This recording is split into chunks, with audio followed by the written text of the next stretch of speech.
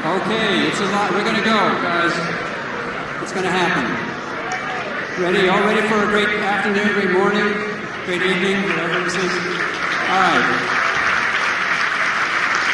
So, let me go tell you what we're gonna do today. Welcome to the second Florida Summit on COVID. The second. Some of you, how many of you were here last year, November 6th, at the WEC? Very good. Very good. Thank you for braving that cold weather last year. What a beautiful day we had here in Florida, and it's a great time to get this thing underway, don't you think? So, what today is going to be about?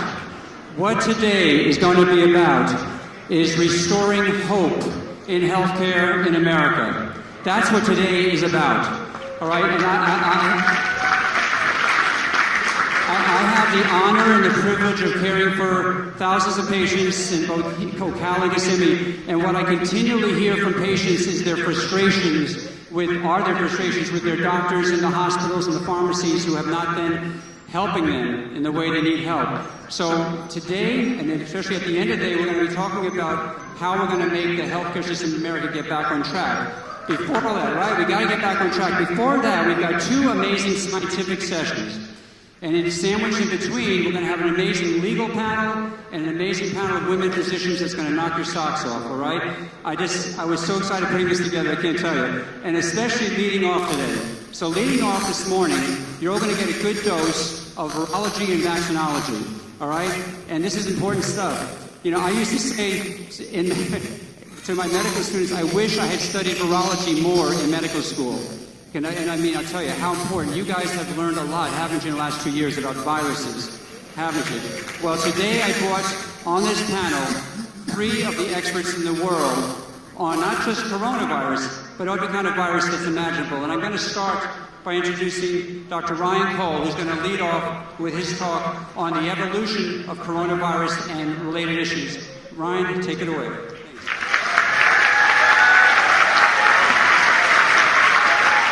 Thank you. All right, okay, we got to start this way always. That way I remember who was on the right side of history with me. Okay, that's in the evidence books. Thank you. Okay, slide deck. You got it coming up. All right, here we go. Coronavirus, then, now, and the future. And I will fly through. No conflicts of interest, thoughts are my own. If you disagree with me, fantastic. I love dialogue, and that's what's been missing in science. So I'm going to go real quickly because I'm going to defer to the expertise of my colleagues quite a bit here. The man who does not read has no advantage over the man who cannot read. That is the problem in our world right now. Everybody is, an expert without trying. But what you really need to do is look at the literature. If you want to understand what's happening, step up your game. If you're a colleague that disagrees with any of us, please read what we read, share better data than we have. We're open-minded. Whoops. Of course, all scientists agree when you censor the ones who don't.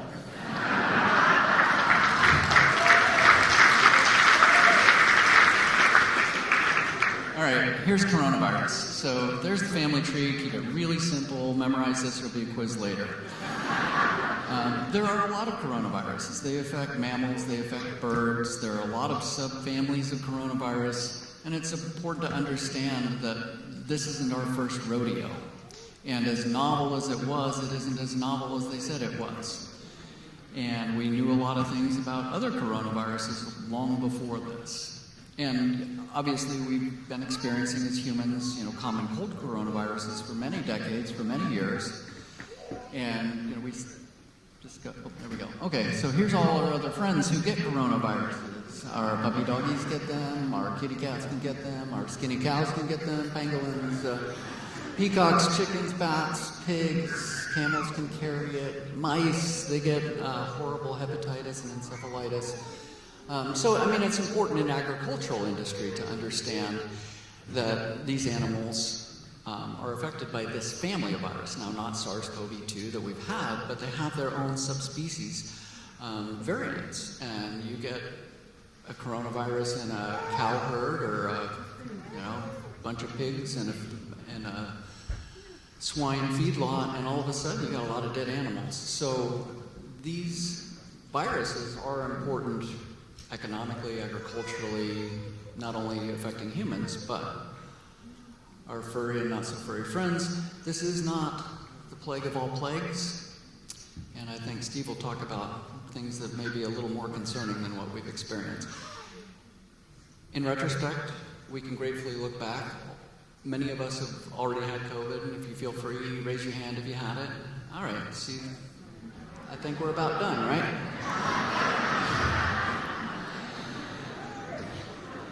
The important thing is, how many are going to get it again? Probably all of us, right? And the reason being is coronaviruses mutate. They always have and they always will. And that's why you don't vaccinate against them. You know, there's just a little schematic. Corona means crown, all those little pegs on top. I know we're all experts by now.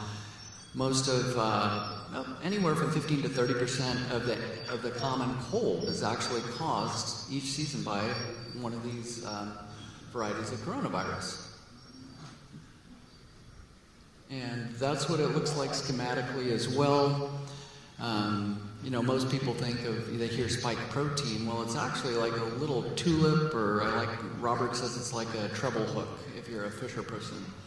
And there's a couple different conformations, and it binds to different receptors, and different coronaviruses bind to different receptors, and Omicron is different than the Wuhan strain, and they continue to vary, and they continue to bind. You know, common cold ones use sialic acid receptors, APNs, all sorts of different binding sites. So it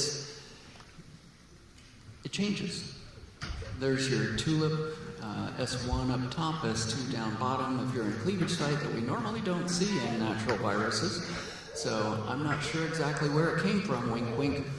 So, but something to consider.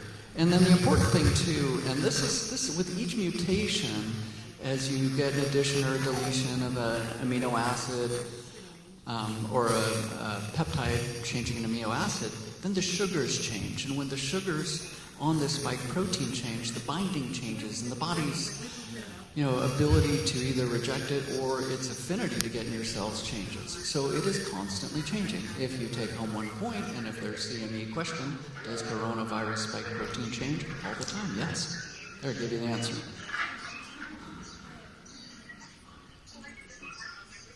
Bueller, come on. Here we go. Where am I pointing this thing? All right, family tree. That's family tree. That's what we've gone through in the last 2.5 years. And that's a lot of variation.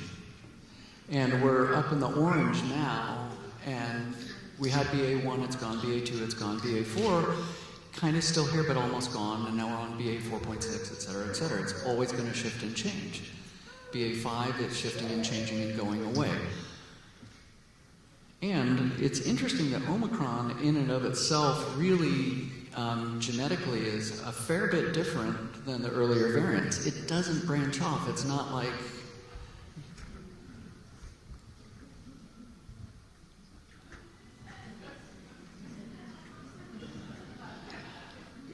Yeah. There we go. Try again. It didn't have its coffee this morning yet either. I still have too much blood in my caffeine stream. So you can see that it branches differently. So all the orange and red down there, it's a common backbone similar to the Wuhan, but it's not like we went alpha and then it begat delta and begat and begat and begat. This isn't Old Testament. It's split off differently. And there's Omicron. I mean, really compare Omicron to the earlier variants.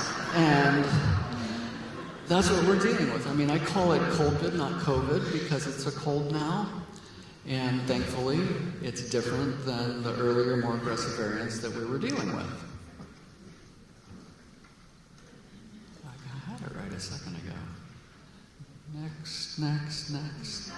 Okay, so that's what we're going to do. If we keep trying to vaccinate against this family of viruses, we're dog chasing its tail. You can never keep up. It will always be a mutation ahead of us. That is the history of coronaviruses. That is this family of viruses. So the entire approach that we've taken, as great of an endeavor as it may have seemed, and disastrous in many cases, and fine in many others, you cannot keep up with it, because this family of viruses will always mutate ahead of us. All right, so here's what we know. Up top, here's what we need to learn. All right, which spike? That's the question. You know, what are we dealing with now? It's not Wuhan, it's not Alpha, it's not Delta, it's not Gamma, etc. Omicron, but it's not the Omicron we had a couple of months ago, and it won't be the Omicron we have now in a couple of weeks. Always changing. All right, the spike persists in the body from these shots. The spike that is being put into humans is from an ancient strain, 2.5 years ago. It's extinct, but it's ancient now. It's ancestral. It's gone. And these bivalent shots, Moderna has 2 extinct variants on it, the Wuhan and the BA1. Ancient, extinct, gone. Moving at the speed of viral mutation. The Pfizer has portions of BA4, BA5, and Wuhan. Almost all gone as well. So does this vaccination program make any sense? No. Oh boy, that went fast. Guess I'm done. So Stanford studies show that this vaccinal spike protein and the mRNA itself can persist in the body, Dr. Rolkin's study, for at least 2 months. And then I'm almost out of time, and I want to pass it off to the smarter people on the stage. So I am going to really quickly, all right, when does the body stop producing the spike if you got one of the mRNA shots? Ask my little friend here. I don't know, man, I just don't know. Because we don't. There's not a good study yet that has shown when the body stops producing spike and when the mRNA is completely degraded. That should have been done before any of this ever began. And that's the problem, is the science is not being funded, the science isn't being done. Those of us that are trying to do it are doing it at the speed of real science, which is slow and deliberate. And what is that spike, both from the vaccine and the infection? What does it do to our body? Alters our innate immune system, causes vascular damage, clotting, thrombosis, thrombocytopenia, myocarditis, mitochondrial harms, neurologic damage. Bueller.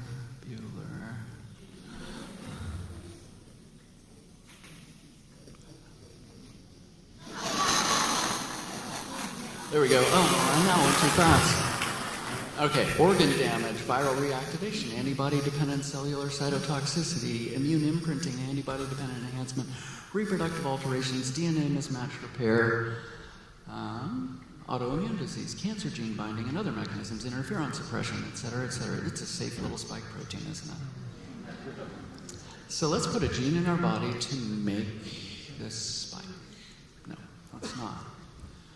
There's an aorta. I'm going to show you the gross stuff for breakfast here. There's heart damage. And guess what? All that little brown on the left, that's spike protein in the tissues from the vaccine.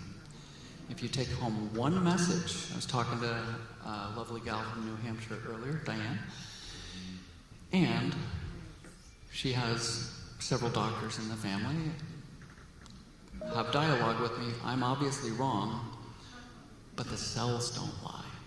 If you walk away from one thing that I say today, the cells don't lie. That is spike protein in the cells.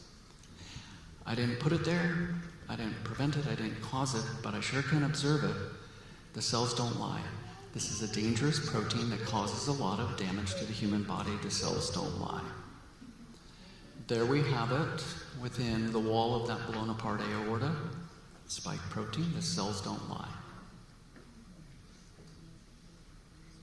I almost had this lined up. There we go. Oh, yeah, go back. There you have it in the vessels of the brain. Does it belong there? Nope. The cells don't lie. Spike protein from the vaccine. And how do I know it's from the vaccine?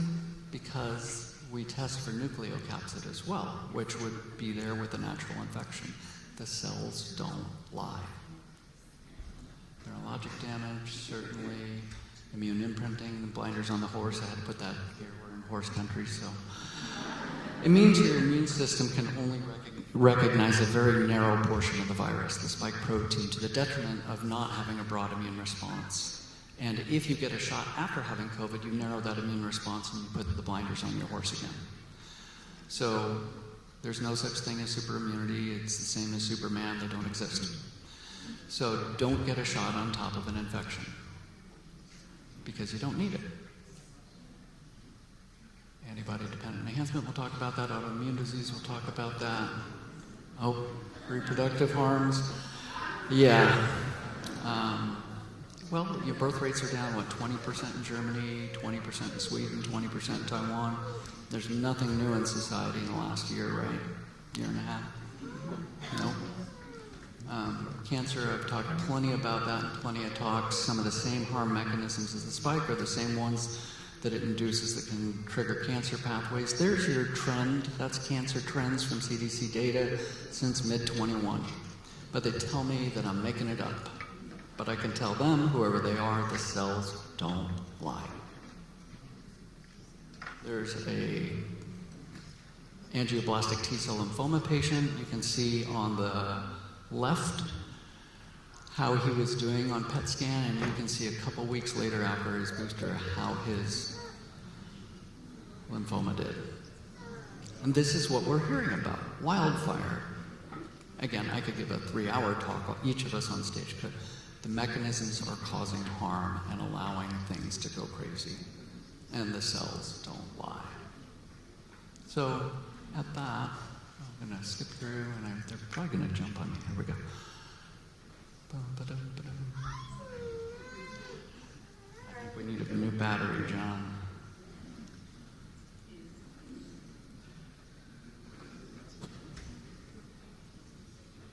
All right, and that's the whole family, and they thank you for letting me be here, so thank you.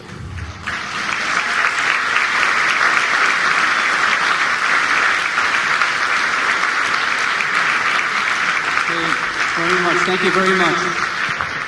For our AV crew back there, could you just switch to the next slide deck for our next speaker right quick, Dr. Hatfield, and maybe bring up your batteries so Dr. Hatfield is not so frustrated with his presentation. Thank you, Dr. Cole. We are going to have a little time at the end just for a couple of questions that I'm going to ask. We're going to do a Q&A, but because of the delay, and for those of you looking for the live stream, it's still kind of coming. We're up and running now? Wow, praise God. All right, that's good. So we're up and running on live stream. It sounds like all of you knew about Dr. Cole. Some of you may not know about Dr. Stephen Hatfield, a very good friend of mine who I was honored to get to know here in Ocala, where he happens to reside part of the time. And he was actually in Washington, D.C.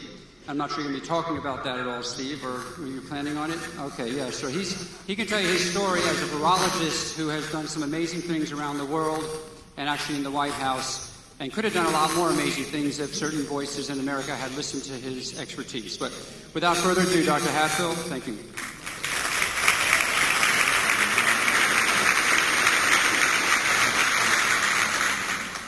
Good afternoon, ladies and gentlemen. Can I get, in the back there, can I get you to advance the slides for me? Okay. I'll put an end to that nonsense. Could I have the first slide, please? All right, we're going to talk about what's behind all this and what's ahead in the future. What we're talking about are what are called emerging infectious diseases.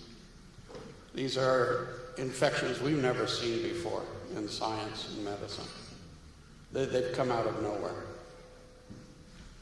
There's about 1,400. Can you go back? It's about 1,407 organisms, fungi, bacteria, viruses, protozoans that can infect humans.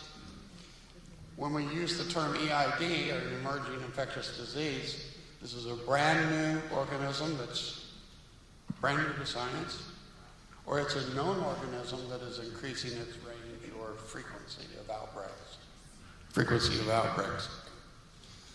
177 out of these over 1,000 pathogens are considered to be an emerging or newly emerging disease.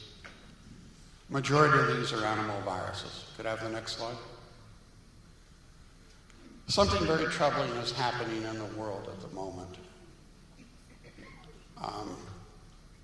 If you look at these graphs here, since 1980, we've had 48 new human infectious diseases appear in man. These have jumped from animals to humans.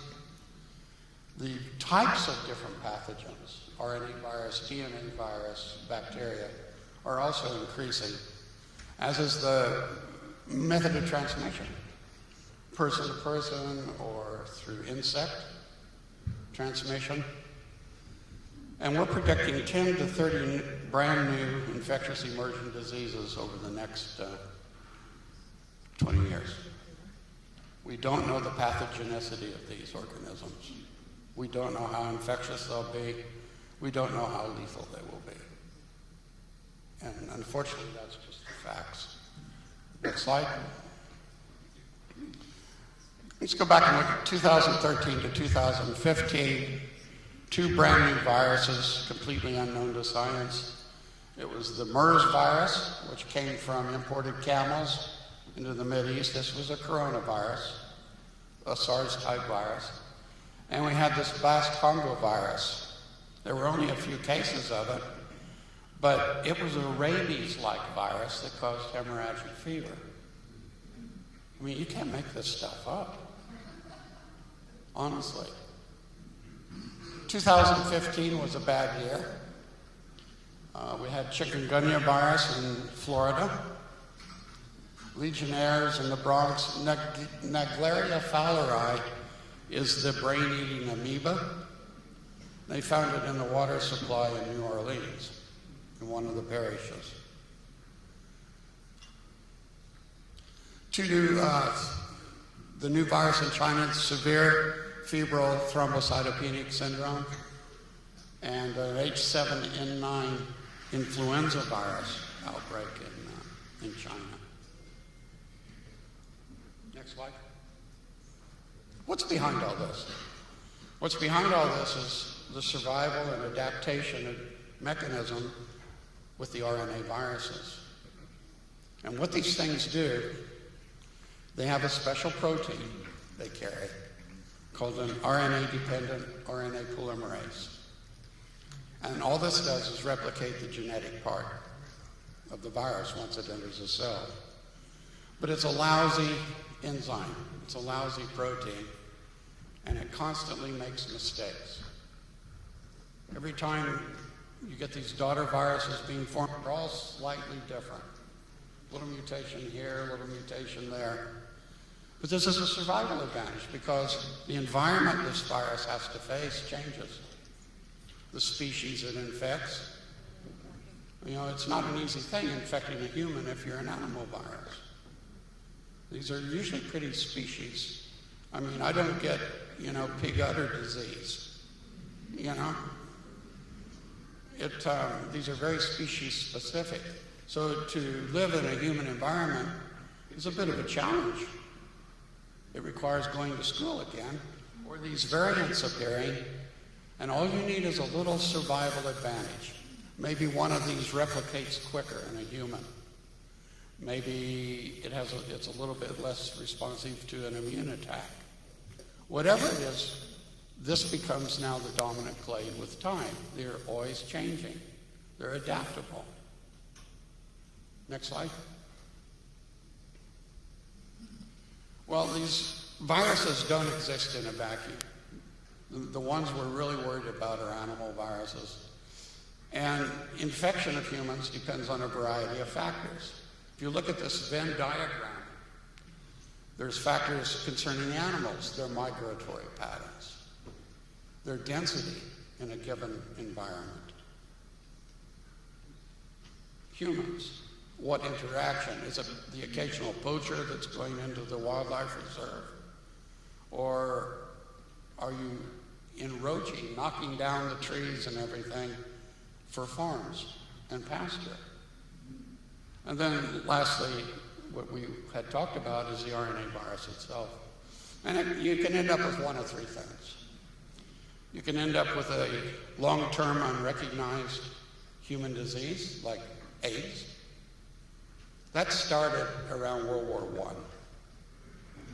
And it remained localized up until the Tanzania-Ugandan War, when everybody bombshelled out of the villages and got onto the truck routes.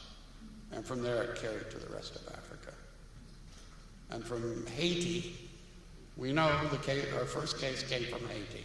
It wasn't the airline. What do you call it? Steward? Okay? Or it may not produce any disease that we know of yet. Human simian foamy virus. You can pick up antibodies to this if you go out into what used to be the Belgian Congo, and they called it Zaire. Now it's back to the Congo. I don't know what they're going to call it next time. But nobody's getting sick. But this is a retrovirus. It goes into the DNA and it stays there. And sometimes it comes out again and goes back. So we don't know what the long-term cancer potential of this thing is. And then recognized human disease, like Ebola. Usually when these things jump in, they're very, very lethal once they learn how to live in man. But they're not too good at being transmitted. Next slide, please. The second strategy is to take your genetic material and chop it into pieces and replicate all those pieces separately. This is an influenza A virus, and it has what's called a segmented genome. Instead of one long string of message, RNA, it's chopped it into little bits. There's 8 of these little bits that encode for 10 proteins, and 2 of the major proteins that the immune system recognizes are the hemagglutinin and the neuraminidase, that one. And there's different subtypes. You have 1 to 9 of the neuraminidase. You have 1 to 16 of the hemagglutinin. And if you get a cell that's infected by 2 different strains, it's like playing poker. You can recombine. And this accounts for these major jumps. Every year we have these little jumps, variations. But every now and then we have a big exchange of genetic material and we get a hybrid chimeric virus. And these are usually fairly bad.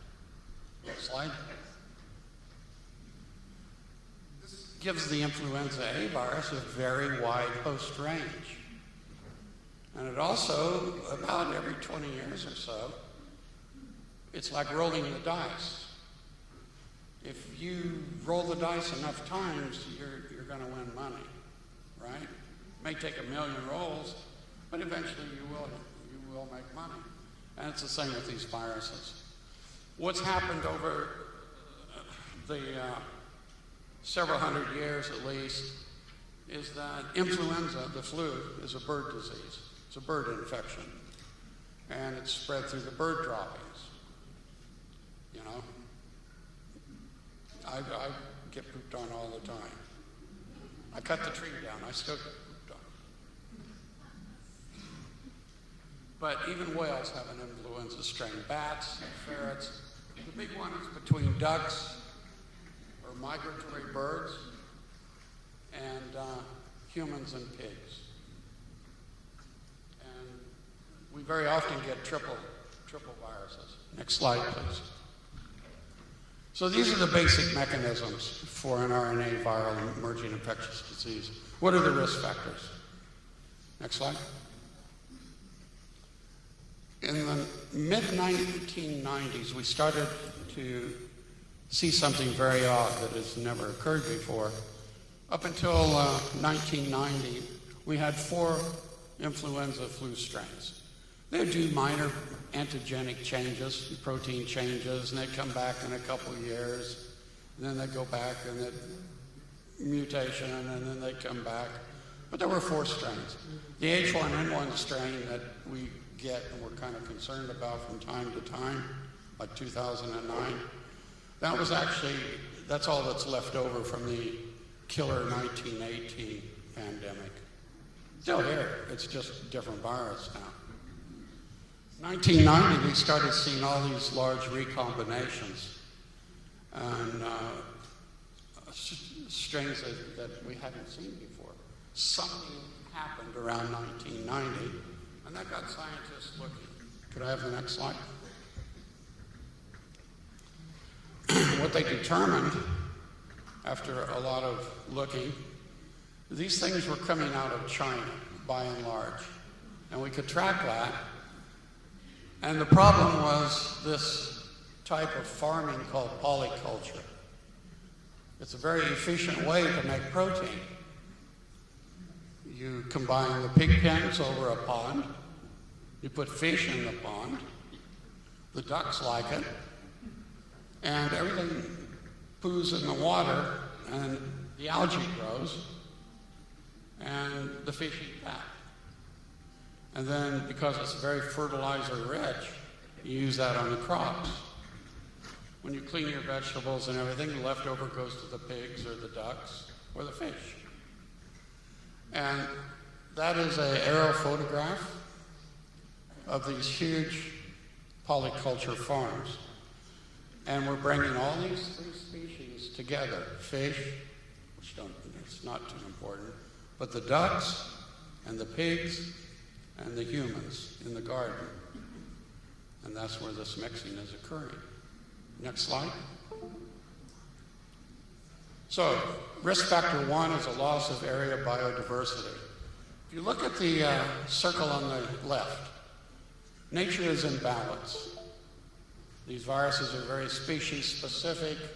We've got a squirrel virus, we've got a coyote virus, we've got bird viruses, I don't know what that's, sable virus, flamingo virus, bat viruses. And then man enriches on this environment, and you start chopping the trees down, and you start losing the large predators, and these smaller life forms replicate. There are more species of rodents and bats combined together than there are any other mammalian species on Earth. They're everywhere. And this is the problem. You see how disorganized nature is, out of balance. The rodents are replicating, the coyotes are gone, and you start getting viral trafficking, movement. These viruses don't disappear, they just jump host. We had a Four Corners agent back in the 90s. It was a hantavirus. We'd never seen it before. It had been there all the time in the animals. But you got rid of the coyotes. There was an unusually high rainfall. The mouse population went insane and amplified, and it's excreted through the mouse urine. You're cleaning your shed outside, inhale it, and it was lethal disease. Next slide, please.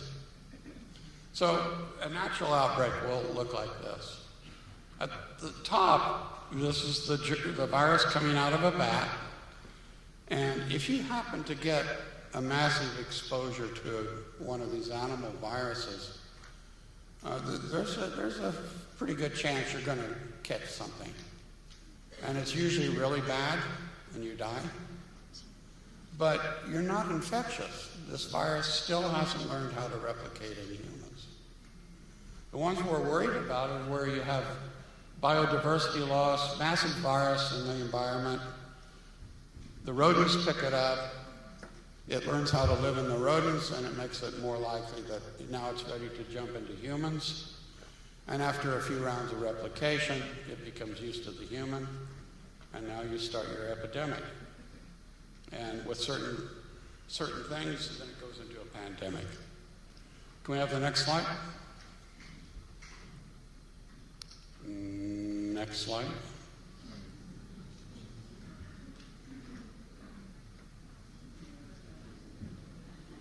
Can somebody hit the button?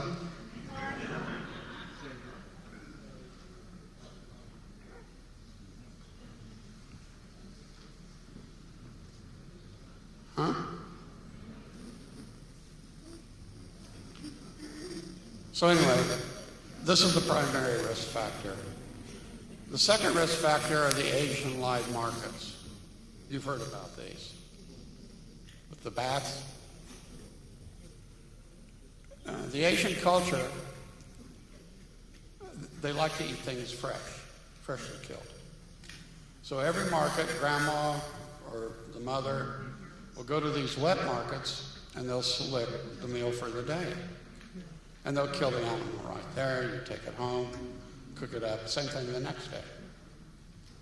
Well, there's some peculiar tastes of belief and delicacies like pangolins and civet cats, which are actually a mongoose.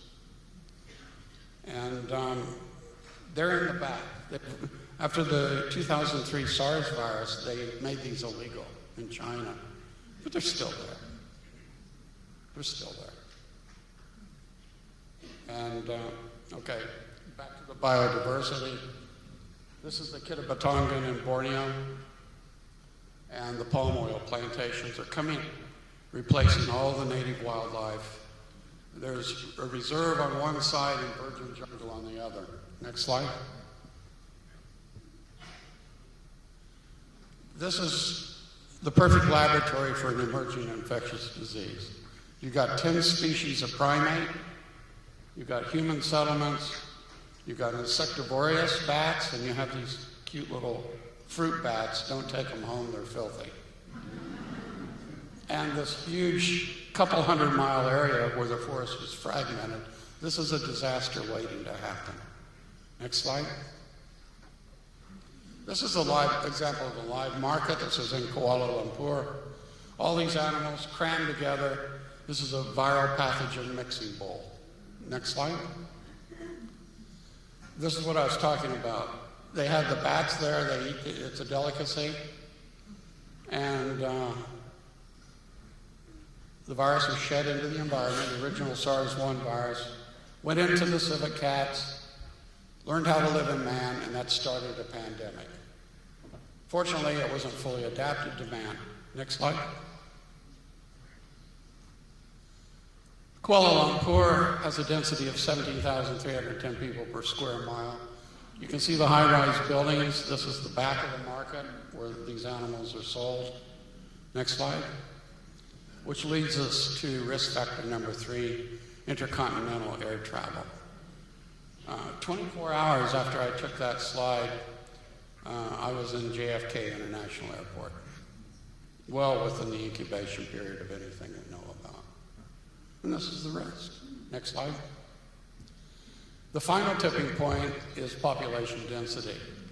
Populations doubled in Southern Africa and Central Africa over the last 27 years. Projected population of Kenya by 2050 is 80 million people. You can't get around Kenya now. The roads are just, it's traffic jam everywhere. There's no infrastructure for this. Next slide.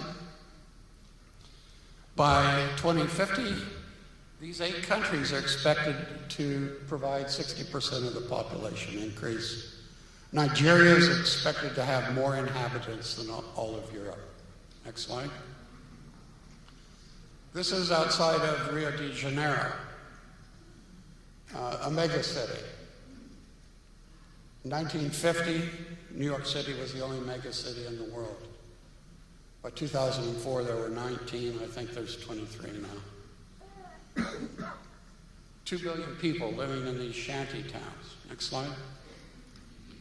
There are more people living in that circle than all the rest of the world. And you can see Borneo is right in the middle of it, outlined in blue. Next slide. And finally, the last thing is low-intensity conflicts, guerrilla warfare. The threatened biodiversity areas of this planet in Asia and Africa are the colored areas. The little red dots are where 90% of the low-intensity conflicts have occurred from 1950 to 2020. So this is bad news because they leave the village to go live in the bush. So they're cutting down trees, they're in close contact with the wildlife. the soldiers themselves also. Next slide. So a summary of these risk factors: expanding human population, native animal habitats fragmented with a rapid decrease in biodiversity, a number of different types of animals, and then these viral quasi-species constantly being made with the risk of spillover into humans or to the remaining animals in that devastated area. Minor things: intensive orchard and crop culture. We've had some problems with that. The bats fly in for the fruit in Australia, and we get the Hendra-virus, which was lethal. Crowded nature reserves, live animal markets, modern air travel, low-intensity wars. Next slide. The big ones are loss of biodiversity and continued population growth. Next slide. We're going to have more emerging infectious disease pandemics, and this is going to increase with increasing frequency. There's no way around it. Next slide. It's a national security issue now. So we can try to stop it here at its origin before it arrives in a densely packed urban area. If one of these areas, like New York City, loses 15% of its workforce, there's a chance all the infrastructure will collapse if they lose it very quickly about the same time, like with the pandemic. Okay? Bread just doesn't magically appear on the grocery store shelves. Next slide. So, one of our greatest early virologists won the 1958 Nobel Prize in Physiology or Medicine was Joshua Lederberg. And his final warning was the single biggest threat to man's continued dominance on the planet is the virus. Next slide. There's a couple books out there you can read about this. The one by David Quammen is very, very good. It's called Spillover, and it just basically goes through what we've discussed here this morning. The other one's a little more technical. How do we fix it? What needs to be done? Next slide. And we're way behind the curve. We've failed twice now. We failed with the Ebola outbreak, and now we failed with this. So I'll be around if you've got questions later.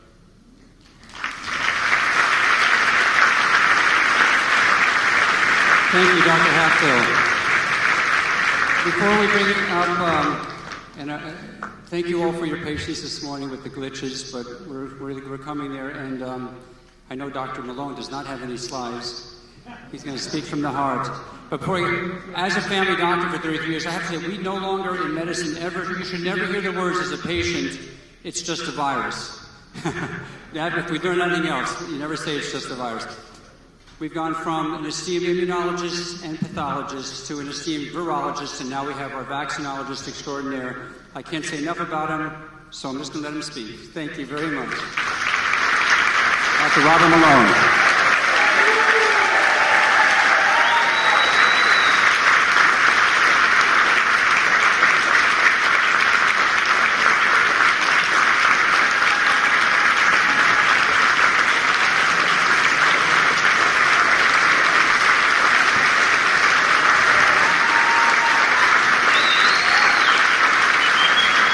Now you're embarrassing me.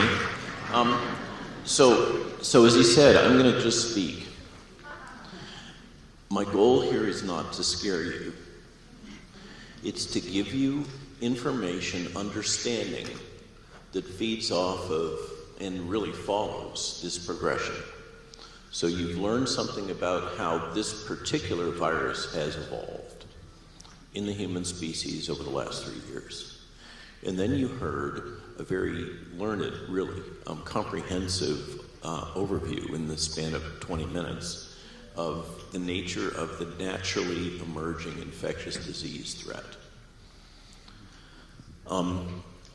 What I hope is that after I'm finished, you'll have a sense that when looking at what has transpired with these polynucleotide genetic vaccines, you will have a sense that there was a logic behind this.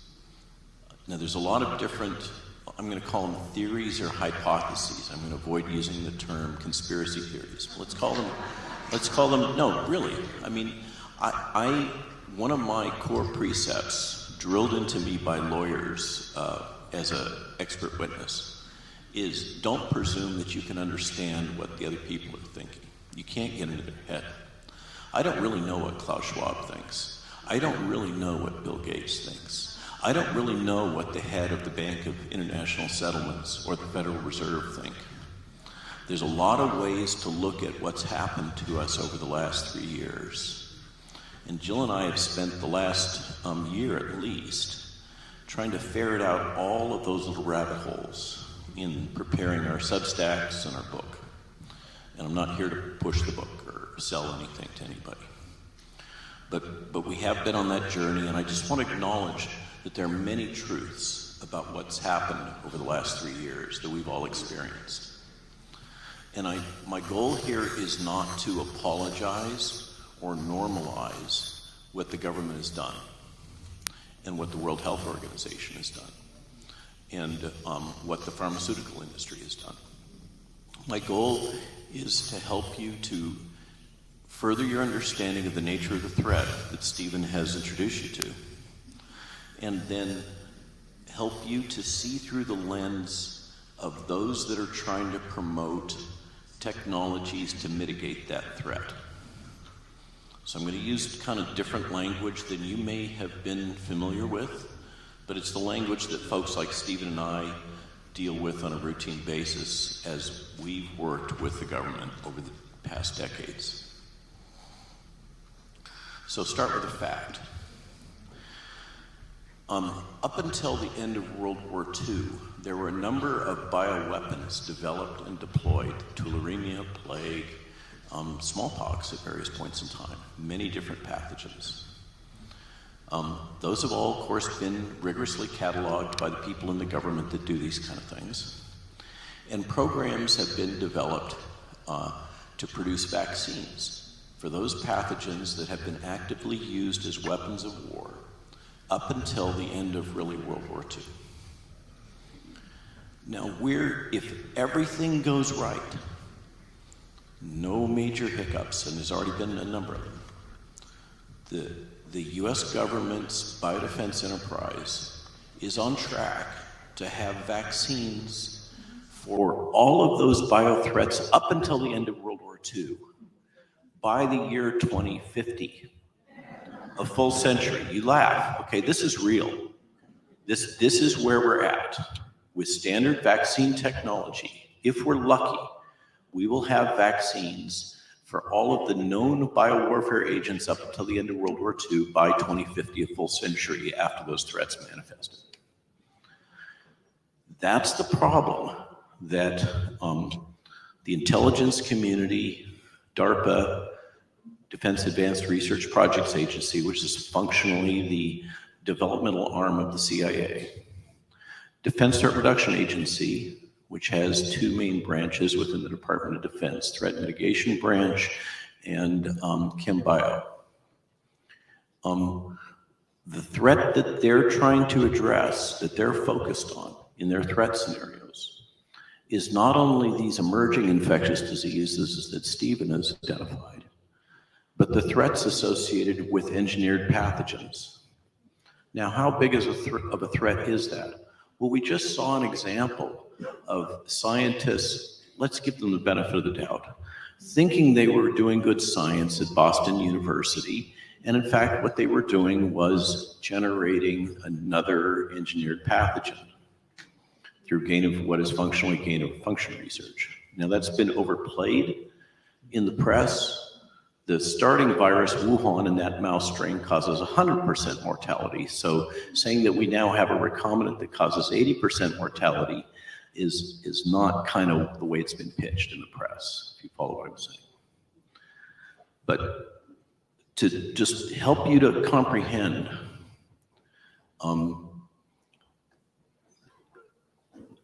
I think it's now public, it's no longer secret, classified. The United States government spent more money on biowarfare agent development than they spent on thermonuclear device development. The head of the American Society for Microbiology for years was the head of our biowarfare program. There is a school of thought that the reason why the Soviets were really stopped, and they had a threat, which was basically blitzkrieg from Soviet tanks in Europe. And we had no way to stop a blitzkrieg, Soviet blitzkrieg, before it hit the English Channel. Even neutron bombs wouldn't do it. We came up with a binary bioweapon that would do that. It's so powerful that it will kill tank crews and tank commanders before they reach the English Channel. And it neutralized that threat that had huge geopolitical strategic implications. What I'm trying to help you to understand is that we are in a world in which biological agents are a very potent weapon. When you hear the talk, the technology is now at a point where bioweapons can be engineered so that they are relatively selective for different HLA categories and other genetic characteristics. They can select potency in different genetic populations, which is to say ethnic groups. This is real. I'm not saying this to scare you. I'm saying this so that you can comprehend the nature of the threat. Now, let's put those two things together. 2050 to get countermeasures for everything that was weaponized and used as a weapon of war up until the end of World War II.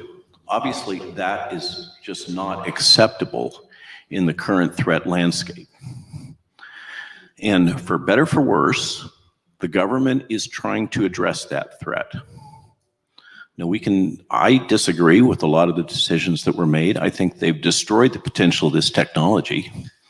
I think that throughout the world, and we're hearing it in Uganda right now with the Ebola outbreak, people don't want to accept an RNA-based product. It didn't have to happen that way, but it has. They pushed it, they rushed it, a lot of things went bad, and we've all lived through it. But it's helpful to understand why. And like I said, there's a lot of theories, and there's no question that there is a lot of documentation about various organizations and parties that believe in a depopulation agenda. I don't debate that. But that isn't the only hypothesis. So from the framework of threat mitigation from the government to engineered biowarfare agents, engineered pathogens that can be produced using stuff that you can buy off of eBay. That binary bioweapon that I mentioned, I'm not going to tell you what the components are. That is still classified. That can easily be replicated in a garage by a young person with a rudimentary college education in biology using stuff that he buys off of eBay. That's where we're at. Like I say, I'm not meaning to scare you. I want you to comprehend. So in the face of that, we need to have, the government believes, and world organizations believe that it's necessary to have technologies to mitigate that threat, which can be developed and deployed very rapidly. You can appreciate this. Imagine if you're a SEAL team, you're special forces, and you've been told that you need to deploy, because this is new military. The new military is not big armies and big tanks, although we'll see how that plays out. But their logic is small strike forces. And they want to have the capability to protect small strike forces if they go in to mitigate a biologic threat, and to do it promptly. They wish to have a capability to go direct from genetic sequence to a countermeasure. There's two general classes of countermeasures that they think will meet that need. One is genetic vaccines, in particular DNA and RNA vaccines. And the other one is monoclonal antibodies. They actually prefer monoclonal antibodies. Monoclonal antibodies have the advantage, if you think about a strike team. You can engineer the monoclonal, cook it up, purify it, inject it into the warfighter. They can go in theater, do their business, come back out, see their wife, the monoclonal antibody's gone. As opposed to a vaccine, you've altered that warfighter forever in terms of their immune system. They prefer not to have that. But we've all seen how the monoclonal antibody technology has worked out. Not so good. It's kludgy, it's expensive, it's time-consuming, and pathogens rapidly evolve to escape it. The reason why they went with mRNA technology is because it is one of two main platforms that allow you to go very rapidly from a genetic sequence of a virus, a new virus like Stephen was telling you about, or an engineered one, to some sort of a vaccine product, a threat mitigation. And they tried to do this with DNA, based on the stuff that I was involved in inventing back in the late 80s.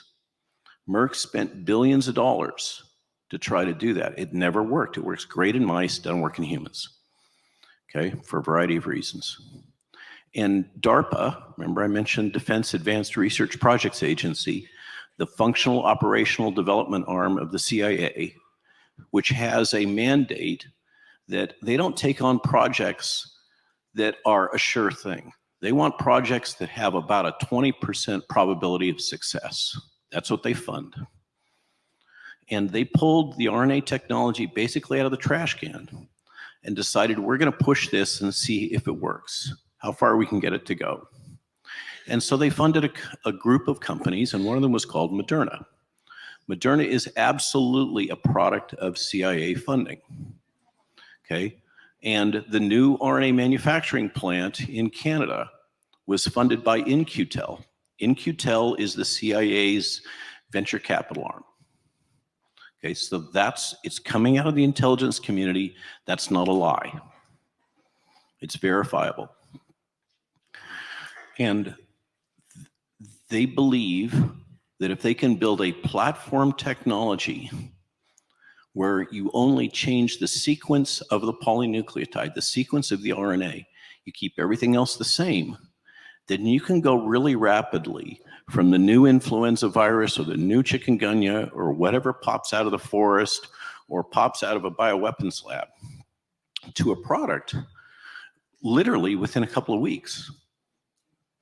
That's what they believe the need is. That's the kind of mitigation technology they want. What they did, and the documentation is becoming really clear now. In 2020, there was a meeting at the World Health Organization, 2021, headed up by Margaret Liu, formerly of Merck, that came up with a plan for how these vaccines would be developed and deployed.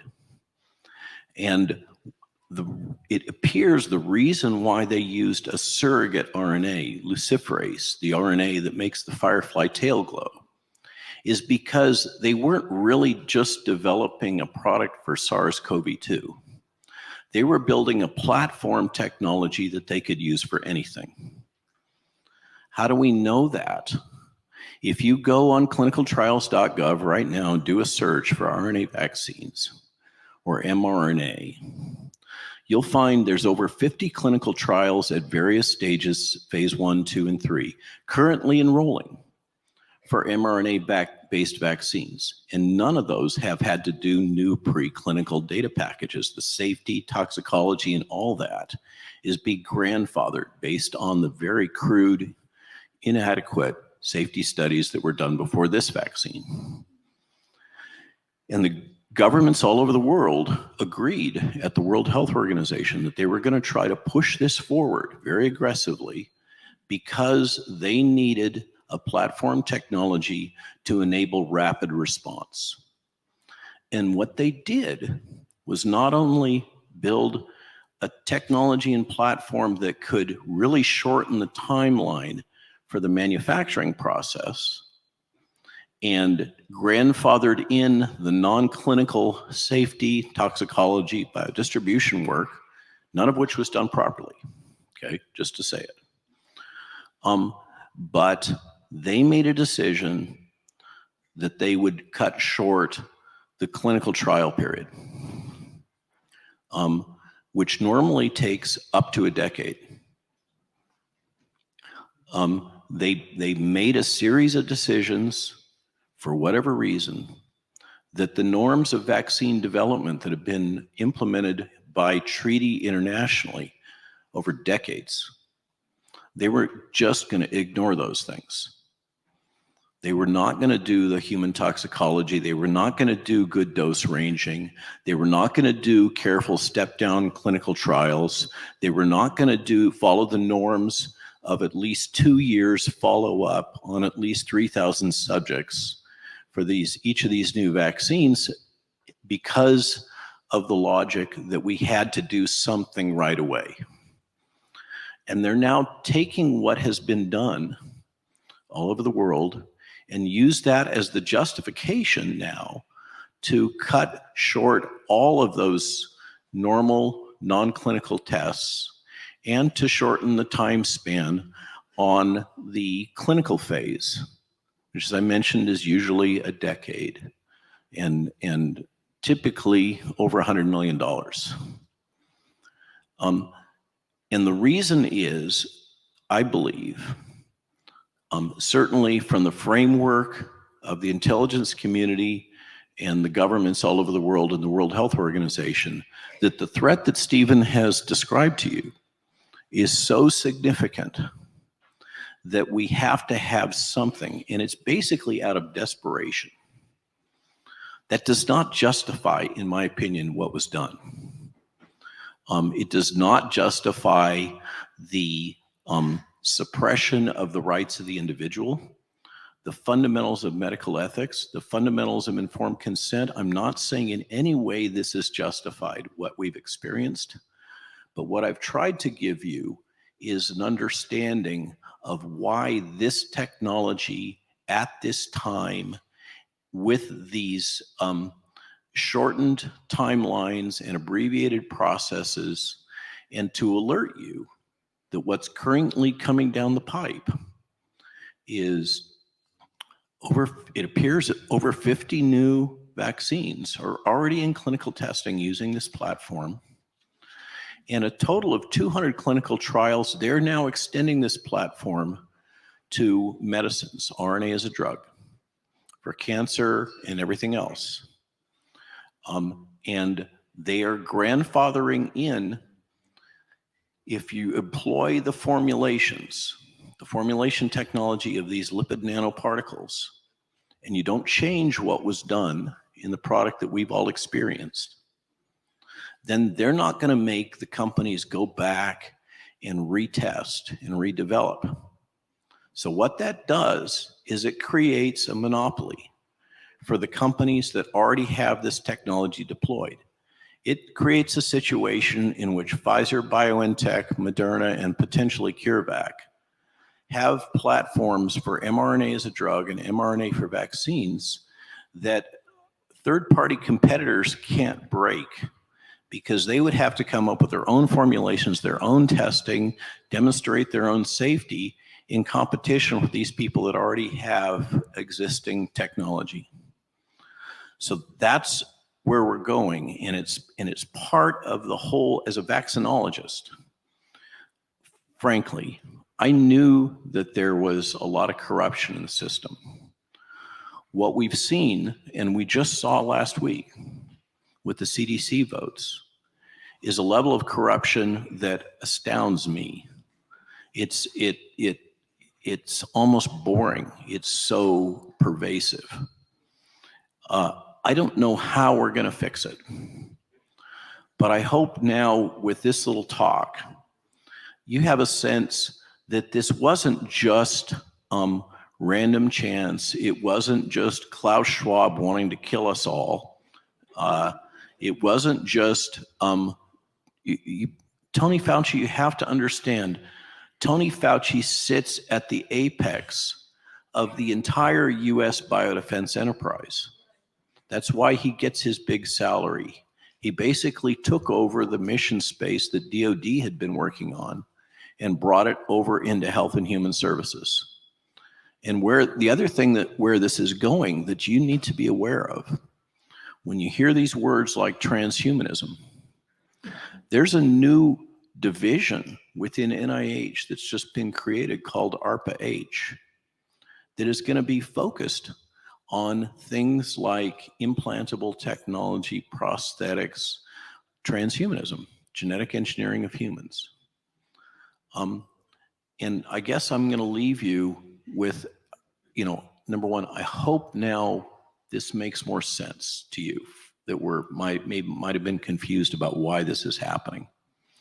And I hope that now I also leave you with some empowerment as you talk to others and think about politically what we can do to recapture norms. Because we're in an environment where the folks that are thinking about these threats, thinking about threat response, have come to a belief system that the benefits for the population outweigh the needs of the few, which I've been told by Holocaust survivors is exactly, I'm going to say it, it's exactly what happened in Nazi Germany. That the rights of the many are more important than the rights of the few. And at a fundamental sense, somehow our government and the world governments have come to the point where they believe in this utilitarian principle that the rights of the many supersede the rights of the few. And this is diametrically opposed to the fundamentals of bioethics, as we've all agreed on them since the end of World War II. And somehow we've got to recapture that, and in my opinion, and reinforce and ensure that logic, that the rights of the many outweigh the rights of the few in medical development and deployment, is just not acceptable. So with that, I leave you. Thank you for your attention. I hope this was helpful, and look forward to talking in our Q&A. I got one. Dr. Robert Malone. Dr. Robert Malone. In the interest of time, I have just really one question, and you all touched on this morning, and this actually takes us to the issue of medical freedom. I was just reminded by one of the hospital systems that if I don't get my flu shot very soon, I have to put my mask back on in the hospital, which is true. It happens every year. It's a ritual. We get our flu shots. How many of you, please be honest, how many of you have gotten a flu shot already this year, by a show of hands? Wow. Wow. Wow. God bless. Nobody. Wow. Okay. I didn't see that coming. This is the first year I did not have flu shots in my office. So that's really the question. Each of you. By the way, as a doctor, I get graded. If my patients don't get flu shots, I lose money from the insurance companies, just so you know. But I ain't playing that game with them on this issue this year. All right. But I'm going to have each of them address, by the way, one of my patients said just yesterday, are snippets of mRNA in the influenza vaccine. So let me start with you on that, and each of you give me your take on the flu shot. Thank you. So I thought about adding this to the end of my talk. The logic of annual influenza vaccination in the United States, which, by the way, is triggering original antigenic sin or immune imprinting, which is, Brian was talking about that, and driving the effectiveness of flu vaccine down to the 20 to 30% range. That logic is built around the belief system that the 1918 pandemic, it represents an example of a current threat which may emerge at any point in time. And that threat is posited to be so severe that it has given rise to an entire industry. And the problem that they face with influenza and mitigating that threat is that you cannot build an influenza vaccine manufacturing facility and park it. You can't mothball it. It doesn't work. You have to operate it all the time. You have to keep people trained. You have to keep the pipeline going. Therefore, you must have a market for it. You have to have a market for influenza vaccines. And the annual influenza vaccine program, if you dig down through all the logic of the federal funding, et cetera, it's wrapped around the idea that we should coerce basically the population to take a product on an annual basis so that we can maintain warm base manufacturing in case something like 1918 ever happens again. And it's all built on basically a lie that 1918 outbreak was just driven by a particular influenza virus. And there's a lot of data suggesting that's absolutely not the case. It was a combination bacterial and viral infection that caused that rampant pneumonia. And by the way, there's another, we've all started to learn about the tricks that the CDC plays with data.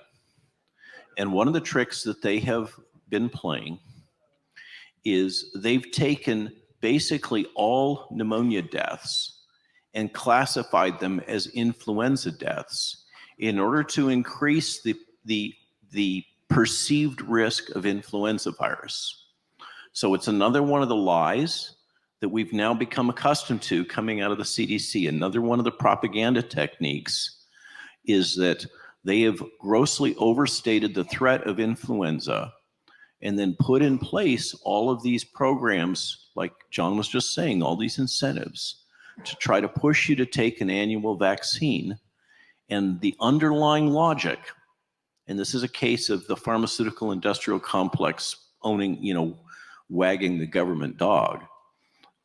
But the underlying logic is that if we don't create an artificial market for influenza vaccine, we won't be able to have the manufacturing capacity in case the big one happens. So I just wanted you to kind of, as you drill down through the vaccine industry, there's a whole bunch of examples like this, but this is one that's really clear. Thank you. And I'm going to ask Dr. Cole to go next, if you could, Ryan, and then we'll finish with Hatfield. Just keep them brief comments for now because I want to do our legal panel next. Thank you. The flu vaccine last year, efficacy 16%. CDC data, as good as their data is. Here's my big concern. So we now have quadrivalent flu vaccines. That means all these combinations that Dr. Hatfield showed you, you can do an H1N2, H3, N2, H5, whatever. You can recombine and 2As, 2Bs. So you're just figuring out, what are the most common in the world, and it's a crapshoot. You roll the die, and you're like, okay, we picked those, and that's why the flu shot generally doesn't work because it's predictive programming as to which ones you use. We already know that there's an H3N2 that cross-reacts its immune imprinting with coronavirus, and so it causes immune imprinting and enhanced disease. Period. That's science. So we're tinkering with the immune system, tinkering with flu shots. And I think the most important data point, because this goes to what these government programs are trying to do, Zhen Quinn did a mouse study and was brilliant because he did it with lipid nanoparticle and flu sequence instead of COVID sequence and actually got it published. What happened in this paper? The mama mouse, her innate immune system, that's the Marines of your immune system, your dendritic cells, your macrophages, your natural killer cells, immediate response to any invader in the body. Her innate immune system was altered. She had a litter of pups. The gene imprint of the alteration of her immune system was now imprinted on that pup. Well, then she had another litter. And the same thing happened, and another litter, and the same thing happened, and another litter, and the same thing happened. So this mRNA unproven technology that is willy-nilly carte blanche, been granted carte blanche to these monopolistic pharmaceutical companies, they now have a dangerous technology that can alter the immune system of, if the mouse model translates to humanity, forever. We are playing with fire. A lipid nanoparticle plus a gene sequence of any sort for any vaccine platform is a nuclear bomb. That's what needs to be stopped. Thank you. Thank you. And the last comment. Flu shot or no flu shot for you, Dr. Hatfield? And is there mRNA in the flu vaccine? Can you just give me a yes or no on that? No, not that I'm aware of. Good. That's important for people to hear But because I we get a ain't lot of taking it. But no to the flu shot. Go ahead. Thanks. I'm not going to tell you it doesn't work if you're over 60. Yeah. It doesn't work. Yeah. Older folks. Yeah. It doesn't work. Yeah. So Ryan said So it best. can I Go ahead, sure. So I've actually worked for multiple flu vaccine companies, and I completely respect Dr. Hatfield. It's a function of the purification and the technology for the given flu vaccine, and it is absolutely possible there's some degree, because the flu particle from whence most of these vaccines are derived is an RNA vaccine, is an RNA virus. And so when you purify, you can have some contamination of the native genomes from the particle itself. You treat it with nucleases, but they're typically DNases. You put them over columns, but you can still get some degree of contamination. Not that it's clinically significant, but I just wanted to give that caveat. Thank you very much. Well, on that note, folks, a round of applause for our panel. Thank you. Thank you very much. Heroes, they'll be back. They'll be back at the end of the afternoon.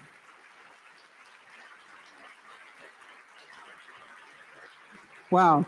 So what's going to happen now, y'all, and thank you for your patience again this morning. They're going to be bringing out some sort of finger foods that'll be sort of lunch. And we do have another panel. I want to get Dr. Sean McBride's panel, slide deck up right away. And while we're getting ready for the legal panel, if you need to do things, go ahead and do them now. But I'm going to get Mr. Sean McBride up here and then the legal panel.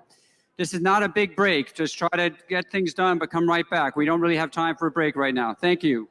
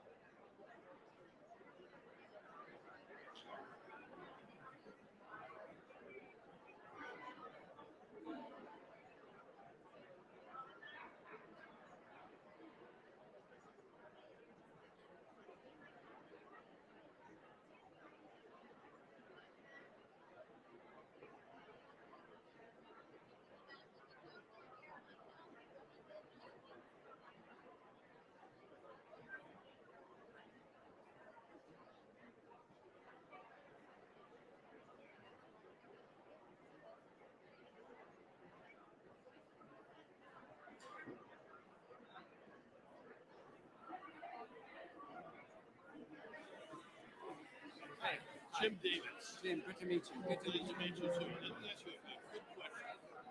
Is there a network of doctors and similar thinking to yours Yes. that are accepting new patients Yeah. around here? Well, are you staying for the banquet tonight? Yes, sir. Well, we'll talk tonight. That's what it's all about. Yeah, that's what I'm saying. Thank you. I've got a brother-in-law that his medical license has been challenged because he prescribed ivermectin. Okay. So he.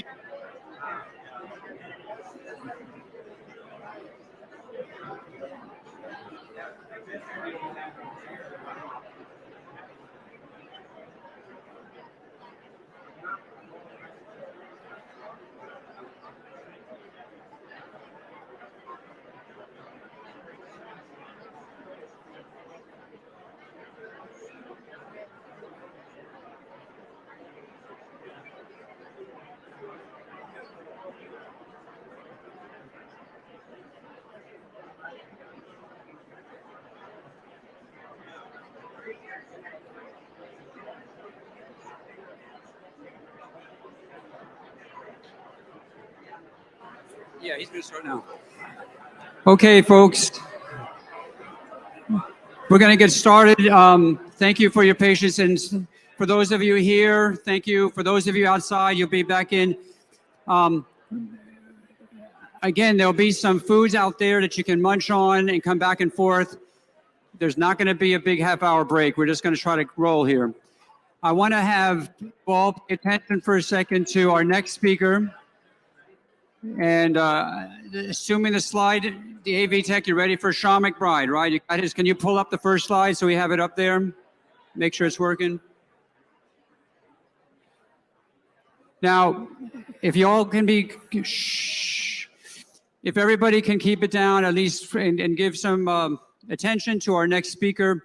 This is a little bit of a change. So we're going to now go to what you're going to be hearing. And those of you who are in the room, and you'll be hearing about this later, we have several people who've come today who represent loved ones and others who have been seeking legal and legislative remedies for the injustices that were perpetuated during the last 2 years by so many. And so this is now where we're headed. Okay, folks, we're heading into this, what you could call a judicial phase, I guess. And our first speaker is going to give us an update on some of the things that are happening in this great state of Florida that may not be so great right now. I've asked him to keep it, 10 minutes. It's our attorney, Sean McBride. I can tell you this man works tirelessly in Tallahassee on our behalf to try to get our legislators to understand the needs of people with regards to medical freedom. So, without further ado, Mr. Sean McBride. Hey, everyone. All right, so I presume many of you live in Florida. Who lives in Florida here? Almost all of us? Okay. How many of you are happy with the state of medical freedom laws in Florida? Okay, good. It'll be an interesting presentation for you. I work with the American Freedom Information Institute. We were really formed because we learned about some issues early in the pandemic, and we've been spending time raising awareness and working with citizens and getting them active and meeting with their legislative representatives about these issues. So after today, you're going to know stuff that virtually nobody in Florida knows about. So let's jump into a little bit. We're basically going to pop some Florida laws up here on the screen. Florida has a forced medical care law. How many of you are aware that you can be forced to take medical care against your will by the state of Florida? Does that shock anybody? Anybody surprised that the state of Florida has the authority to force you to take medical care against your will? Okay. All right, so let's step through it here. We got up here Florida Statute 381.00315. That is the reference when you get to the point where you're talking to your representative, talking to your senator. This is the intro kind of start of the statute.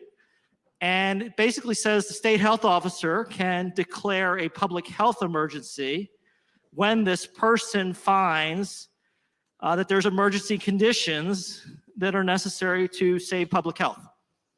So Dr. Malone's point earlier today, I guess he moved down here. Hi, Dr. Malone.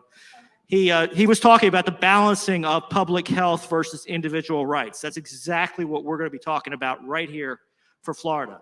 So who decides if there's a public health emergency? One person, your state health officer, unelected, serves the governor. He's supposed to consult with the governor if he can, but he doesn't have to.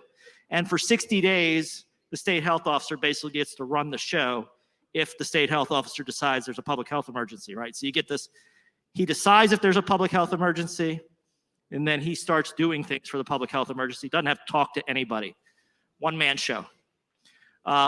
When the state health officer declares an emergency, they can take actions including ordering an individual to be examined, tested, treated, quarantined, isolated against their will. Individuals that are unable to or unwilling to be examined, tested, or treated will be put into quarantine or isolation at the order of the state health officer. Starting to feel like Australia, China. This is Florida law. And most states don't have this. When these laws were getting passed about 20 years ago, when the first version of this came out, most states rejected this law and had a much milder version implemented. Florida jumped early and went for the most extreme version, and we still have basically one of the most extreme public health laws in the entire country. So not only can the state health officer quarantine or isolate you, but if the quarantine isolation is not practical, then they can treat you. So if the state health officer decides it's not a good idea to put you in quarantine or isolation, or that's not going to work, then they can force you to take a medical treatment against your will. Who likes Florida's health laws? Not only that, but of course they can use the court system to force you to comply with this. Now, here's what's interesting. Unlike many other states, in a lot of states, the individual can go to court and say, I don't like this order to be quarantined or isolated. I'd like the judge to look at it.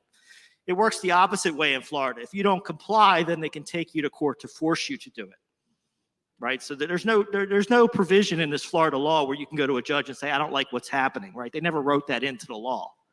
They just wrote in provision saying that they can use the courts to force you to do this stuff against your will. Further, they can also compel people to comply with this law. Now, this is important because within this law, the state health officer can use law enforcement to carry this out. So they basically deputize the law enforcement agencies in Florida to the state health officer, because if you don't want to be examined, tested, isolated, quarantined, etc., the state health officer can then use law enforcement to make you do that. That sound good? This is the law, right? We've been talking about it. We've got minor revisions to this law done, but it's still sitting there on the books waiting. Your freedom in Florida right now comes from the executive actions, the fact that the governor is not using this authority. A new governor, a new state health officer, the landscape in Florida could change very fast. Some people talk about litigation, this may be unconstitutional. The real issue is, when are you going to get to the courthouse, right? When that police officer comes and takes you to quarantine camp, is he going to take you by the judge if you say, hey, I want a court hearing? Probably not, right? You're just headed to the quarantine camp where you can argue that they're violating your constitutional rights. Can you decline a treatment in Florida? Well, the Patient's Bill of Rights, new statute down here at the bottom, 381.026, says a patient has the right to refuse any treatment, except as otherwise provided by law, which means they can force you to take the treatment because they have another law that says you're forced to take the treatment against your will. There's also another forced treatment law. So they got a lot of headlines because over the last 2 years, one of the legislative wins that we helped with is they took the word vaccine out of 381.00315, right? It used to be examine, test, treat, vaccinate. We did get the word vaccine out of 381.00315, but it still has treatment, examination, testing, quarantine, isolation, right? Still a lot of state power. Buried in a judge's guide is a reference to a different statute which talks about vaccination. And it says the department, that's the Department of Health, can conduct communicable disease prevention and control programs, which must include programs for the prevention and control of vaccine-preventable diseases. This language isn't very clear, but I will tell you a group of judges in 2019 concluded in a judge's guide that they have the statutory authority to force people to take a vaccine against their will under this law. So while the state legislature did fix and remove the word vaccine from 381.00315, at least according to a group of judges, vaccination authority still exists under 381.003. And nobody talks about this one. They say, hey, we won, we got rid of the word vaccine. They don't look back to the fact that a group of Florida judges think otherwise. Also sitting out there here, and I know there's a lady here who lost her husband in a hospital. I saw her sign earlier. We still have in Florida the hospital indemnity law. And some of you may have seen there was a big flare-up in February, a lot of articles in the Epic Times, discussions with the governor and the legislature. But at the end of the day, we still have this statutory authority here, which basically says that a healthcare provider can use the defense of following a COVID-19 treatment protocol. And that picks up both federal and state treatment protocols. So if your doctor or hospital does what the CDC says, you can't sue them. Even if they follow the CDC protocol, which many doctors have questioned the use of remdesivir and other interventions, you don't have the right to sue there. I'm going to hit a couple other quick points here. There's a lot of issues to be fixed here. We won't have time for Q&A today, of course. Doctor free speech. There was a doctor free speech bill pending in the legislature last session. It failed, did not pass. A lot of doctors in Florida are worried about speaking out because they could lose their medical licenses now or in the future. And we haven't addressed it. It's still open. We have a temporary protection on employer mandates. The statutes that we have now are going to sunset. I imagine there will be a push to extend them, but right now, those of you that are using exemptions under the Florida statute, all of that's coming to an end here in the near future. Nurse free speech. In the Florida Nursing Quarterly last winter, the Florida Nursing Board published a letter from a national nursing body and basically said nurses that disagree with the CDC or FDA, including on their personal social media pages, may be violating their ethical duties as nurses. So they've essentially threatened nurses that if they disagree with the CDC or FDA, they may lose their license as nurses. We also have an issue with access to medicines and treatments. Other states have gotten ahead of us. Florida is not the most advanced as far as getting access to medicine and treatments. Tennessee, New Hampshire, a number of other states have passed measures that allow patients to pick the medications they want. Here in Florida, you'll find a lot of difficulty with this.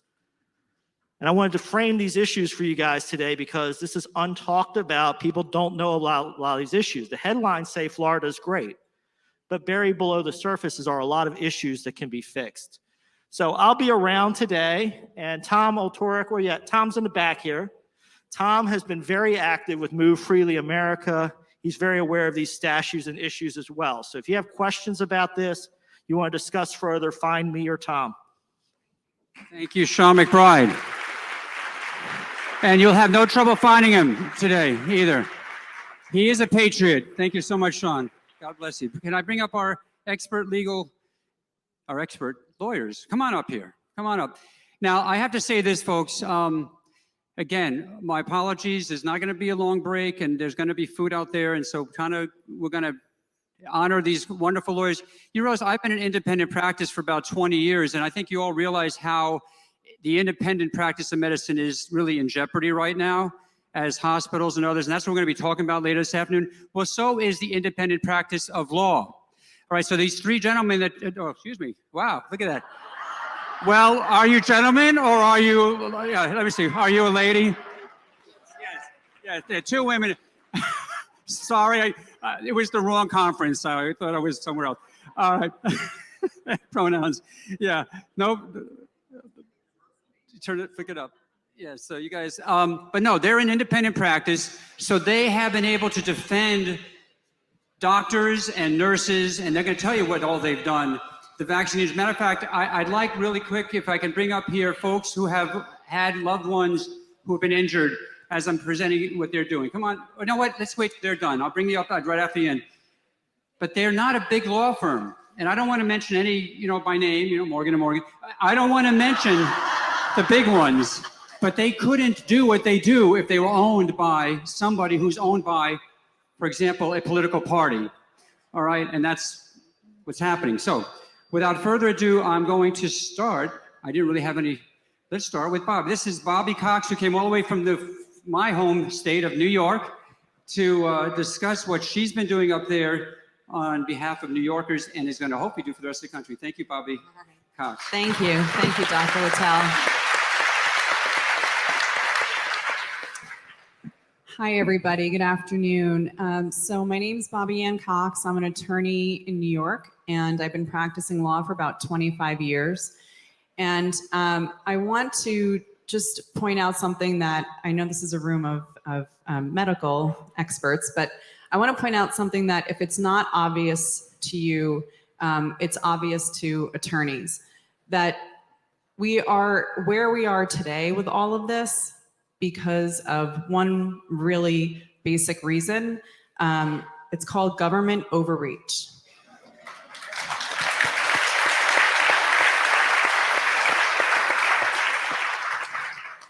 So we have a constitution which clearly establishes 3 separate branches of government. The judicial branch is the judges and the courts. Then you've got the executive branch, which is the governor on the state level. It's the president on the federal level. And you've got all their agencies beneath them. They're supposed to enforce the laws. Then you have the legislative branch, which is supposed to create the laws. When one of those branches takes power from the other branch, that's a breach of separation of powers, and that causes tyranny. So the checks and balances that the Constitution lays out really work well when they are followed. When they are not followed, we end up in the situation that we're in right now. So I just want to give a few examples of government overreach that everybody here has experienced and been experiencing for the past 2.5 years. Well, it's been going on for a lot longer than that, but it's become very obvious in the past 2.5 years. So in New York, our governor, Kathy Hochul, who's, wow, and I'm in Florida. That says something. I should bring you guys to New York and let the voters know what you all think.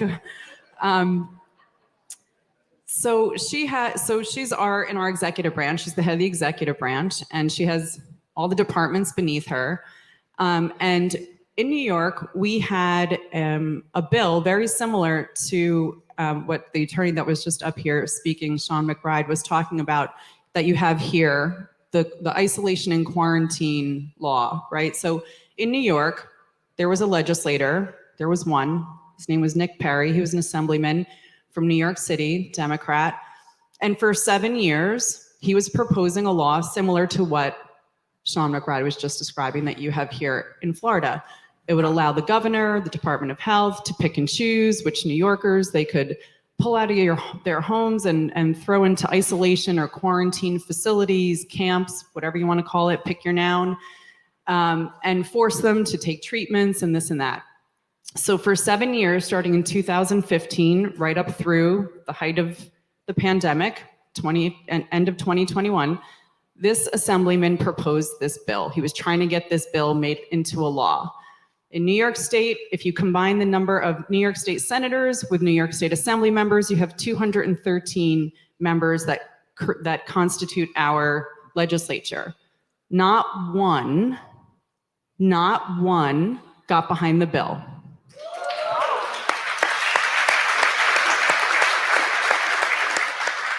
Even in dystopian New York, the legislators knew it was a really bad idea for their political careers. So for the past 7 years, they wouldn't touch it, not even the Democrats. Wow. So what happens? The executive branch in New York says, oh, well, We can't push it through the legislature? That's okay. We're just going to make it a regulation. So the Department of Health issues a regulation that says the Department of Health has the power to pick and choose which New Yorkers to force to isolate or quarantine. They can do that to you in your home, require you to stay locked down in your home, or they can remove you from your home and put you into a detention center, a facility, a camp, for however long the Department of Health wants. Days, weeks, months, no restriction. Without any proof that you're sick, without any proof that you've been exposed to a communicable disease, no restriction on age. They can do this to you. They could take your child. They could take your grandchild. They could take your elderly parent, separate families. They got to tell you what you could and couldn't do while you were in isolation or quarantine. That's very broad language. They could have taken your cell phone. They could have cut off your internet access. They could have told you what you could and couldn't eat, or medications you could or couldn't take or had to take. Okay? They could have used law enforcement to enforce their order of isolation or quarantine. So you could have gotten a knock on your door, and it could have been the local police or the sheriff saying, "I'm sorry, you need to come with me," or "I'm sorry, your child needs to come with me." I have a decree from the Department of Health that you need to isolate or quarantine. So there were a lot of other terrible provisions in this regulation. No due process at all. So I sued the governor and the Department of Health, and I said, this is unconstitutional, this is illegal, you can't do this. Now, they weren't actually pulling people out of their homes and throwing them into facilities, so I had to get a group of New York State legislators to come on the lawsuit, and I argued separation of powers. This is a power that is reserved for the legislature. The governor doesn't get to make law. But the governor wanted to make law, and the governor was making law. So the judge ruled in our favor. He struck down the regulation.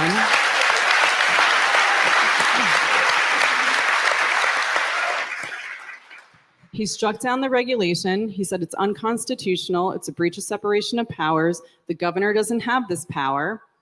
And he said that that regulation gave lip service to due process. Right? So the judge made it very clear that the regulation overstepped. It violated existing New York State law. We already have law in New York State for 70 years that says what you do to forcibly isolate someone if they're a public health threat. But the number one due process protection that law says is that you have to prove they actually have the disease. That was step one. And there are a whole bunch of other steps that I won't get into today. But so if you look at that and you see government overreach, the executive branch reached over into the powers of the legislature and took them, and this has become a trend. This is what they do. They say, catch me if you can. I know I can't do this. I'm going to do it anyway. Come get me, right? The problem is that there aren't enough attorneys to come get them. The problem is that lawsuits take time. The problem is that lawsuits take a lot of money and resources. And in the interim, while you're fighting, people are getting hurt. So what I like to do when people say, well, what do we do? How do we stop this? The overreach is tremendous. You have to change the leadership at the top. You have to.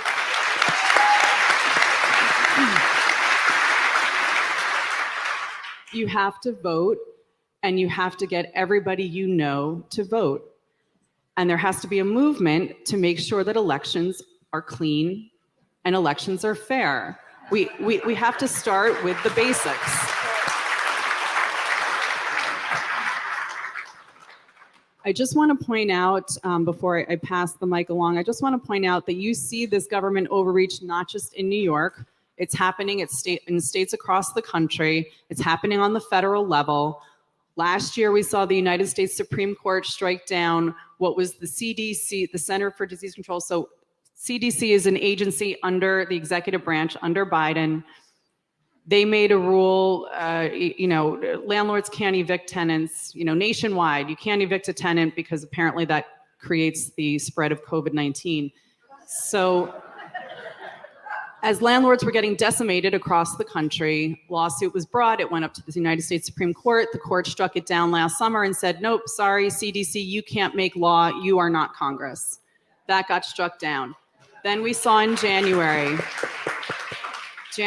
2022, we saw the United States Supreme Court strike down Biden's OSHA regulation, which required all employers in the United States with 100 or more employees to require their employees to get the COVID-19 shot.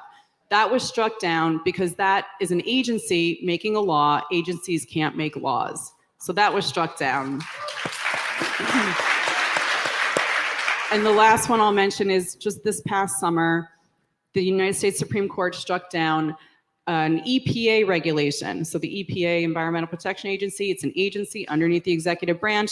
They made a regulation which conflicted with existing federal law. And the United States Supreme Court struck it down and said, sorry, EPA, you're not Congress, you can't make laws. And they struck it down as null and void. So we see this as a pattern. The executive branch keeps doing this. The agencies in the executive branch keep doing this. So just be aware of what's going on. Yes, we're fighting back. Yes, we are winning battles, but we can't do it. We can't always be on defense. We have to go onto offense. And my opinion on that is change the leadership at the top. Thank you, everybody, for having me. Thank you, Bobby. Thank you. Wow. There's hope in New York. There's hope in New York. That's great.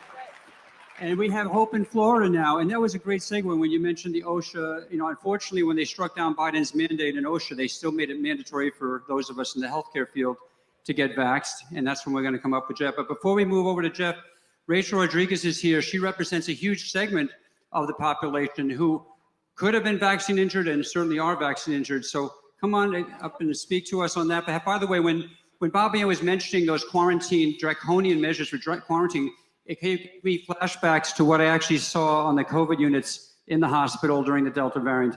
It was just not good. It was hard. The worst, darkest ages of medicine is what I saw. So we aren't going to talk about that now, but thank you for preventing that from happening in New York. Go ahead, Rachel. Thanks. Thank you, Dr. Littell. As he said, my name is Rachel Rodriguez. I practice in West Palm Beach. I also have clients that are up in DC. And I think this is a great segue into what I wanted to talk about. I think we've heard some positive things, quite a few, a little bit maybe daunting things, but I think I have some hope to give. We have done a lot of work, and I think this is across the country, but I'm going to speak in particular to work that we've done here in Florida and actions that are ongoing in DC with regard to employees. I think you just heard a few things regarding the mandates at the federal level, and Bobby Ann is absolutely correct. The executive all the way down at the county levels up to the states and to the federal level are trying to overreach. But last year, I say we were successful. There was a solid win. You all probably are aware of the Orange County firefighters and first responders.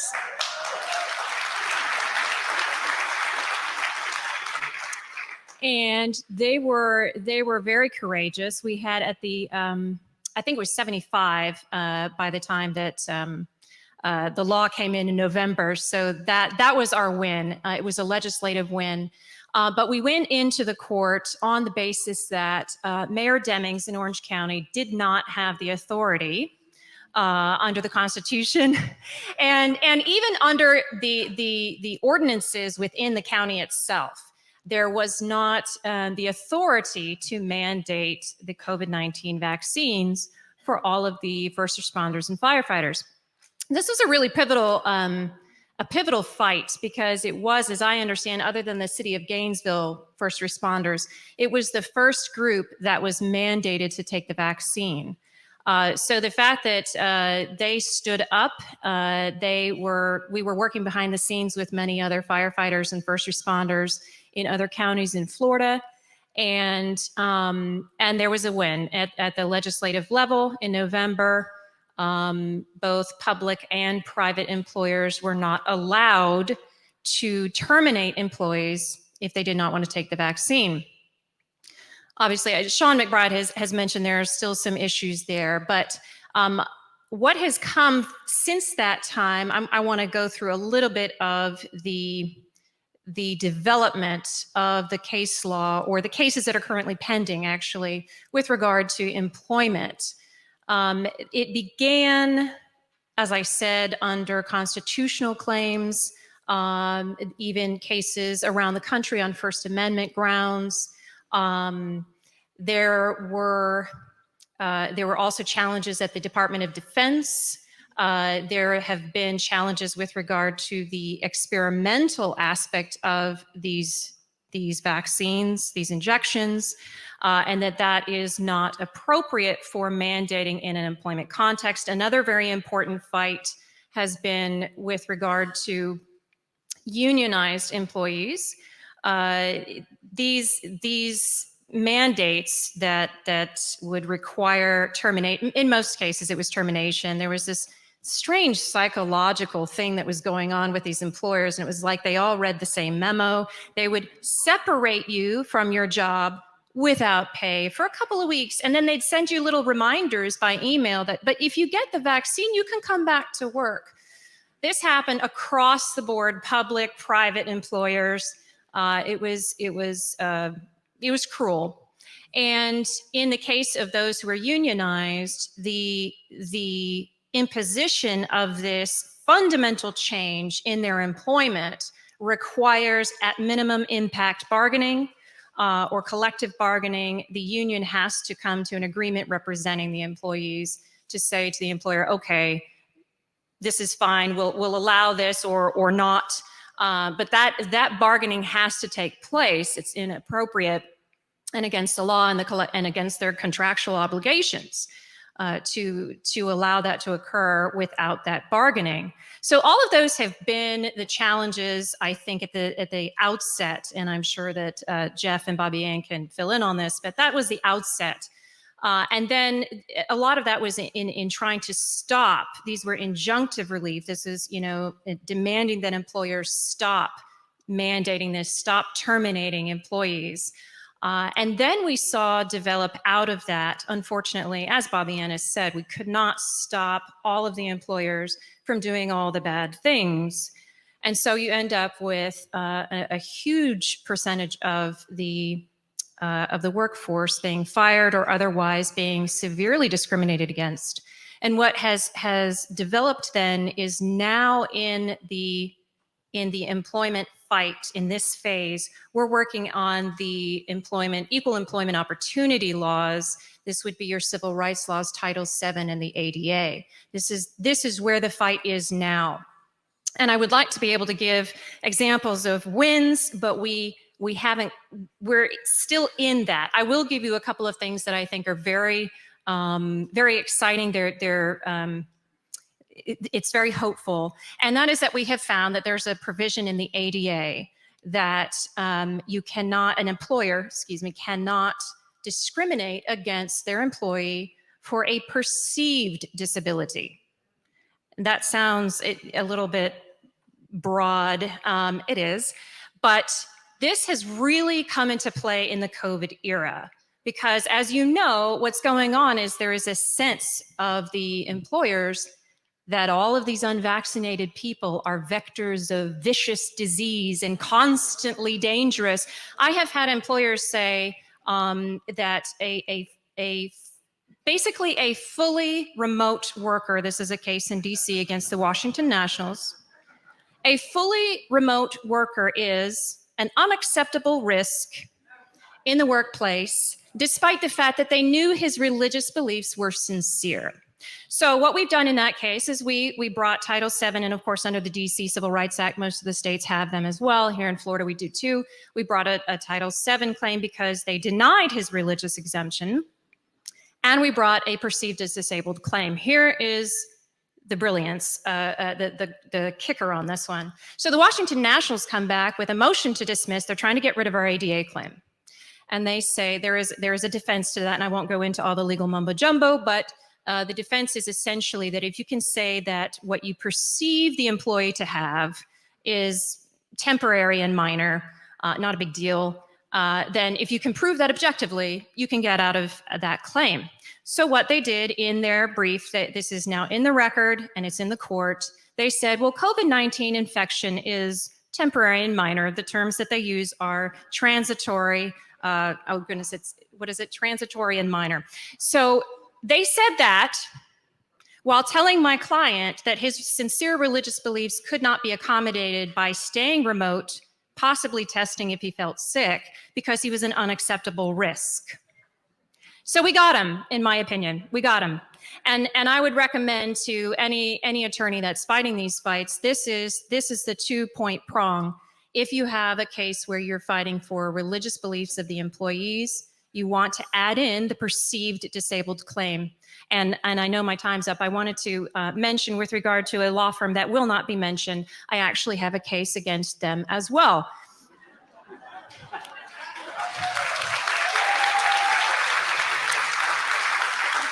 And I think you all will find it sadly amusing that in one of the emails I have that they have tried to delete, we found out, in that a particular person of influence in the law firm actually said to an employee, would you sit next to a leper? When trying to say that this was so dangerous that he would have to fire that particular individual. So with that, I think we've got a lot to do here, and I think we can win. So thank you very much. Thank you, Rachel. Wow. Are these heroic women or what? Taking these cases on?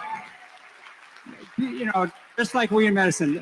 God bless you for the work. And then another hero of our times from up in Gainesville. Some of you follow him on Coffee and COVID. Coffee and COVID. Jeff Childers, who I can just tell you real brief, and then he's going to take it away, is that he said not to be too specific because he is my lawyer, but there's actually a hospital in town that was forcing me to go for psychological consultation or lose my privileges. And I was going to fight it the way New Yorkers fight, and he told me not to do that. And actually, I'm still on staff at that hospital. I take your advice seriously. God bless you, Jeff. Thank you. That's what makes a good client, when they listen to you. And just as a follow-up to Rachel's comment, that VIP person at that big law firm is also a big proponent of medical marijuana. So I'm just saying, there might be a connection there. I was also reminded when you said you were talking about mumbo jumbo. I don't know, anybody ever watch Arrested Development in here? Okay, so there's this goofy lawyer that comes on in the later seasons, and he has a TV commercial, and in a TV commercial, he goes, you don't need a lawyer who gives you a bunch of legal mumbo jumbo. You need Bob blah blah.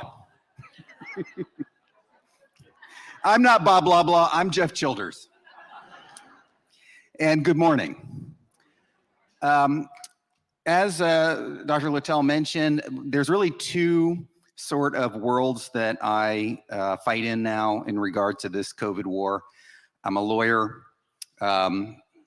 I was, in my COVID legal biography, I was, I believe, the only lawyer to get an appellate decision finding that mandatory masking is presumptively unconstitutional.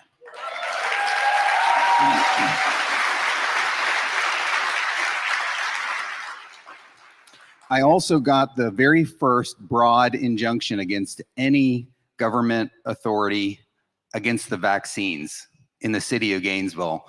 I represented almost 270 plaintiffs. I put them all right in the top of the lawsuit, all their names up there. And we won that case after a hearing on Zoom that was attended by almost 300 people, mostly journalists, who never reported about it. So that's sort of the one world that I work in, is that legal side. And then I also have this little blog that I came up with. Some of you guys may have heard of it. I don't know, Coffee and COVID.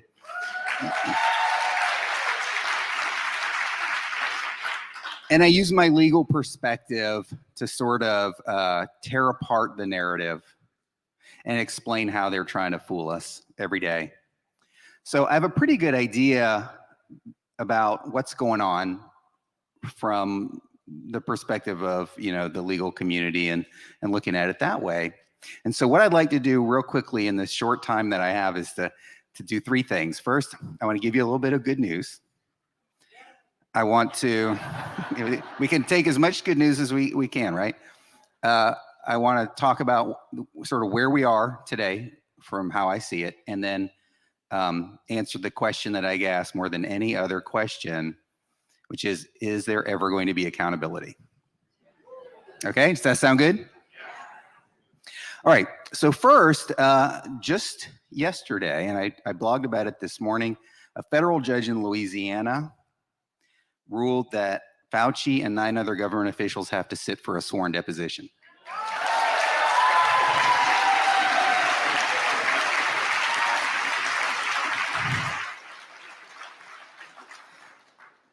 I don't need to tell you that that lizard-lipped lying liar is not looking forward to going under oath in a deposition and trying to square all the contradictory statements that he's made over the long months. Which is odd because little Fauci loves to be on camera and talking most of the time. I mean, I can't tell you how many TikToks I've watched where he's been interviewed by some, you know, rapper. He's practically sprinting toward these interviews. I don't think he's going to be doing that with this deposition. You know, there's a lot of good news right now. It's kind of hard to pick anything out, but I'm going to go back 2 weeks, and I'm going to give a shout out to our great Governor, Ron DeSantis.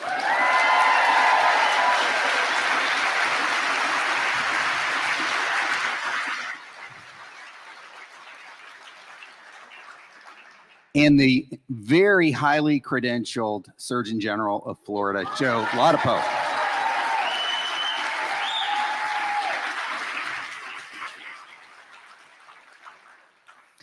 Because 2 weeks ago, they did something that no other state has been brave enough to do this whole time, and they issued an advisory recommending against the COVID jabs.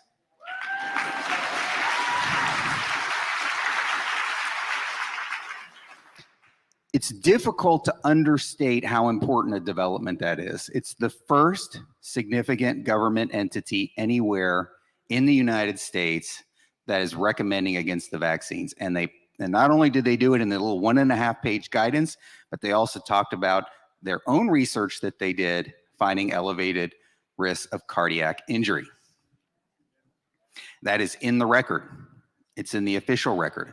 And we just saw a Florida statute, for example, that provides for medical or hospital immunity from liability if they follow the published government guidelines. Well, guess what? They have a new guideline now.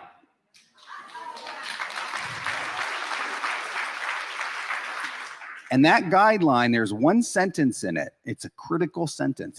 It's really the only guideline. All the rest of it is just the explanation for the guideline. The guideline is that healthcare professionals now have to inform patients before giving them the shot of the risk of cardiac injury.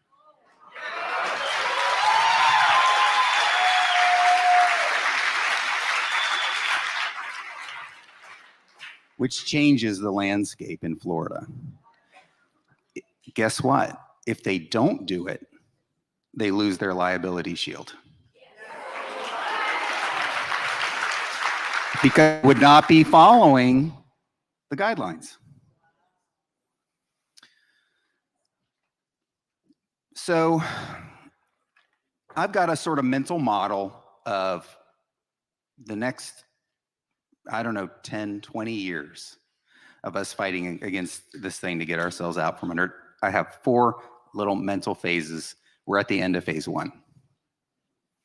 We got 3 more phases to go. The good news is phase 4 is the good phase.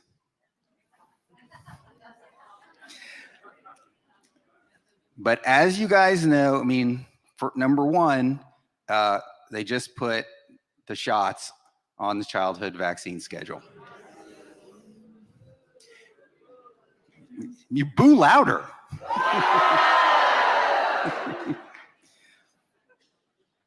We knew it was coming. It shouldn't have been a surprise to any of us. We still have a long way to go. They're still making up mandates. And Robert told you about all the new mRNA drugs that are coming down the pipe. And by the way, Robert, I almost would feel better if it was Klaus Schwab, because he might get a blood clot or something, and our problems would be solved. But I don't remember voting to put the CIA in charge of our national health care.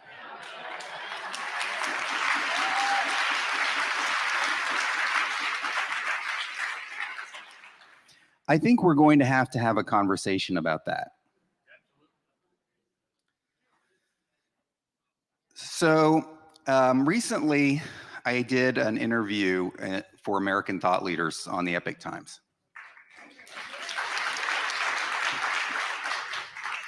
And I'll give you guys some behind the scenes information about it. That was never supposed to air.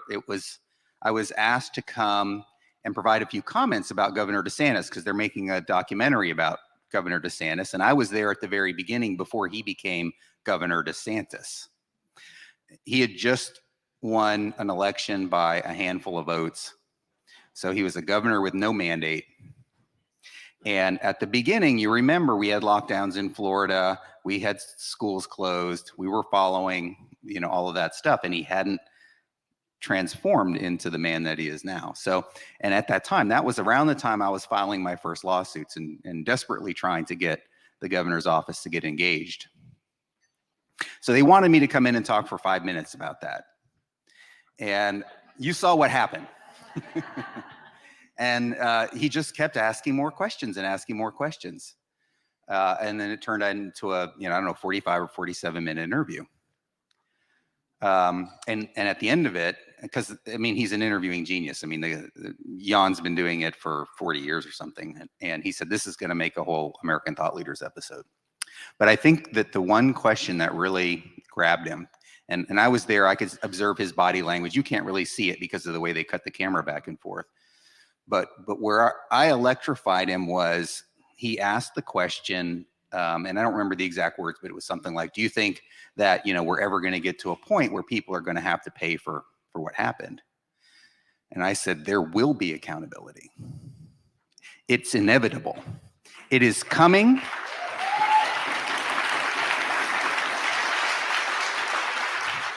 It's like a giant asteroid, and it is going to destroy them.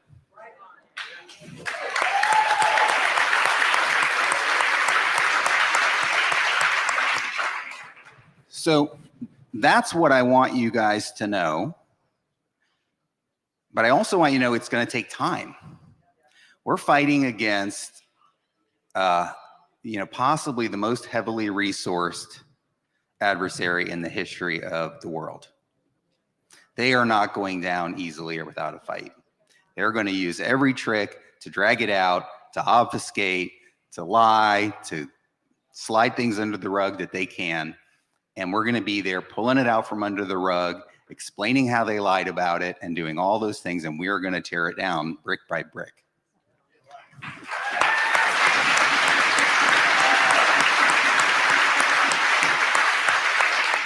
And I'll just summarize. I see you. I just want to be close to you, Jeff. It just is, you're so magnetic. You're too kind, too kind. I think we will have a Nuremberg.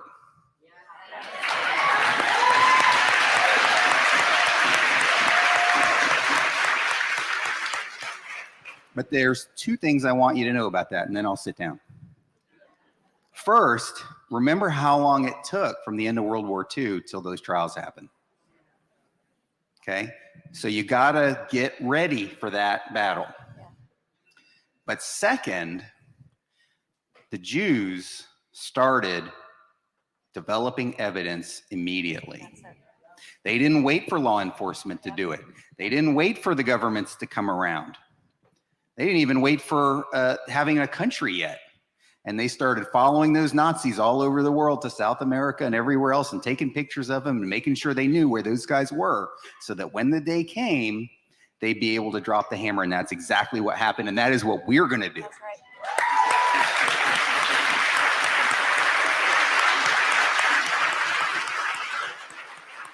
And finally, I would be remiss if I did not thank my courageous colleagues here. It was so lonely at the very beginning when I was one of the few lawyers doing it. And I want to thank you guys for your courage and your contribution. Thanks, everybody. Jeff Childers. Heroes all. There will be a Nuremberg. And we will have justice, and those who've lost their loved ones. Have a seat. One by one, please come up here. I want to start. These are just folks, I would wish they could all tell their stories. Lori and Nick, people who've lost their loved ones because of the killer protocols in the hospitals, because of the refusal to allow these hospital patients, and I saw it firsthand. I had hospital administrators telling me, Dr. Littell, we cannot give ivermectin. And then finally, one hospital, the same one that wanted me to go for psychological counseling, said, oh, you can give ivermectin once they're in the ICU. Once they're in the ICU, which is a joke. And then they said that these folks had to be isolated and kept away from those who would pray for them, those who would love them. And I said, well, you have cafeteria workers going in there. You have the nurses going in there. Why can't their family members and loved ones be in? These folks died alone and without hope. And not only that, guys, we have the victims in the hospital, and God bless you all for bringing them up, because right now, you don't know their names. But as I've said earlier this week, you all remember the name of Terry Schiavo, right? Terry Schiavo, who died needlessly from dehydration right over there in Tampa. You all remember the name of Trayvon Martin, right? Who got gunned down. You know what cause came from him, right? Now my son can't even wear a hoodie to school right now because of that so many years ago. But listen, at least people knew about Trayvon.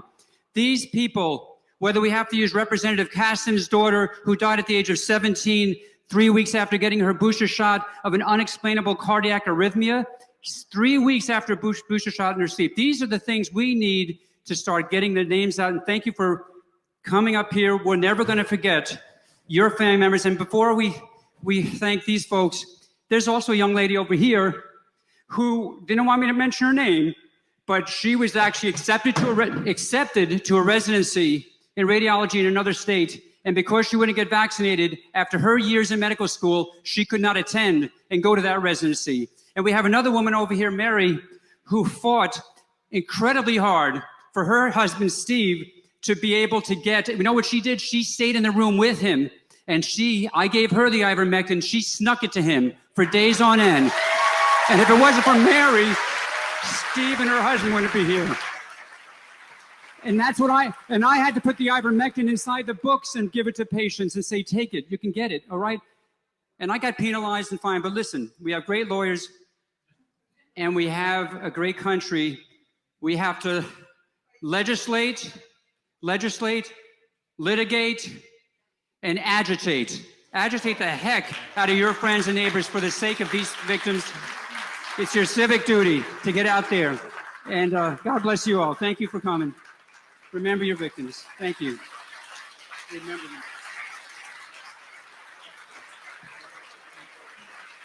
I wanted to talk about what the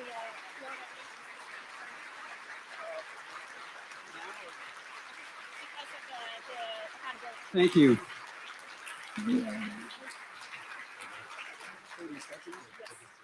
Rachel's just going to give you one more resource here that you can use in Florida, and then you all going to get that quick sandwich out there and come right back for this powerhouse panel. Rachel. I just wanted to take the opportunity because of these families that you saw here and what Jeff said about accountability in Nuremberg. There are actions being taken right now to get evidence, but I wanted to say this here because I believe that all of you have colleagues that are still working in hospitals. This was something that was brought to my attention by a doctor here I don't want to pinpoint where, but he got a letter from our Florida Agency for Healthcare Administration saying that they did not want to investigate a hospital that nearly killed him and definitely killed others that were in their care. And they said, this is very important for doctors to understand, they said, the physician is the one who makes the determination of what tests are ordered to determine a medical diagnosis. The physician is the one also responsible for providing the patient with medical diagnosis and plan of treatment. And we happen to know that the doctors are being coerced right now into not providing proper treatment, into only providing the COVID protocols that provide a lot of federal money. But according to our own health agency in this state, it's the doctors that will be pushed under the bus when that inevitable liability comes. And so I want to make the challenge and urge everyone, this is the time to stand up and stop what's going on in the hospitals, because our health agency is saying that it's all the doctors who have the authority. So I want to urge you to use it. Thank you. Thank you, Rachel. Well, one other quick thing I have to say, I've said many times recently that we all know that Satan is alive and well and the ruler of this world, right? But he's also the great miscalculator.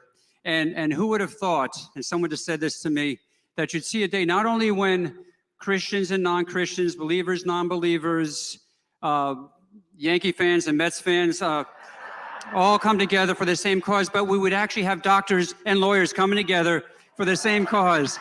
That's a pretty cool thing.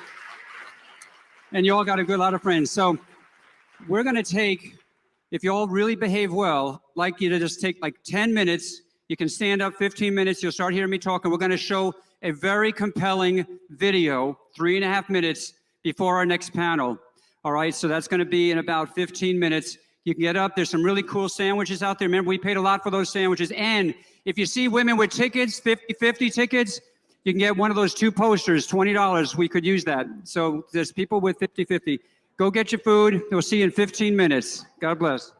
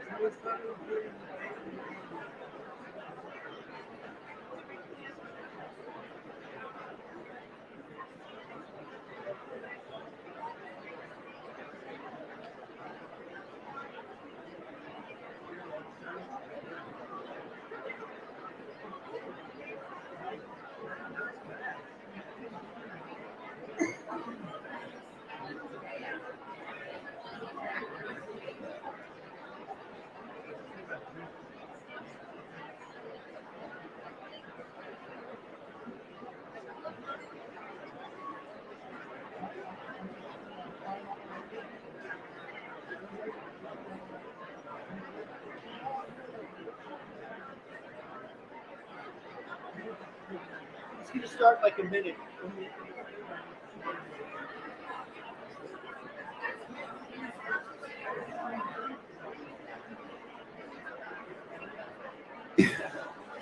All right, folks. Before we start, we have worked really hard today to get those posters signed by all the speakers, and I think we've accomplished the mission. So, can you give me one of them, Lori? Show me this. Show me the poster. Here, I'll just take it out there.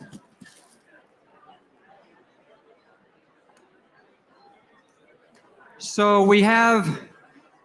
It's actually, I keep saying 50-50. It's a $20 raffle ticket, essentially. We're two of these. So Lori's up front here with these red tickets. This will be the last chance. Oh, and there you go. There's some more over there. $20. We have two of them signed by every speaker that's come today.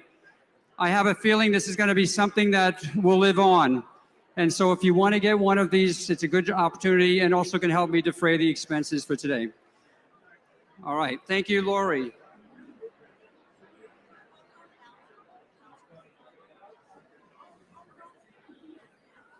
As we get started this afternoon, I'm going to ask the women physician panel to come up, please.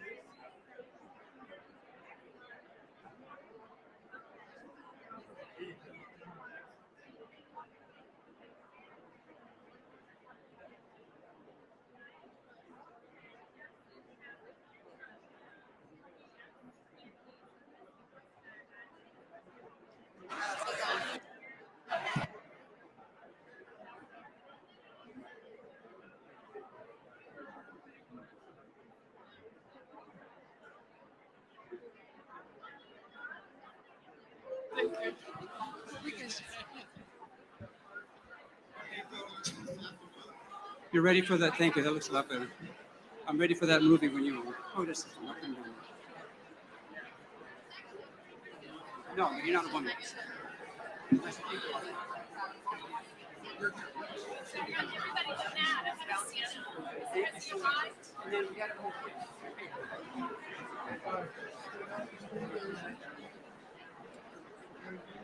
Smile. Hey, come on, lady. Come on.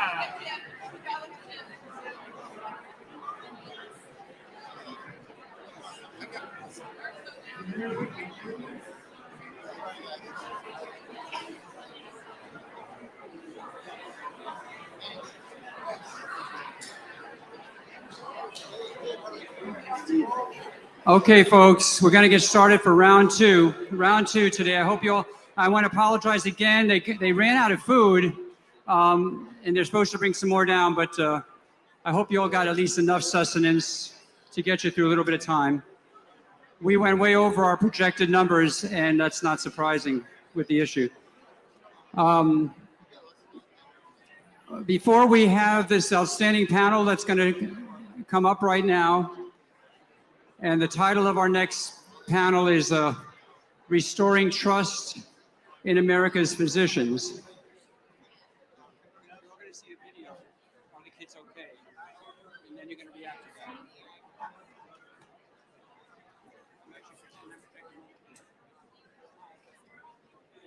that. Thank you. So what I'd like to ask now is all of you to pay attention for the next 3.5 minutes to the screens. Dr. Paul Alexander's in the house.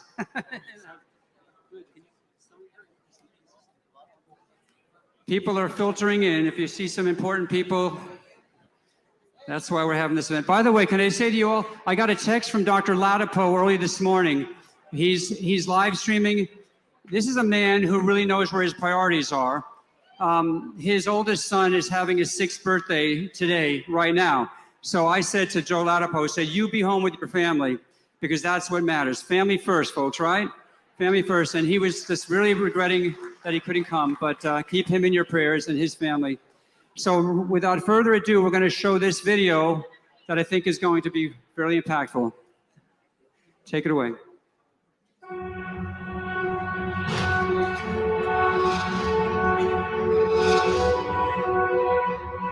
All of us want to be superheroes. Most of all, those who are to help others. These thousands of kids like us around the world are doing COVID-19 vaccine trials. All the kids who volunteer. We'd like to say, thank you.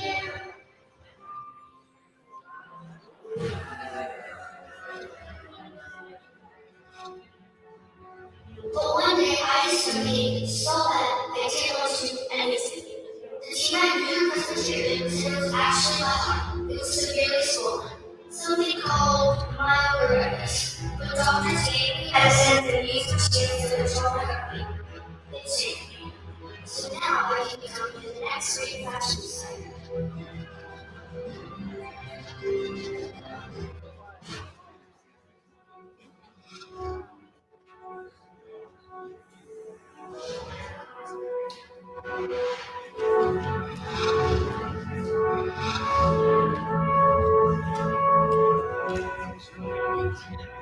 Two teenage boys who died at age 3 and 4 after the Pfizer vaccine, and the parents were horrified to find the children dead. Autopsies were performed, and the conclusion was crystal clear: the vaccines caused the death with massive heart inflammation. I took care of those children who came in with myocarditis after the vaccine, and I talked to the doctors because I was the charge nurse, saying, "Why are we reporting these to bears? Who is going to report these to bears?" It was an unspoken thing that we were not allowed to talk about openly on the unit. The day before I was taken away from my position, I was actively giving compressions to a child to keep him alive.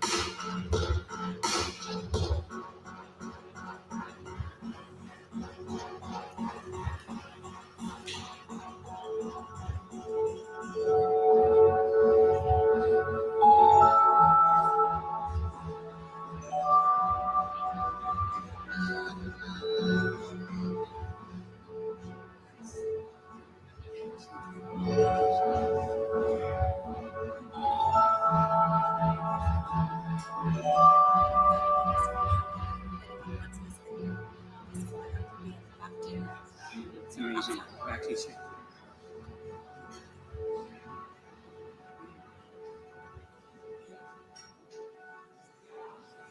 Why? Why?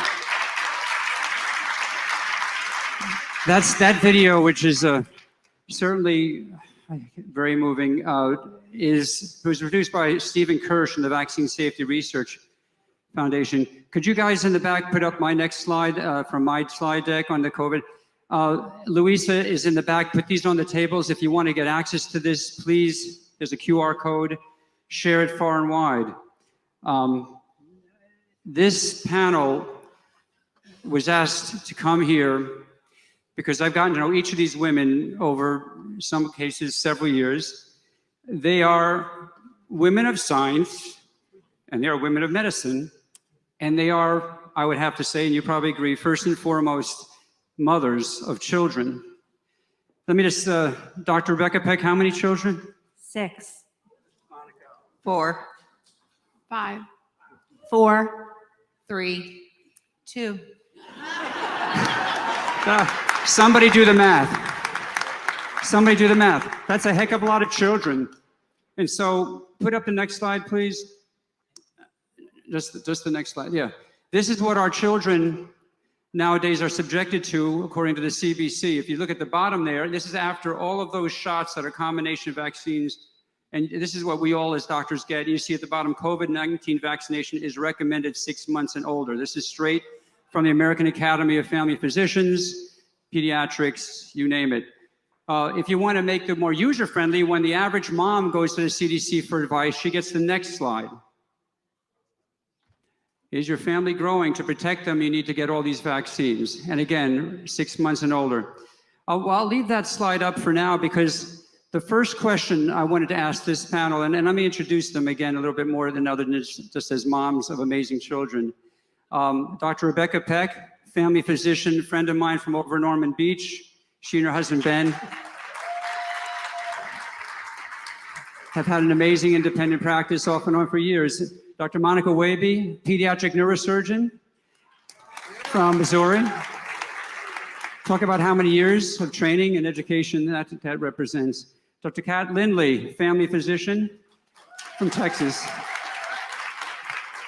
Originally from Croatia, but that's a beautiful thing. Mary Talley Bowden, Dr. Bowden is an ENT physician from Texas.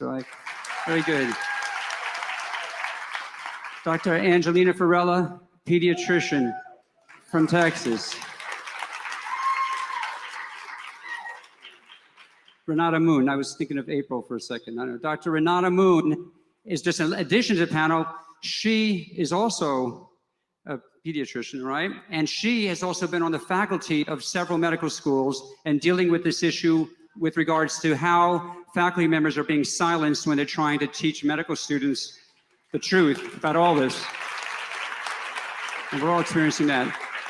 So in no particular order, I'm going to ask each of you as parents and as physicians with many, many years invested in education, how do you react to the fact that the CDC and the American Academy of Family Physicians and American Academy of Pediatrics is telling all of us and all of you to provide this vaccine to our children? Let's start with Dr. Peck.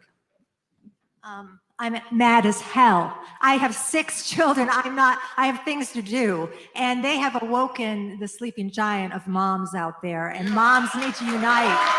We are fed up, and we are not going away. I don't care how long it takes, Attorney Childers. We're not going away until this evil stake in the heart, done, gone. We are not putting up with this.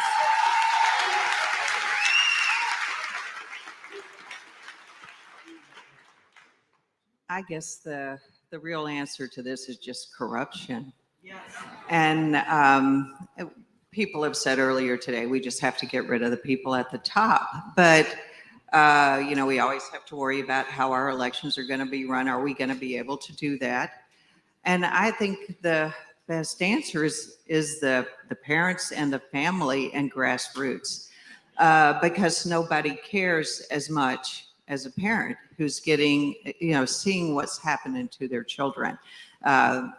I have learned, unfortunately, that we can't count on our medical colleagues to stand up. I think it's kind of that golden handcuff thing. You've worked forever to get this job. You've built this career. Your family depends on you, and you're threatened with your job if you say anything or do anything. So I think we've got to appeal to our grassroots, and I'll just move on. So,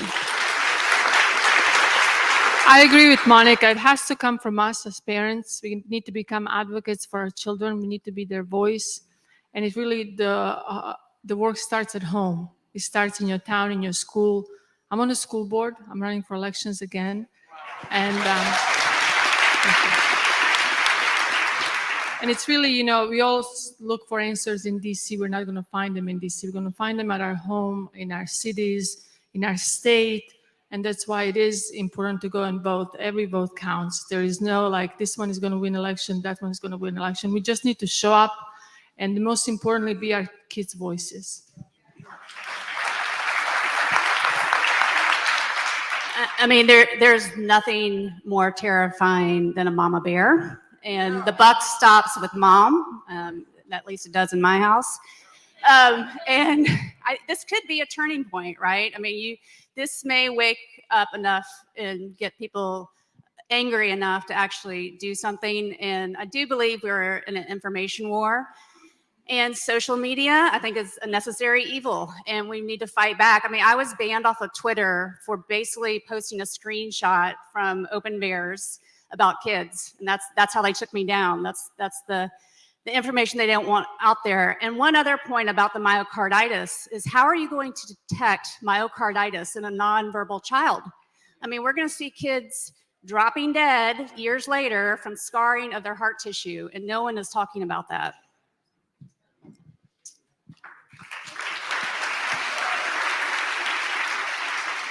I'm going to try to contain my excitement. For those of you that don't know me, I get really fired up on this. I actually testified to this in the Texas State Senate over a year ago in regards to the fact that this is absolutely ludicrous, dangerous, and absolutely needs to be stopped 112% before it even started. This was the worst idea on the planet Earth for anyone. If you're over 125, do whatever the hell you want. But we are not doing this to our kids. This is perpetuating the death of our nation. You have to understand this. I am so upset over what the ACIP has now posted in a prominent position on the childhood vaccine schedule. Everything good about vaccines has been destroyed in the last 2.5 years. I can pretty much tell you everyone in this room will never take another vaccine again in their life.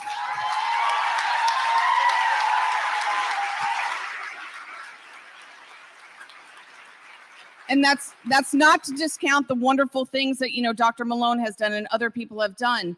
We don't see meningitis, we don't see pneumonias because of Prevnar. And I'm a pediatrician. I've done it for 25 years. I've given over 10,000 vaccines with 0 vax problems in my practice over the years until this nightmare started. And now, as soon as it was introduced to children, 8 of them walked into my door. 8 vaccine injuries, and they were all different and all weird. And I said, it has to be the shot. And it was because I was aware. So mamas and daddies, here's the number 1 step. Don't take your kid to get the damn shot.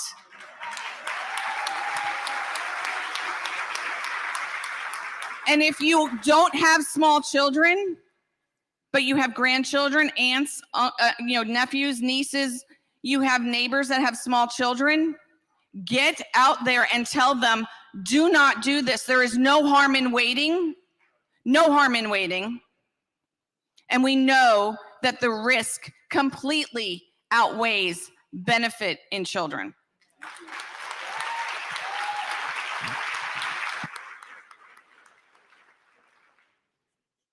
It's so great to see so many of you here. So I'm here from a West Coast state. So I'm really here from the front lines of what's happening in our country. And my family fled from communism. They fled from a situation where they had no control over their lives. Their daughter, me, grew up here in America as a free person, as a pediatrician now. I can't believe what I'm seeing. We have been silenced and censored with this. I've taken care of some of my region's sickest kids. I am a pediatric hospital physician, so I've had the sickest kids in front of me. And in over 20 years of my practice, I've seen maybe 2 cases of myocarditis. Well, now in the last 2 years, that has just been blown out of the water. It's ridiculous how many cases I directly know about. Mr. Ramirez is here somewhere. I just saw him a bit ago in the audience. Mr. Ramirez lost his son. His son died from this vaccine 5 days after it was given to him. How as a nation do we think that that is okay? It is so not okay. We need to yell as loud as we can. We need to all have our voices be heard. This is not okay for our nation's children. Thank you. Thank you. Wow. So the topic for this panel is restoring trust in America's physicians. And I think you see right here a group of physicians that we would all implicitly trust with our children's care and your own care. But here's the dilemma, and I'd like each of you to address this in your own way. I'm seeing patients now, and maybe some of you are, who not only won't take their kids to get vaccinated, they don't even want to take their kids to the emergency room when they're sick. Or adults who are in the same dilemma because of what they saw happen. They knew that the hospitals automatically are going to shove a swab up their nose, even the children. And if they're COVID positive, we knew what that leads to. So this is a very open question. But when another example, I had a pregnant woman who was becoming preeclamptic. Her blood pressure was out of control. This is during the peak of the Delta.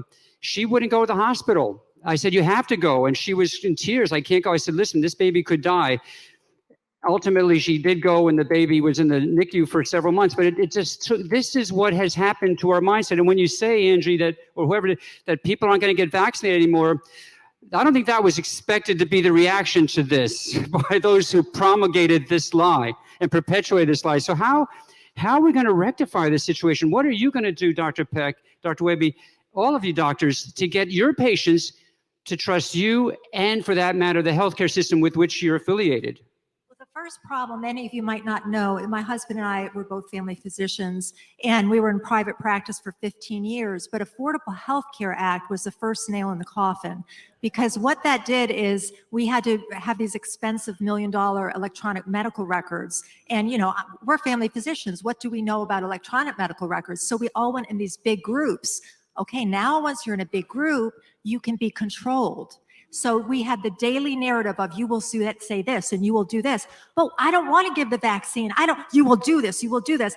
You need to take the vaccine. I don't want to take the vaccine. You need to do this or you'll be fired. I want to use ivermectin. You can't use ivermectin. Now your ivermectin use is on a board. We're going to examine your ivermectin use. I'm speaking out on social media because I want people to know I'm seeing people harmed by the vaccine. You will not say that on social media. Now, Dr. Peck, you will be in front of our committee of the social media misuse. You're putting out disinformation. You will take the vaccine. I will not take the vaccine. You are fired.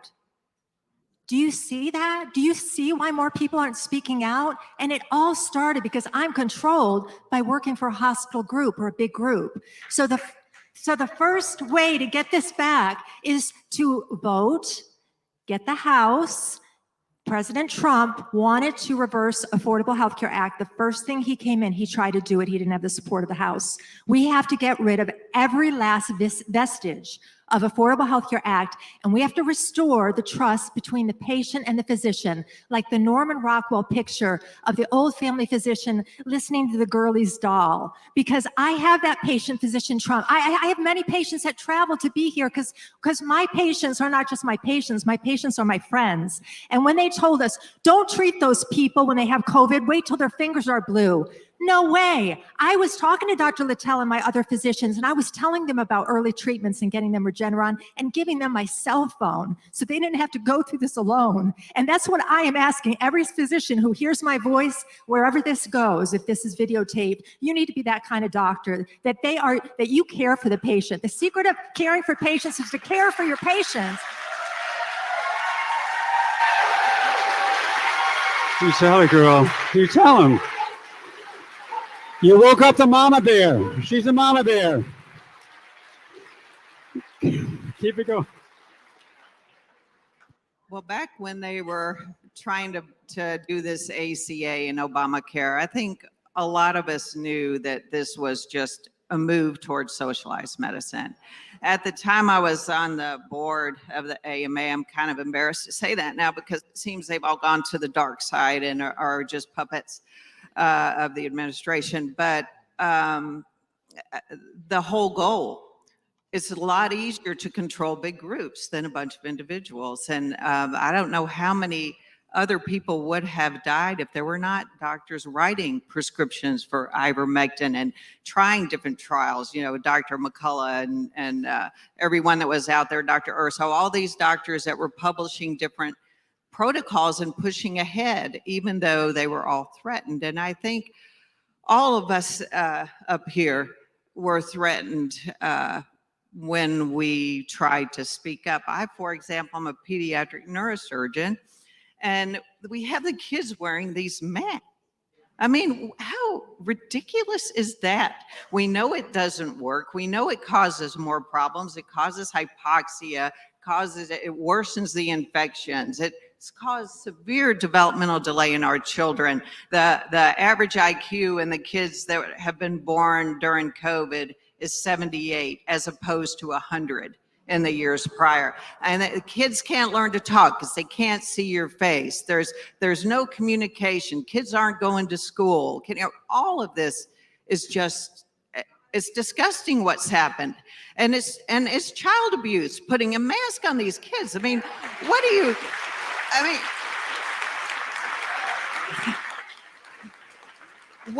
do? I mean, what do they do to torture people? They put a waterboard, they put a wet rag over your face where you feel like you can't breathe. And we've got kids running around sucking on their mask, and they've got these wet masks all over their face. And, you know, they have bacteria on these, fungi on these.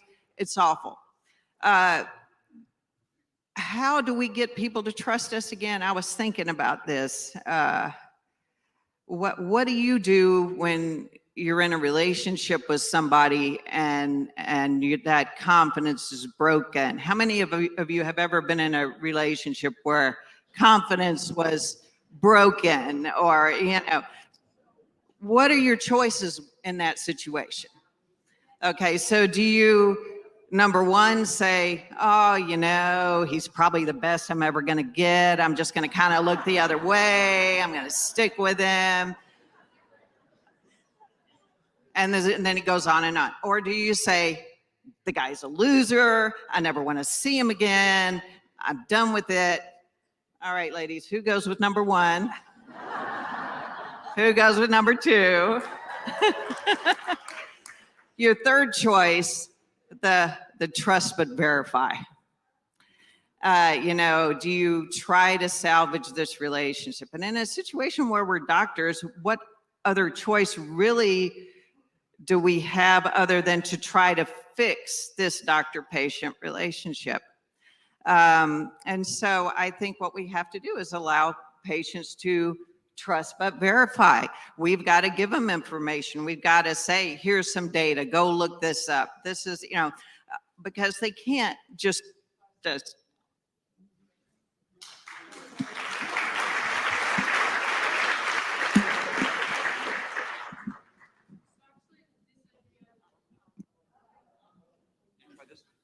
Hello? Turn it off, it's okay.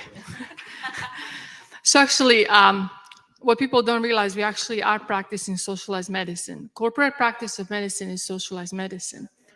You have corporations, big hospital system, university centers telling physicians where to send patients for consult, where to send them for labs, what is on our formularies, what to order and how to order it, which means that's really socialized medicine. That's how it works. And then, like Dr. Littell was saying, he'll probably lose points for not recommending flu vaccine this year, because you get points for all of these recommendations and checkpoints that you do every 3 months. If you have diabetes, you check hemoglobin A1C, lipids, and things like that. So that's socialized medicine. The only way we're going to reclaim back trust is to step out of the system.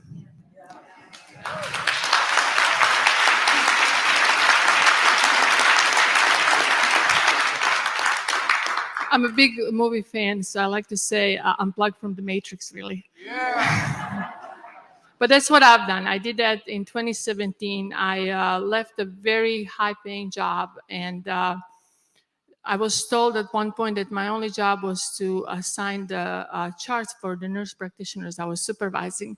And for those who know me, that's kind of like, you know, red flag in front of a bull type of a thing. I was like, okay, here's my resignation. Next day, I opened a practice with $5,000, my doctor's bag from the medical school, you know, the BP cuff. I bought it in 2000, and I ordered a table at Craigslist, and I rented a room in our town, and I opened my practice, and it grew organically. But what it allowed me is to actually have a relationship with my patients. It's only me and them, and I always tell them, you know, I can lead you to water, I can make you drink. But that also means that you guys have to take charge of your own health. You know, I can give you advice, you can take it or leave it, but I'm not going to cure you unless you actually participate in this. It's a two-way street. You know, I have to restore your trust, but you also kind of have to come into this relationship and want to participate. So I think it's very important for us to actually take charge of our lives and take and accountability and go forward.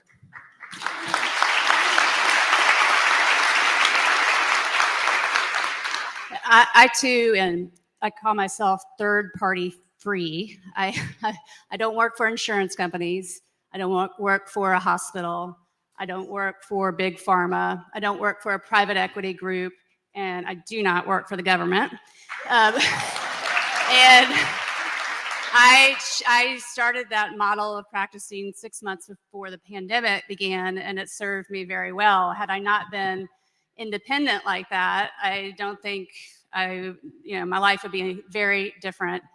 So I would say, you know, I'm a specialist, and there aren't many specialists that are third-party free.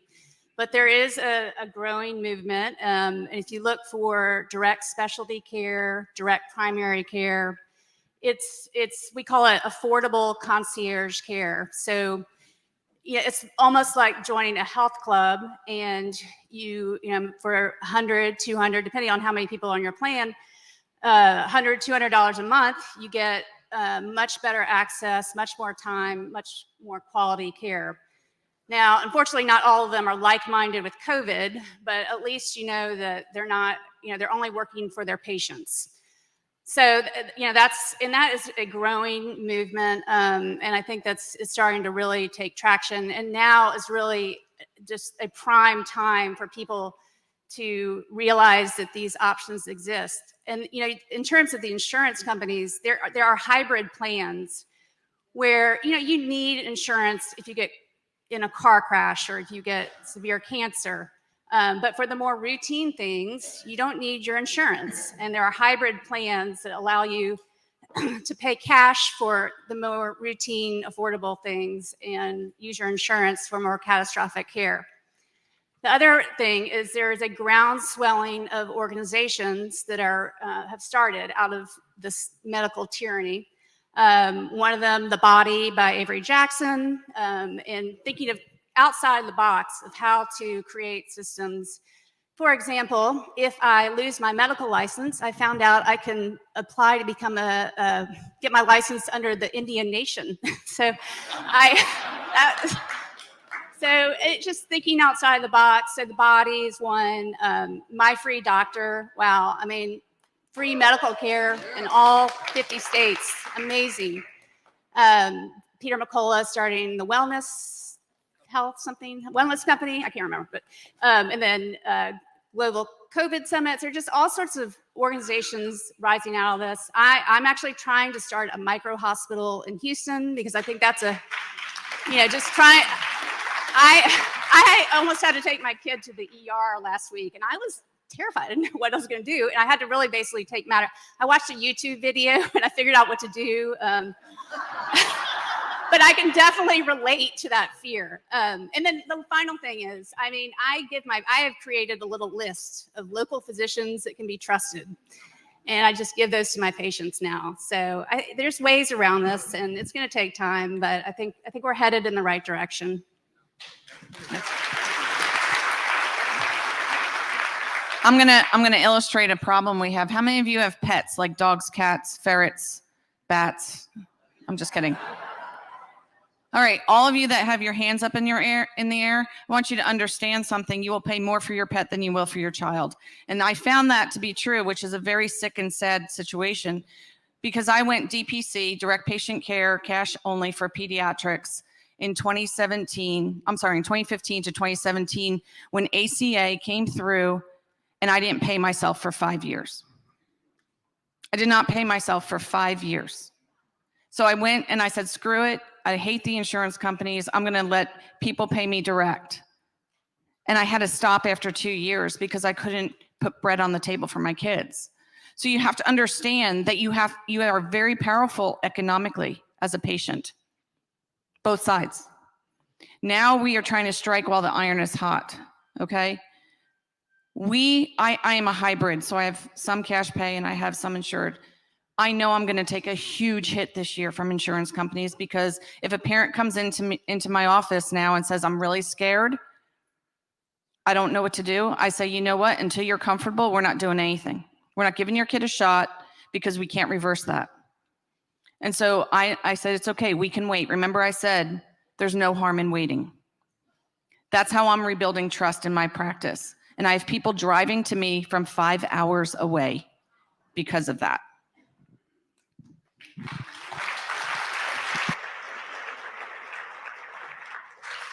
So when we go into medicine, we do it to help people, right? And one of the worst things that I've experienced the last year or two has been just that lack of trust, that people, that fear in their eyes as they bring their child to you and they don't know you. It's horrible.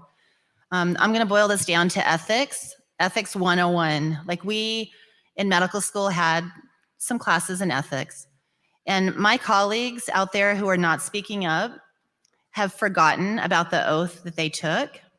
and they've forgotten about ethics.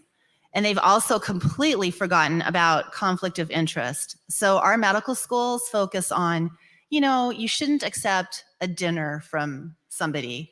You shouldn't accept a golfing package. You shouldn't have a conflict of interest like that. What about the massive conflict of interest that exists right now with the physician, their employer, the pharmaceutical companies, the regulatory agencies?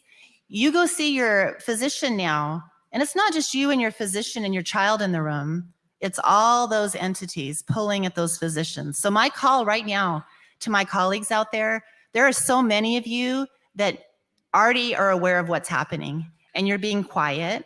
We need you to be really loud, like this crowd in here. We need you to roar. Excellent. Well, this is going to be the last question I'm going to come up with for the panel, and it really is a great lead to what you just said, Renata. Anyone in this room that's either in medical training, medical school, residency, pre-medical, or wants to be a doctor, could you please stand up right now? Anyone in this room that wants to be a doctor, in medical school, training, is in training, thank you. I saw 2 young ladies who were with their parents. Where are you young ladies? All right, we got a few of you. There's hope. There's hope. I want to read. This is something I wrote a book I wrote called The Hidden Truth, Deception of Women's Healthcare. And I'll try to read this without doing my usual. Kathleen says, don't cry in public. Okay, so here you go. The last page. I've always felt extremely privileged, indeed blessed, to be a physician. Those who know me best know also of the difficulties I encountered in my quest to become a physician, a quest that began during my earliest childhood years when, as a sick asthmatic child, I was on the receiving end of a great many medical interventions.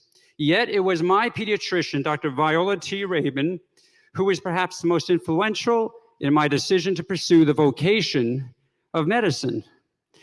The extent to which Dr. Rabin was devoted to the care of her patients was evidenced by so many acts of kindness on her part, includes sending birthday cards to me, which I still have, by the way, on my 8th birthday, or making gingerbread houses for my family while we bought her gifts for Hanukkah. I even came to look forward to my visits to her office despite the inevitable series of allergy shots, like 10 at a time. I wanted to go to see Dr. Rabin, and I gotta ask you all, and by the way, while you're all still sitting here, there's another lady in the back there, and I think she's somewhere. If she could stand up, where's Lael? Are they here? Okay, go ahead and stand up. This is way over in the far end. Can you have Grandma stand up? You all keep sitting. My soon-to-be 95-year-old mom, Barbara.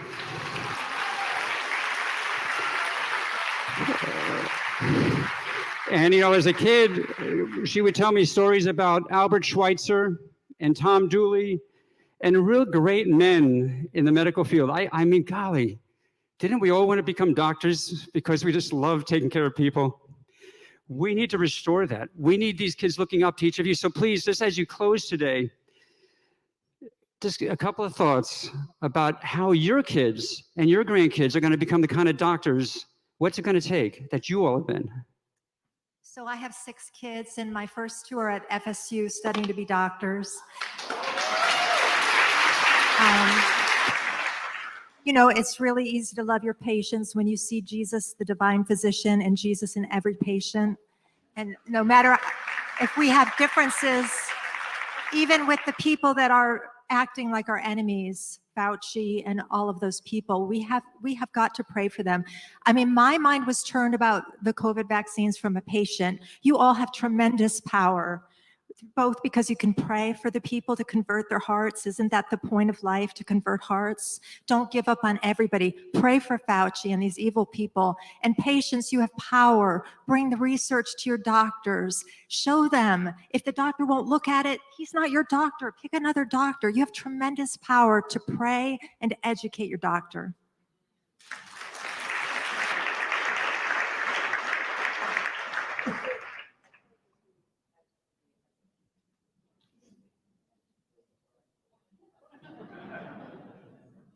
work now. Okay. I told you before I have 4 kids. My second son is a 4th-year medical student, and my baby is going to go to medical school also. And I didn't tell you guys this earlier, but back in 2014, I was the Republican nominee for U.S. Senate in Oregon, which is absolutely insane since it's like 80% Democrat and I'm a Republican. I never knew character assassination like I endured. I don't want to tell you to look me up, but if you did, don't believe any of it.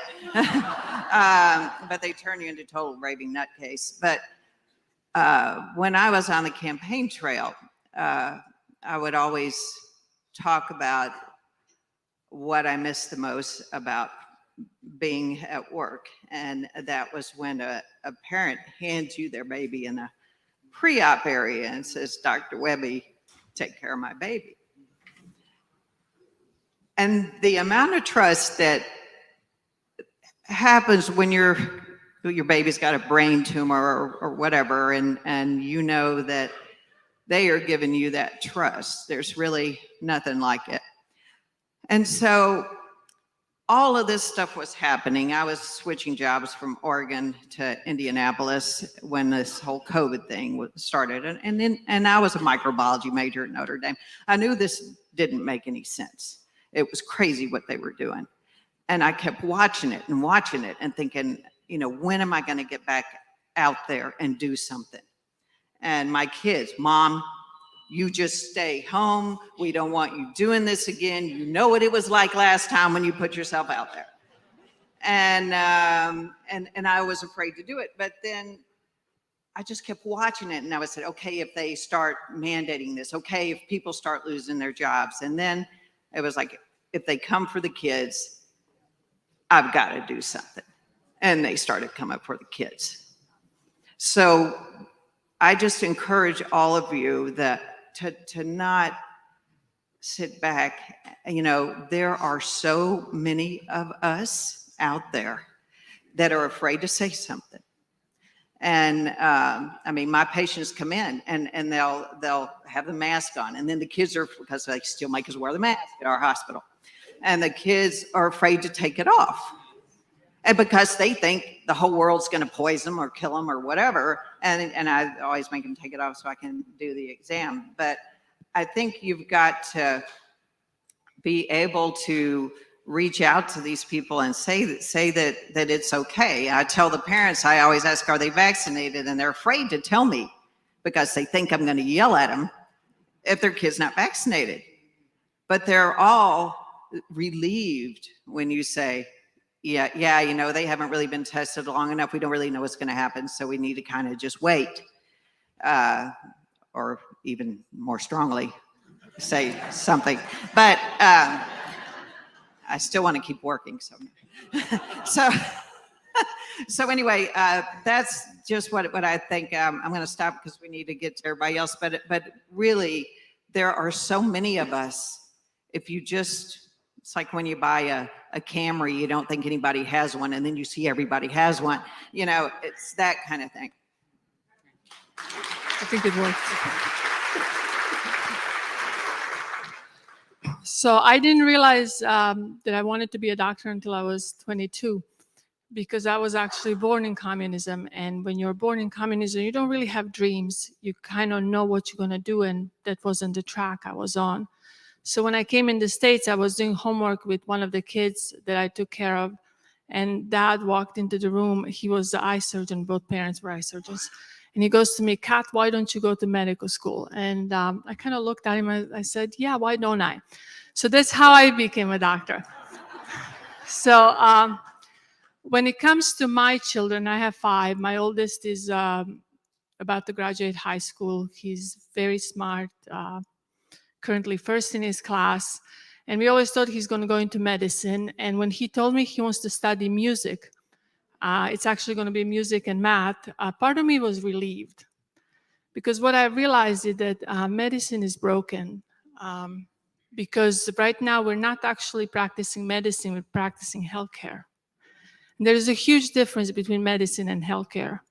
So I think for those who are thinking about going into medicine, I hope you really want it. I hope you really want it bad, because if you're just doing it for a stature or for a name or something else, you're going to fall. And we have to realize that the relationship that we share with our patients is probably, after our family, one of the sacredest relationships you can have, because they put their lives into our hands. And that's something that we all have to take seriously. So for those of you who are thinking of future in medicine, you know, more power to you. Just really want it with your heart and soul.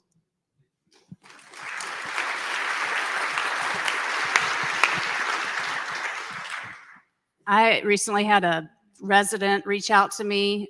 He wanted to use my voice on social media, so he sent me a long essay that he wrote regarding the state of medical education right now, and it was very dismal. And as you know, basically when I was in training, it was to learn medicine and how to heal people, and that was it. And now it has been infiltrated with a social agenda, and students aren't given a choice. There's only one choice, right? So they either have to comply or just be very quiet. And it's very disheartening. I don't know that I would want any of my 4 kids to go into medicine right now. Although we need, luckily they see through all this without much, on my part. But if you're like me, I'm scared to send them to college. I don't know what, they're going to get brainwashed. So I don't know what the answer is, but we definitely have a huge problem. With me, I have 2 girls that are juniors in high school, and my other one's in 8th grade, and all 3 girls that are 13 and above. So pray for me daily and a lot. And so, we have estrogen poisoning, according to my husband. So sadly, a couple of years ago, when they saw me struggle and they saw that mom wasn't bringing home a paycheck for 5 years, I kind of told the girls, I said, healthcare is not medicine, and medicine has changed drastically. And I love what I do. I mean, I have the best job in the world. I have kids come in and call me Dr. Cinderella and Dr. Ferrari, and like, so cool, and Dr. Gorilla too, actually, but I'll just drop that one. I'll go for Dr. Cinderella. And so you have to understand, like, I love my job. It was a calling. It was placed on my heart when I was 7 years old, although I tell people, do not make your career choices at 7. But there were things that happened in my life that God put forth in me that said, you're going to do this. Now I had to leave the United States of America to go to medical school. That's how determined I was. My mother was an immigrant to this country from German POW camp. So this is near and dear to me. We're losing it. We're losing it hard. This is the one generation. My children, like Mary said, I told them, if there's a mandate for this ridiculousness, you're not going to college. We're going to have to figure something else out. Because over my dead body, will I allow you to do that? You will not comply. And apparently my 15-year-old knows that very well. And they're brilliant girls, but I can tell you, this upsets me to the core. I was the first doctor in my family. I was probably the first one. I was a little overachiever because I was the first one to go to college, and then forget that, I went to med school. So it's very disheartening, but we are trying to even get an alternative medical school started to teach real medicine to real students and do real things and heal America. Yeah, and again, my family fled from communism, and so what I was taught is that when they come for your freedom, it's usually not in one huge step and it's just gone. It's in small chunks, and they take it away because we let them. And our medical education system is terribly broken. But it's our medical education system. It belongs to us. It belongs to we the people. And we need to reclaim it. We need for our students and our residents to have freedom to discuss things, freedom to debate, freedom to disagree. They need to have freedom, because if we continue down the path that we're on, they will be nothing more than technicians for a system that tells them what to do, how to do it, and to do it faster, right? So we need to fix this. This is our medical system. This is the future for our children and our future graduates, our future doctors. We must fix this, period. So let's get to work. Thank you. Thank you. Wow. So I think one resounding request from this group of amazing physicians to you is that we need your help, and you're going to hear about this later, in trying to come up with this alternative medical school. May as go back to college, but if you all know anybody out there that's got like $1 billion, and actually I think some of you may, just give us a chance, because I think we all know people. Every day we meet people, nurses, pharmacy techs in the hospitals, OR techs, and they come up to me and say, Dr. Littell, you build another hospital, I'm leaving this system in a heartbeat, all right? We need a hospital for the people and a medical system for the people. So that's the goal for today. That's where we get hope. I want to thank all of you. Let's give them a round of applause. I can't imagine. You guys outdid yourselves. God bless you.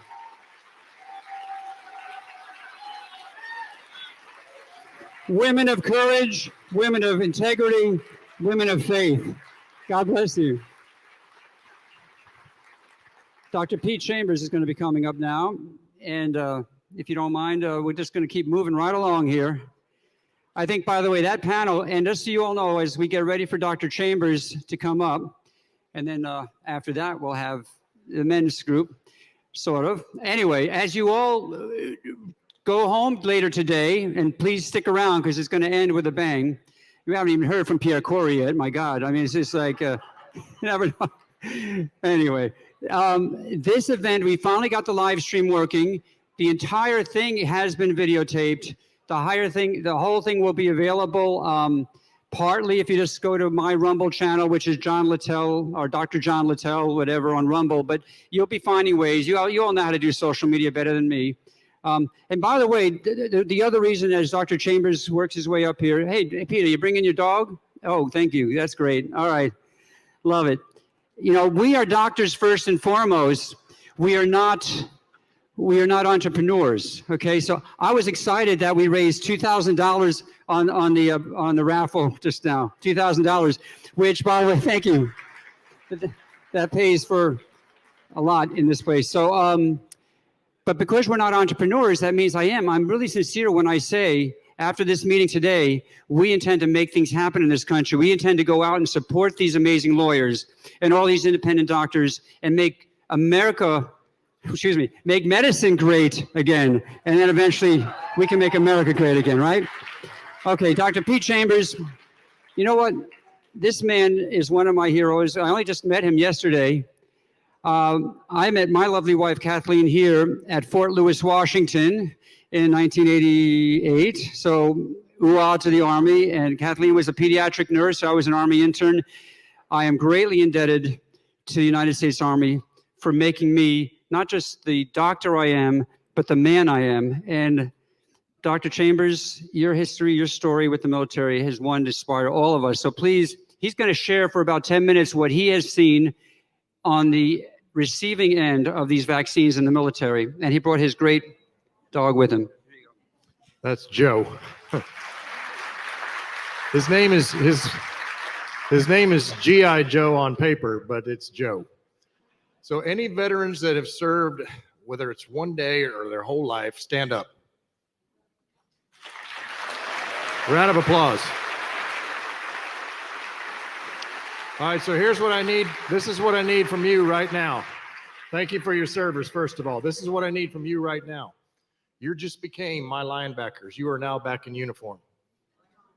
You have to understand this and understand this strong. I'm going to give a little bit of background. There is go to that first slide or the next one. There we go. Okay, so there's my resume. All right. I didn't go to Harvard. I went to Pineland. That's the fictional country that the Green Berets, we get jumped into in the middle of the night, and we work for 30 days doing unconventional warfare. That's our culmination exercise. You get your fancy green hat. All right. But since 1983, I've worn a uniform for this country one way or another, active guard or reserves. Under Ronald Reagan. That's the first president I served for. Joe, I see. All right, so I'm doing this like a briefing. So since you're in my army at this point, well, I better not say that because we don't want this to be an insurgency. So since y'all have decided to be here today, I know you're good Americans. And when somebody says to me, thank you for your service, you know what I say back? And I learned this from a Medal of Honor recipient, a young kid that jumped on a grenade to save his fellow Marines in Afghanistan. He says, you're worth it. You're worth it. I learned it from a kid. All right, let's give him a round of applause.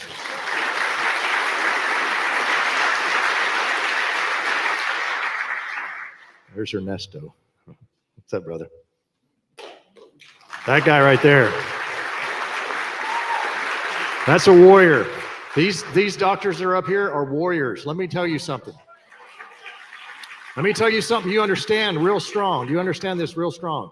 For 39 years, I tried to figure out what it was the truest virtue of a warrior. The truest virtue. Is it about medals or accolades? Is it about shooting the enemy? Is it about defending my position? Those things happen. The truest virtue of a warrior is love. It's love. The love that a mother has for a child. How many children were represented here today? We got a football team. And we're from Texas. We like our football. There's one right there. All right. The bottom line up front, my brief is always like this. Bottom line up front and the so what. Why are we here? I had to brief a lot of generals, congressmen, and people like that, some of which we're going to talk about today. Because I'm going to tell you about what's going on with our military. So let's go to the next slide. And I'm going to tell you about the mandates in the military. All right. And these are my issues over here we're going to talk about and some of the results. The bottom line up front, ladies and gentlemen, is we are at war. You can't see this kind of war. Can you see a bioweapon? No. Until it's stuck in your arm. Then you know it's coming, right? Because I couldn't see a bullet that struck me at velocity of over 2,000 feet per second while I was on my knees taking care of a soldier. I couldn't see that, but it's real. Just as real as that bullet, so is that bioweapon. These tools, these bioweapons, are all part of a 5th generation warfare. 1st generation is me throwing a rock at you and you throwing a rock at me. All right, used to do that as a kid for fun. All right, and that was 1st generation. 4th generation was counterinsurgency. It's what we just got done doing in Afghanistan, Iraq, and Syria. All 3 are places I've spent some time in. And I have personally put 21 Americans in a body bag. Some of them friends.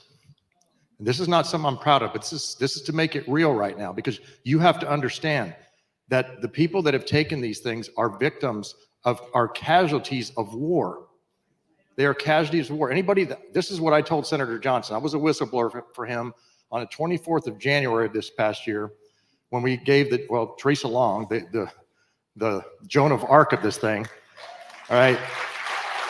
When she said to me, and I was down on the border with Texas and Mexico working, taking care of 6,000 soldiers on Operation Lone Star. She called me and said, have you had time to look at the DMED data? And I was like, no, I don't look at that. I'm fighting a war with cartels. She said, well, look at it. And the numbers were astounding. They were astounding, the amount of data, the rise in data, 11x rise in neurologic dysfunctions. And I wondered why, when I got that Moderna shot, why I couldn't think straight, and why I couldn't jump out of a plane, and why my hand shakes like a leaf. Wonder why. Demyelination, it's a real thing. It's one of the 1,291 reported adverse reactions that Pfizer finally came out with under a court case that we went to shortly thereafter, both she and myself, for Matt Staver, who's going to speak tonight with Liberty Counsel in Seals versus Lloyd Austin. This is real. Those things are real. Doc, when it's time, keep coming. Come up here and grab me, because I could go on forever. How can I talk about these things without getting emotional? Because I loved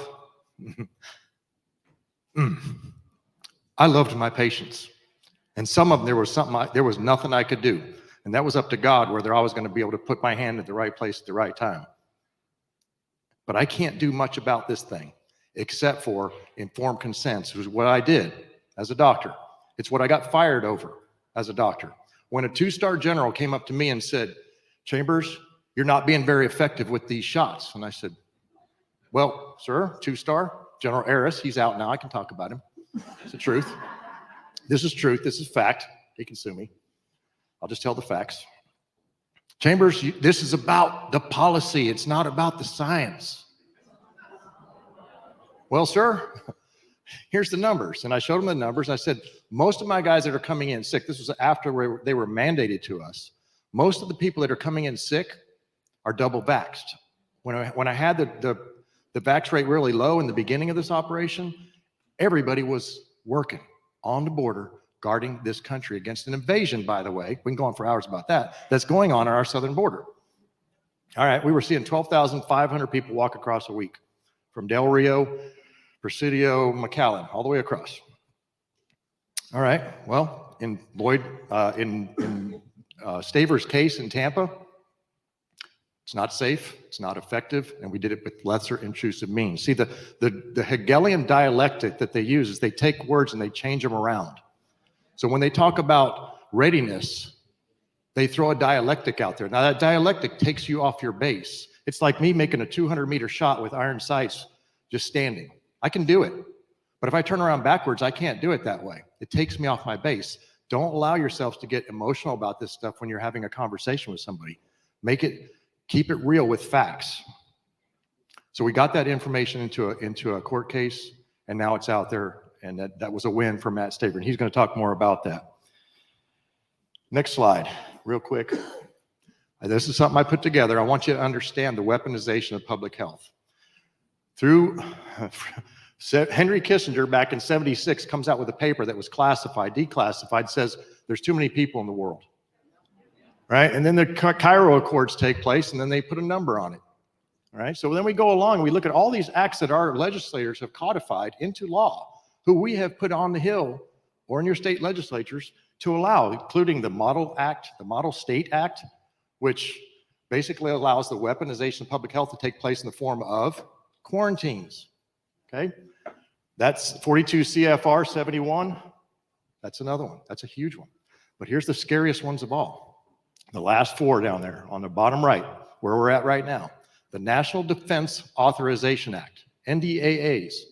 That's for money being spent and authorizations to the military, the DOD, to then take HHS and wrap it under, because they had a memorandum of agreement where DHA, Defense Health Agency, and HHS got together in 2018. So as a warfighter and somebody that looks at strategy, I had to put all this down on paper to try to figure out, when COVID was a thing, but there were 70 patents that were prior to that, it doesn't make any sense. How can you make a patent on something that doesn't exist yet, right? So when you look at that and you say, well, then what happened with these NDAAs that our legislators put into law? You know what they say?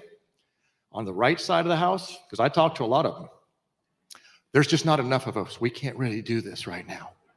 We can't really win this thing. Well, guess what? When I had 24 Green Berets in the Tagab Valley in Afghanistan, and we were surrounded by 300 Taliban, and it wasn't for the Marine aviators that came and rescued us and the Air Force guys that came and rescued us, we wouldn't be here. Should I have just given up? Should I have just said, well, we just don't have enough guys. I guess our heads are going to be on the internet this week. Should I have done that? Legislators, I need you to get some cojones, and I need you to start stepping up.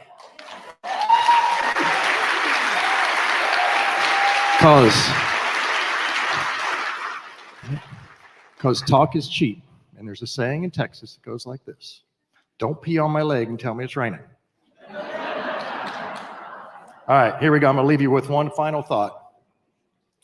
When we do hostage rescue, and we've got some people here who've done that before, when we look down at somebody that's been in chains, oppressed, and we reach our hand down and we cut those chains in half, we look at them and we say, follow me if you want to live. That makes it pretty clear.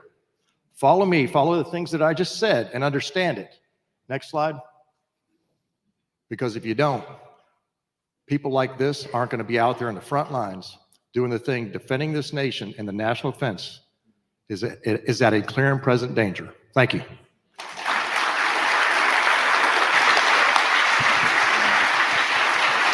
Thank you for your work.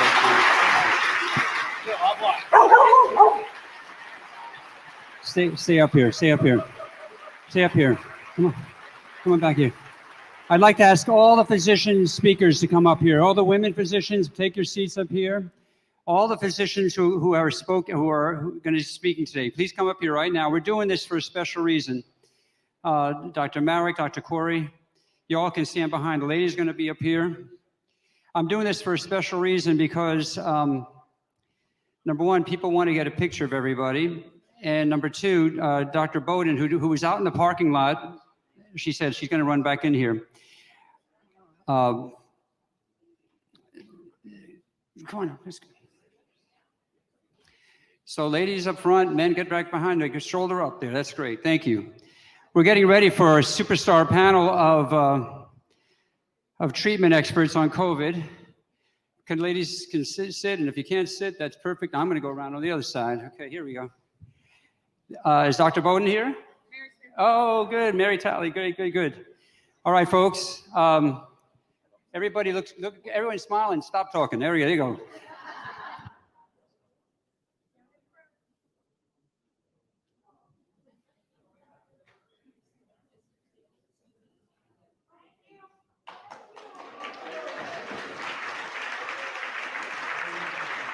Thank you all. Thank you for humoring me. The ladies, we're going to give way to the men now. And gentlemen on the next panel, please take your seats. And we're going to have Dr. Finn. You might be the surprise participant. You just never know. Have you sit right there? Sure. Yep. So this next panel, and again, I got to thank Dr. Chambers. Pete is just absolutely astounding. I'm going to bring you up separately afterwards. Yeah, I promise. Dr. Thorpe is here, and he's going to touch a little bit on women and health, but I wanted him to do his own thing because he's got some important slides to share. But this next group is, many of them need no introduction, and maybe a couple again do, but they're friends of mine whom during the most difficult days of the Delta variant, we'd be on the phone, not infrequently. Dr. Urso, I'd be calling. And by the way, Dr. McCullough would be here. He finally got a weekend with his wife, and they're in Cabo, Mexico. And again, family first. So Peter McCullough and Richard, and then I call Pierre with my patients like Steve, especially Steve, Mary's husband I alluded to earlier. When he was near death, I called Pierre. I said, I need help with this guy. I mean, Pierre is like the intensivist extraordinaire. So this is what happened. If it really wasn't for this COVID stuff, we never would have met each other, and these people also would have just died. So it was the communication, the dialogue that made people survive. And thank you. So this next panel, we're going to kind of take off with the idea of where are we now with regards to the prevention of COVID-related illness and the treatment of COVID. And why I want to, and let me introduce, we've got Richard Urso. Dr. Urso is from Houston. He's one of the developers of several drug products, and he did research on inflammation and disease, long before COVID. So this man, and he's an incredible ophthalmologist to boot, actually helped me when I was having my eye problems. Dr. Urso, Dr. Pierre Corey, you all know, I think, from the Frontline Critical Care Coalition. Also hails from Long Island, in his case, Massapequa. In my case, Brentwood, the home of MS-13 right now, but so that's another story. Dr. Dan Stock from Indiana, a great family physician, and has incredible insight into much of the nutritional and alternative aspects of healthcare. I really wanted him up on this panel. Dr. Paul Marek, who with Dr. Corey, one of my heroes. If you want to see something, you just watch that man's testimony before the Tennessee legislature or others when he just, from his heart, spoke to these legislators about why they need to protect doctors' right to provide treatment to patients. This man has a heart like no other. And then, God bless you, Paul. And then I brought up here Dr. Lynn Finn, who can tell us a little bit more about, so I can tell you, she is an amazing researcher and scientist, and initially, what was your initial field of training? My initial training was infectious disease. It seems these days, you don't have to have a brain for that specialty.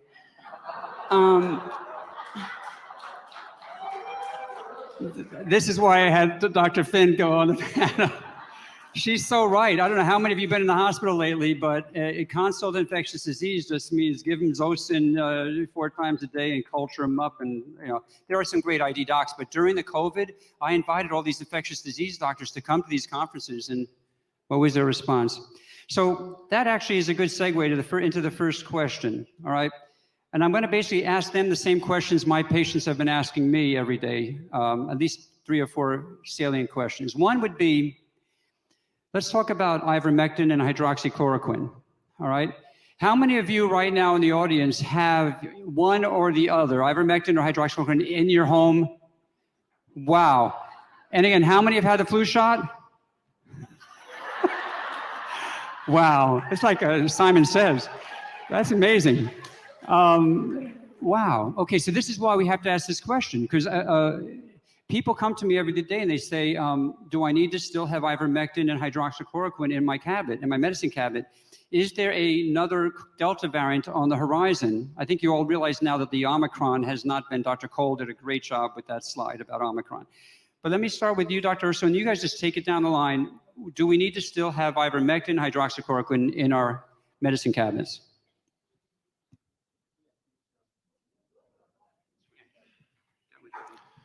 So it's kind of we're starting at sort of, we're jumping forward, right? So I think it's good to kind of start the narrative a little differently.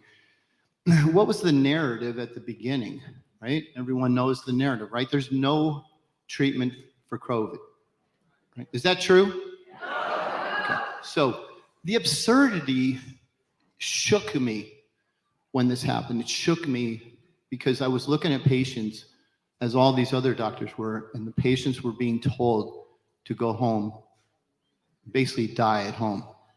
Okay, so let's understand the narrative starts right there. It was a lie from the beginning. Okay, it's still a lie. We've got plenty of treatment. All right. So I want to say this. At the very beginning, one of the things that I felt was, do we cure hypertension? No, we don't cure hypertension, right? Do we treat hypertension? Do we mitigate the damage from hypertension? What is COVID? You have blood clotting, respiratory problems, inflammation. Do we have any medications for those things? Do we have any medications for inflammation, for blood clotting, for respiratory compromise? To say, and it's a dangerous thing to say, but they lied from the beginning. So it needs to be said. They lied from the beginning. They're still lying.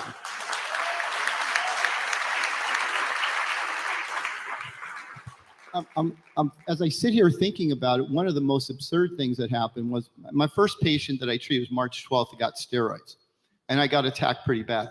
But Dr. Corey went on a public Congress meeting and said it, and they literally tried to hang him for that. Are steroids effective in COVID-19? Are they super effective? Yes, yes. So even the scientists were actually lying from the beginning. Like, this is normal for respiratory disease. Steroids are an integral part of that, all right? So yes, you need a variety of medications always when you're dealing with viral disorders. So do you need hydroxychloroquine? Yes. Is hydroxychloroquine have a lot of bad side effects? Do they have any good side effects? All right. Where's Dr. Malone? Are you still here? So anyway, it has a lot of great side effects, right? Lowers your cholesterol, lowers your hemoglobin A1C, lowers your D-dimer, SAD rate, C-reactive protein. It's in 102 clinical trials at clinicaltrials.gov for its use against autophagy inhibition and cancer. It increases your bone health. It decreases platelet aggregation, decreases chronic kidney disease. So it's a great drug to have in your household. Is ivermectin? No, that drug's no good. We know it's fake, right? It doesn't do anything. Horse pace. That's generous. So I'll leave that to PR. But it's a wonderful drug. It's got so many different side effects. But you need anti-inflammatories. You need antithrombotics in your tool case. You need stuff for respiratory compromise. You need multiple things. You don't need one thing, right? Viruses, cancer cells, you attack them from multiple places. That's how you do it, right? The very beginning, that was obvious. So we had about 9 things from the beginning that we could have used. we still have multiple things we can use. They're going to build now, I always say that SARS was basically a Volkswagen, and now, as Ryan Cole said today, it's like a nuclear bomb. They have, they put in a GP120 fragment to evade detection and maybe turn into a prion. They increase the ability of the ACE2 receptor to bind. They put a TMPRSS2 to get it in the deep lungs. They basically have an NRP1 to help it get into the brain. It disturbs DNA damage therapy, P53 and BRCA.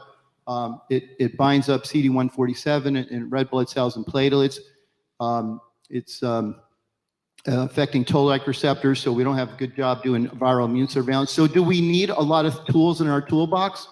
Yes, because they've done things purposely to make this thing very, very powerful. And so you need more than one thing. You need multiple things in your toolbox. I left out about 6 things out of the things they've done to that virus. Richard, but I'm going to go ahead getting and the hook from over here. Yes, I am. I'm going to go ahead and let Pierre go ahead and give his words in. Let me just add a couple of things. So the question that I get a lot is really around prevention. A lot of us were taking either hydroxychloroquine or ivermectin regularly. And so I see a lot of patients for that reason, for treatment planning and prevention. Here's my take on it. I don't think there's one correct answer on that. I think it's extremely patient dependent. And there's a number of variables, right? It's not only how old you are, how sick you are, what variant is circulating, but it's really about your natural immunity and how many times you're naturally immune, right? Every time you get it, it's milder the next time. The variants are getting milder. And then there's just risk tolerance. Like I got COVID, I don't know, August of 21, and I haven't taken anything preventatively since, except for like vitamin D and a couple other things. But I haven't been routinely prophylaxing. And I do have patients who do, and I also think there's a few approaches you could do. You could take something on the regular if you're really cautious or really worried about getting sick, or you have a lot of comorbidities, or don't have good natural immunity. You could also just sort of like start taking ivermectin or hydroxy before like high exposure events, if you're really concerned, and so I think, you could, there's a middle ground there. And so I think it's really dependent on the patient. But the point is, I just want to back up with what Richard's saying is, our dream from the beginning when we learned about early treatment is that every household in America should have been provided with a treatment kit like they did in some other countries, right? And, because our government did not do that for us, we had to gain agency. And I'm proud of the work I've done with Paul and in building the FLCCC and offering guidance. And I think it's reached pretty far and wide. And we're going to continue to do that. We're committed to doing that. But yeah, everyone has to have something in the house to take upon first. So that's what I have. When I'm traveling, I just have something if I get sick. I hit it hard. Like Richard said, combinations of therapies. I always use at least 2 antivirals. I'll use hydroxy and ivermectin. And that advice is going to stay like our current protocols on flccc.net, right? That's our organization. But we have adapted and changed them according to variants. Like when Delta came around, we kicked it up a notch. And I don't know what's coming next, this BXX25713. I can't even follow the numbers. But if this one's more severe, we'll hit it harder, right? And I mostly, unfortunately, I worry about my vaccinated patients and how they fare with these. The unvaccinated, we know, do much better at every turn with this disease. And so, again, we're here to, we'll be studying it, following it, and we're going to continue to provide guidance, and I hope it helps.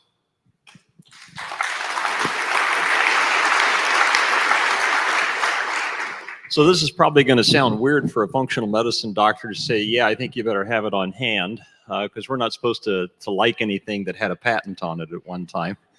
And I'll tell you why I would say that for 2 reasons. First of all, your government's going to try and ban it because the people who are doing this have been hired because their particular biases are profitable, and ivermectin's not profitable. And while I think the best thing for you to do for COVID-19 is to make your immune system so damn good that you end up in the 50 to 80% of people who get infected and don't even know they have it, all right? But some of those things to fix your immune system take a while to get put together. And there are going to be some things that are going to damage your immune system before somebody who knows how to put it together really well can get it done for you. And in that moment, the federal government is probably going to decide it would be happier if you just died profitably. And for that reason, I think we're going to need to have these tools on hand because it's real easy to get sick. Immune systems are very complicated. They're easy to break. And the idea that we're never going to have to jury rig this for a short period of time till we get things fixed is just naive. And my hope is when somebody comes out and says, we've got the new super drug, Paxlovid, or whatever other nutty thing we're going to come out with for COVID-19 that hasn't really thought out how the disease develops, make sure you tell them that, look, there is some old stuff that's been very well designed that can get me through until my immune system works right again.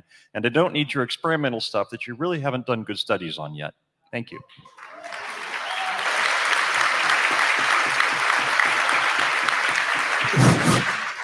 Hey, thanks. So I'm going to talk about empowerment. I think everybody in this audience needs to be empowered. First with knowledge, because that empowers you, and then how to protect yourself. So in terms of knowledge, everyone in this room needs to read Bobby Kennedy's book on the true Anthony Fauci. You need to understand what happened and how we got there. The second is a recent book called Turtles All the Way Down, because if you thought the childhood vaccines were safe, you better think again. They have been corrupt, dishonest, and lied for decades, and it hasn't stopped. So if you have kids and grandkids, you better know the truth. The next thing is you have to do whatever you can to prevent yourself getting COVID. When you get COVID, you need to be treated day one. So there are things you can do to empower yourself, your family, your kids. The first is we know about vitamin D. You need to take vitamin D. The second is there's something called sunshine. There's something called exercise. Go outside, walk, get sunshine. The powers of the sun in terms of its enormous effect on your mitochondria, it's your melatonin, your energy level is truly astonishing. So there are things you can do to empower your health. You can start eating correctly because Americans, the same way as Big Pharma, are crooked. The food industry, the USDA are equally crooked.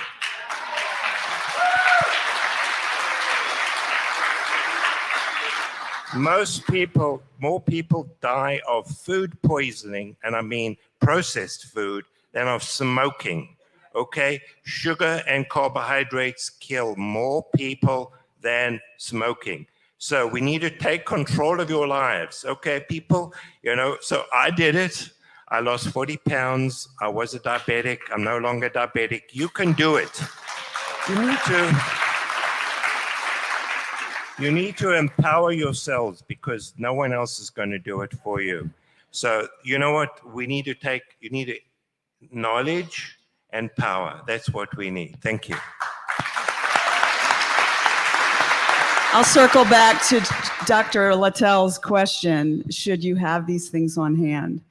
Of course, you've learned over the last 3 years. They probably weren't easy to get, were they? How many of you had to order it from another country? Raise your hand. Yeah. Wow. That should never happen in America, should it? No. And with services like Dr. Marble's My Free Doctor, those networks can only handle so many calls, right? So when we had these waves of Delta and we had these waves, the early waves, there are only so many people that can get through to be heard and seen and get prescription. So yes, do you keep them on hand? I say definitely. I'm all for taking, like he just said about empowerment, taking your health into your own hands, as Dr. Katz said as well. You have to keep your D levels up. You have to make sure you're taking it with K2 and magnesium, or it's not gonna work as well. So those 3 things in combination. Go get your levels checked. Make sure your levels are above 50, at least, at all times. If it drops below then, you're you're at risk of catching something and not having the best outcome. Looking forward to what's coming or what could come or escape or, jump from an animal. Those two drugs are also could be quite important in the future. And will it be easy to get? I'm guessing no. So yes, make sure you have your tool chest at home. Make sure you have a close relationship with your physician that you trust, and take your family's health into your hands. Thank you. Thank you. I'm going to come back to you in just a second. Thank you. Thank you, Dr. Finn. I'm going to ask, remember I said at the very beginning this morning, this whole conference is about restoring hope in healthcare. I'd asked the AV, and he's doing a great job. I want to thank Stephen in the back there and his company. They had to really pinch in. People couldn't make it, but can you show the one slide, the little short 1 minute segment here? Yep, hopefully it'll pull up. Oh my goodness. Here we go. Turn it on. Go to play this, and you should remember this line from this doctor. I wrote this down. I couldn't believe it. The one line that should be replayed throughout the country from that gentleman whose name escapes his sight. He says, "My fear is that people will take ivermectin and have hope." We heard him say that, guys. Let's chew on that for a while. Thank you. Okay, guys, I missed the very beginning, but that was from a conference in Kansas City. I was a chief medical officer at the Kansas Medical Center. My only fear is that people will get ivermectin and have hope. And this takes me to a difficult question to ask any doctor who is still involved in hospital work. I know Dr. Corey can't be involved in hospital work anymore, but when we see our colleagues on a day-to-day basis in infectious disease and in critical care and family medicine and ophthalmology, and we know what we know, and we saw what happened in these COVID units. We saw also what happened with the pharmacies. And by the way, I got to tell you this, just the other day, I was calling in life-saving medications for a child who was having an asthma attack. The child needed prednisolone and an antibiotic. And I'm calling Walgreens at the 11th hour before it closes. And they're saying, "Oh, just wait a second." I said, "Okay, I'm waiting." 7 minutes goes by. "Oh, he'll be right with you." I said, "What is going on?" It's Sunday afternoon, like 4 o'clock, they're going to close. Well, finally the pharmacist gets on after 14 minutes and I said, "What in God's name have you been doing for the last 14 minutes?" "We had a whole bunch of people needing vaccines." Vaccines. And I lost it. Actually, I lost it so badly, I lost my voice for about a week, and it's just come back today. Thank you, Jesus. But no, I was actually going for a run with my son down to the end of our neighborhood, which is a fun thing to do on a Sunday. I had to run with my phone in my pocket because I had to wait so long for this pharmacist. And so when I screamed, the whole neighborhood heard it. But I said, "What in God's name has happened to Walgreens," which, by the way, is public enemy number one in the world of pharmacies, okay? Public enemy. You feel free to boycott it. I tell my patients, I'm not sending prescriptions to Walgreens unless you are forced to go there. But you need to patronize which pharmacies? What kind of pharmacies? Independent compounding pharmacies. We went to them when you were going to be losing your life, right? When you couldn't get ivermectin, but then people come in and say, "Oh, I'll send my blood pressure medicines to Walgreens. I'll just go to whichever People's Choice pharmacy, only for the ivermectin." So I'm going to ask you all, how are we going to fix that allowed people to go without hope? These doctors who are like robots now, the hospitalists in the wards who are just following protocol after protocol, the pharmacists. And God bless the nurses, because I want to tell you all, if you're in the nursing field, could you please stand up? If you've been a nurse. That's beautiful. That's beautiful. I want to thank you, nurses. I didn't meet a single nurse, right? I didn't meet a single nurse during this time who really agreed with what they were being forced to do, but they couldn't risk losing their jobs. So we got to work on our doctor colleagues. We got to work on these pharmacies. Take it away, Rich. What can we do when they're saying they don't want their patients to have hope? And we knew that there was an answer. So one of the big deals is that we heard earlier is that the corporate practice of medicine is here. 74% of physicians work for an organization, not themselves.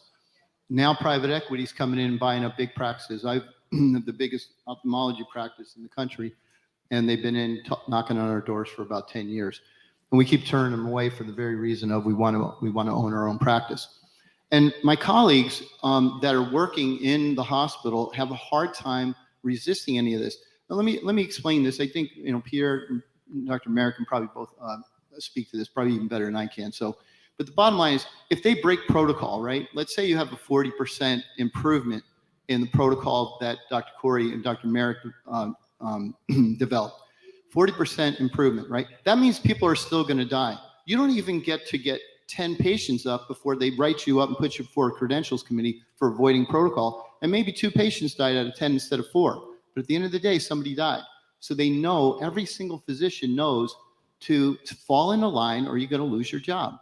We even had a situation where early on in the pandemic, they actually told us that if we wore a mask and we're short a mask outside of the hospital, that we might be criminally liable for interfering with a public health emergency. So it's very hard to overcome that. So for myself, it seemed really easy. I knew it was wrong. I knew it was a lie. I knew the data. I knew the research. And I just felt like if I didn't speak up, nobody else would. So I called my patients and I said, hey, if you have problems, come. Now I've treated about 2,700 patients. But bottom line, in the hospital environment, in these other environments, the medicine in general has basically been in a hospital. If you don't go along with the COVID protocols, you're going to lose money and you're going to lose your job. And the hospital administrators figured it out real quickly. The amounts of you saw some of the things were up to $500,000 per patient. One of the studies I know Mary Talley Bowden actually put out there, she had collected some data. I know in Texas, by the end of like 2020, mid 2021, they were being reimbursed $181,000 per patient. So this is a complex question because jobs are at stake, and that's why people don't do it. And it's hard for us. We're looking you in the eye in the office, knowing that you're going to die if you don't get treatment. And so all of us decided that's not going to happen. I mean, I think the question is about how we're going to go forward here, right, John? I mean, I hate, harping on all the negatives, but we're in a state of total regulatory capture at the federal level of the agencies. And that actually probably, pertains to almost every industry has captured their own little part of the government. The public health control and the rapaciousness and the level of control and corruption it's truly, it's been one of the, worst or best lessons of my life. I did not know this 2 years ago. I will tell you, in my entire career, I've never been told what I can and can't do. That's what my medical license allows me to. It gives me the autonomy. Our level of knowledge and expertise amongst doctors varies. Our practice patterns vary. And there should be a lot of diversity in approaches. The only thing I think I was ever restricted was to give IV Tylenol because it's like absurdly expensive and there's great alternatives. And so they would restrict really expensive drugs, but never did I see this. And never did I see hospitals literally telling you to the dose and the drugs what you could use.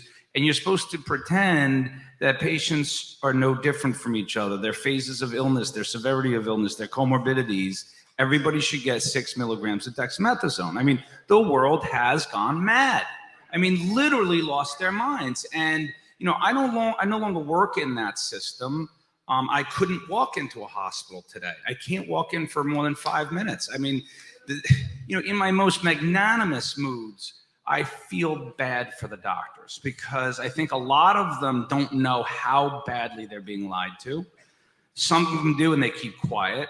But really, it's clear to me going forward that, we need a parallel system. The journals are captured, the agencies are captured. The system is so tightly interlocked from the funding of the academic medical centers to these huge health systems, the insurance companies. I just call it the system, and I'm really happy because I practice outside that system now. I have a little private practice.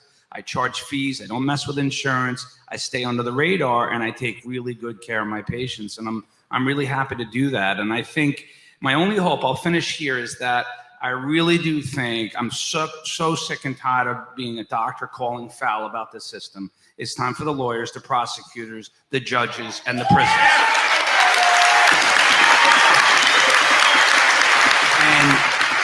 And I know this, our law colleagues, we get a lot of adulation and appreciation, but give all those lawyers the support. Give those nonprofit law groups who are fighting the cases that no other lawyers will take, none of the big law firms are going to take.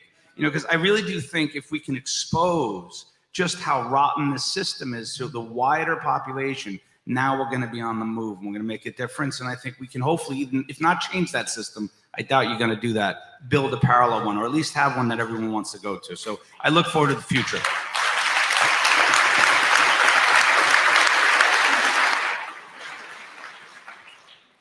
So this is probably a functional doctor get to the root cause analysis, and I'm actually in that alternative medical system, and I can tell you, ladies and gentlemen, it's not the ultimate solution. This government has been paid to write laws. They're going to destroy you. And when you build the alternative system, they will be paid to write laws that destroy it too. Now that may sound very depressing, but let me tell you why it's not depressing to me. I got fired from my first job in 2013. I think I beat everybody up here by about a decade almost. And what I started doing when I had one of my patients advise me about the Convention of States organization was I started lobbying the Indiana State Legislature. And ladies and gentlemen, thank you very much. The strongest branch of your government is the one that's working the worst, and it's not the courts, and it's not the executive branch, it's the legislative branch. But ladies and gentlemen, that's also the branch which has the greatest responsibility to you, that you have the greatest ability to get to at the state level. And they are starting to listen. Now I have to tell you, if you've ever gone and lobbied a legislature, all right, and talked to your legislator, you will find out they are the best liars in the system. And it is in their training. And they know how to hide. They have actually rules of the chamber set up to help them hide. But ladies and gentlemen, it's time for us to start going to them and say, look, we know how you dodge debate. We know the rules you're using. We know that you can reduce all of these laws and change all of them anytime you want to. I love Pete's statement here that, we just don't have the power to do this. Look, you do have the power to do this, but ladies and gentlemen, this is going to start at your state legislature. So if you want to have hope to change this, what I want you to do is to commit yourself to find out who your state senator and your state representative is, and you go to him and say, look at all those laws that the attorney showed me earlier on here in the state of Florida that make it so tyranny can run. I think the most important question that everybody has to ask here today is, who is the boss in the doctor-patient relationship? That's right. If you just said the doctor, I would burst out in tears up here. And ladies and gentlemen, you need to go to your legislatures. Yeah, your executive branch stinks. The courts are probably going to try and save you and punish some, but stop some of the future damage. But this is going to come back in a different set of laws in a different arena until you hit your legislator and hammer them so frequently they know your name and are terrified of you. And that's where your hope lies.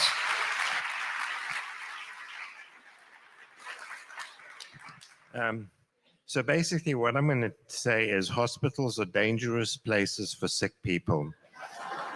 And you have to do whatever you can to keep out of the hospital. So if you go to, Jeff Childers, I think, presented this data. If you go to the hospital with COVID and they send you home, the hospital makes about $2,000. If they admit you, the average is about $500,000. You get extra billed if you're positive for COVID. You get extra billed if you're admitted for COVID. You get extra billed if you're admitted to the ICU. You get extra billed if you intubated. If you intubate, there is an extra bill. And then the federal government gives them a 20% bonus if you prescribe remdesivir. We know remdesivir increases your risk of renal failure 20-fold and death by 4%. So the federal government is incentivizing hospitals to give you a toxic drug which kills you. So that's the problem. They are money-making centers. Hospitals have enormous power over doctors, enormous powers. They talk about hospital privileges. So according to their way they operate, it's a privilege for you to work in their hospital. And what they can do if you don't follow the line, they will revoke your privileges. How do I know this? Because it happened to me. Okay, they came up with something called sham peer review. They invent fabricated, bizarre, and unvalidated charges. So criminals, rapists, murderers have more legal rights than a physician. More legal rights. You have no due process. You assume to be guilty, and they will terminate you on no grounds. That's called sham peer review, and that's called hospital privileges. So they have enormous power over physicians. And so obviously it's part of the whole system is broken. The entire medical system, medical education, medical teaching, the medical journals, the agencies, the regulating agencies, as Pierre said, they're all captured, they're all controlled by big pharma and by this industrial complex. So that has to change. That's the problem. So, avoid hospitals, empower yourself, and hopefully we'll have an alternative system that may function in some kind of a way. But that's what we're facing. Okay. So I agree with 100% of every word out of each of these gentlemen's mouths, 100%. But I want to give you hope because that's what we're discussing here. And there is hope. And I'll give you an example. A couple of colleagues early on in January of 2020, when I had this all laid out, I knew every binding site. I knew every drug and chemical that would block that binding site. I knew every mechanism that was in play and how to treat this. And I thought, I got this, pandemic over. And a bunch of us that were the few groups of AFLDS that went and said, hey, we have solutions to all of this. Don't worry, pandemic over. It's all good. Until the deluge, until we were attacked, until we were completely destroyed. And they were like, we looked at each other and went, wait a minute, I thought we were doing good. Okay. Well, I'll tell you, a lot of those people early on that were colleagues that looked at us and wanted to send us tinfoil hats and all of the above, I am finding many of them turning around a little bit. I'm getting texts. Okay, Lynn, you were right. You're right. This has to stop. I'm not taking any more boosters. I'm done. Okay, that's hope to me because they were all on the same page. It was lockstep from start to finish. And we all looked at each other and said, are we crazy? Are we really nuts? Maybe we are, because they're all in agreement and we're the oddballs. But we are seeing our little groups of physicians that chattered grow and grow and grow. And people that were against us were saying, hey, I just have a question. I have this case of blah, blah, blah. Are you seeing this? Yes. And lights are going on everywhere. Okay, that is hope. There's going to reach a critical mass where either there's a mass exodus in a desire for a parallel system or a better system, or they're going to get rid of us and put in new indoctrinated, as I call, vending machine physicians that put press the button and spit out your treatment, and that's that. So just as Dan said, this is where you guys are critical to go to your state legislators. We have to ride this tide that's turning, and we have to hit it full on and make it turn even more. And that's going to take the masses. It's going to take all of you. So wake people up, get together, organize on a state, on a local, and then on a national level. And maybe we can turn some more minds around. Thank you. John, Go ahead. Yeah. I want to add Dr. Corey. one quick thing to the state legislator. You guys have to understand, it is happening. I mean, if you look, there's a website, Federation of State Medical Boards, which is kind of our enemy right now. But oddly, they have a legislative map on their website. 46 out of the 50 states have active legislation around COVID. 95% of those bills are about protecting doctors and pharmacists and re-emphasizing the freedom to use repurposed drugs. So there is a movement at the state level, because Dan's right. The only way you're going to fight back against regulatory capture is at the state level, in our local and regional, because they got them at the top. So we got to do everything we can on the ground level. I will encourage everybody here, when you go talk to that state legislator, remember, this guy doesn't know chemistry from bupkis, all right? Most of them aren't knowing this. All they know is that lobbyists come to them with much more money. The power in that legislature is highly concentrated in the hands of the Speaker of the House and the President Pro Tem of the Senate, who controls the lobby money and whether they're ever going to get a bill passed again. So the first thing you need to tell them is, look, I know that what happens when you go to the legislature is you march in and you hand over the power that I, as a citizen, gave to you to that guy who runs the chamber. And the first thing I want you to do is take it back. And if you don't take it back, I know what's going to get happen, because we saw this in Indiana. We had laws passed that were worded in ways that they did nothing good. If that legislator knows that you know how the game is played, that he surrenders your power as soon as he sits down in the chamber of that legislature, then he will go and say, look, this isn't the language they want. This is the outcome of the bill they want, and they will pay more attention to you. But they're going to try and give you a little dog and pony show first. Make sure you let them know how the dog and pony show works. And at the end of the day, this thing needs to be made up so that the power is given back to the patient. All of the power back to the patient.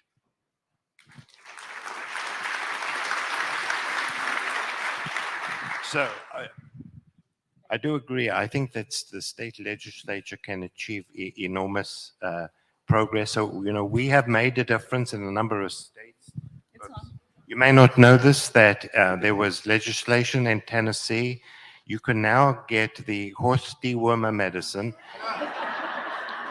For your horse, and I'm just kidding. You can go to a pharmacy and get over-the-counter ivermectin in Tennessee. They have state laws which protect doctors and pharmacists from losing their license prosecuted. We did the same thing in New Hampshire, and they were very receptive.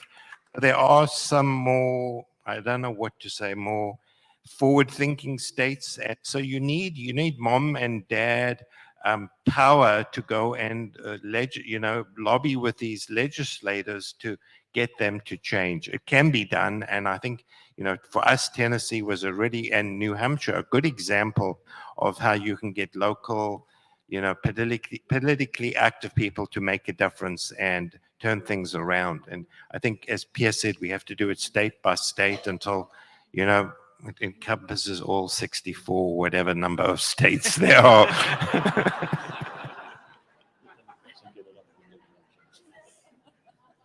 Just to tag on a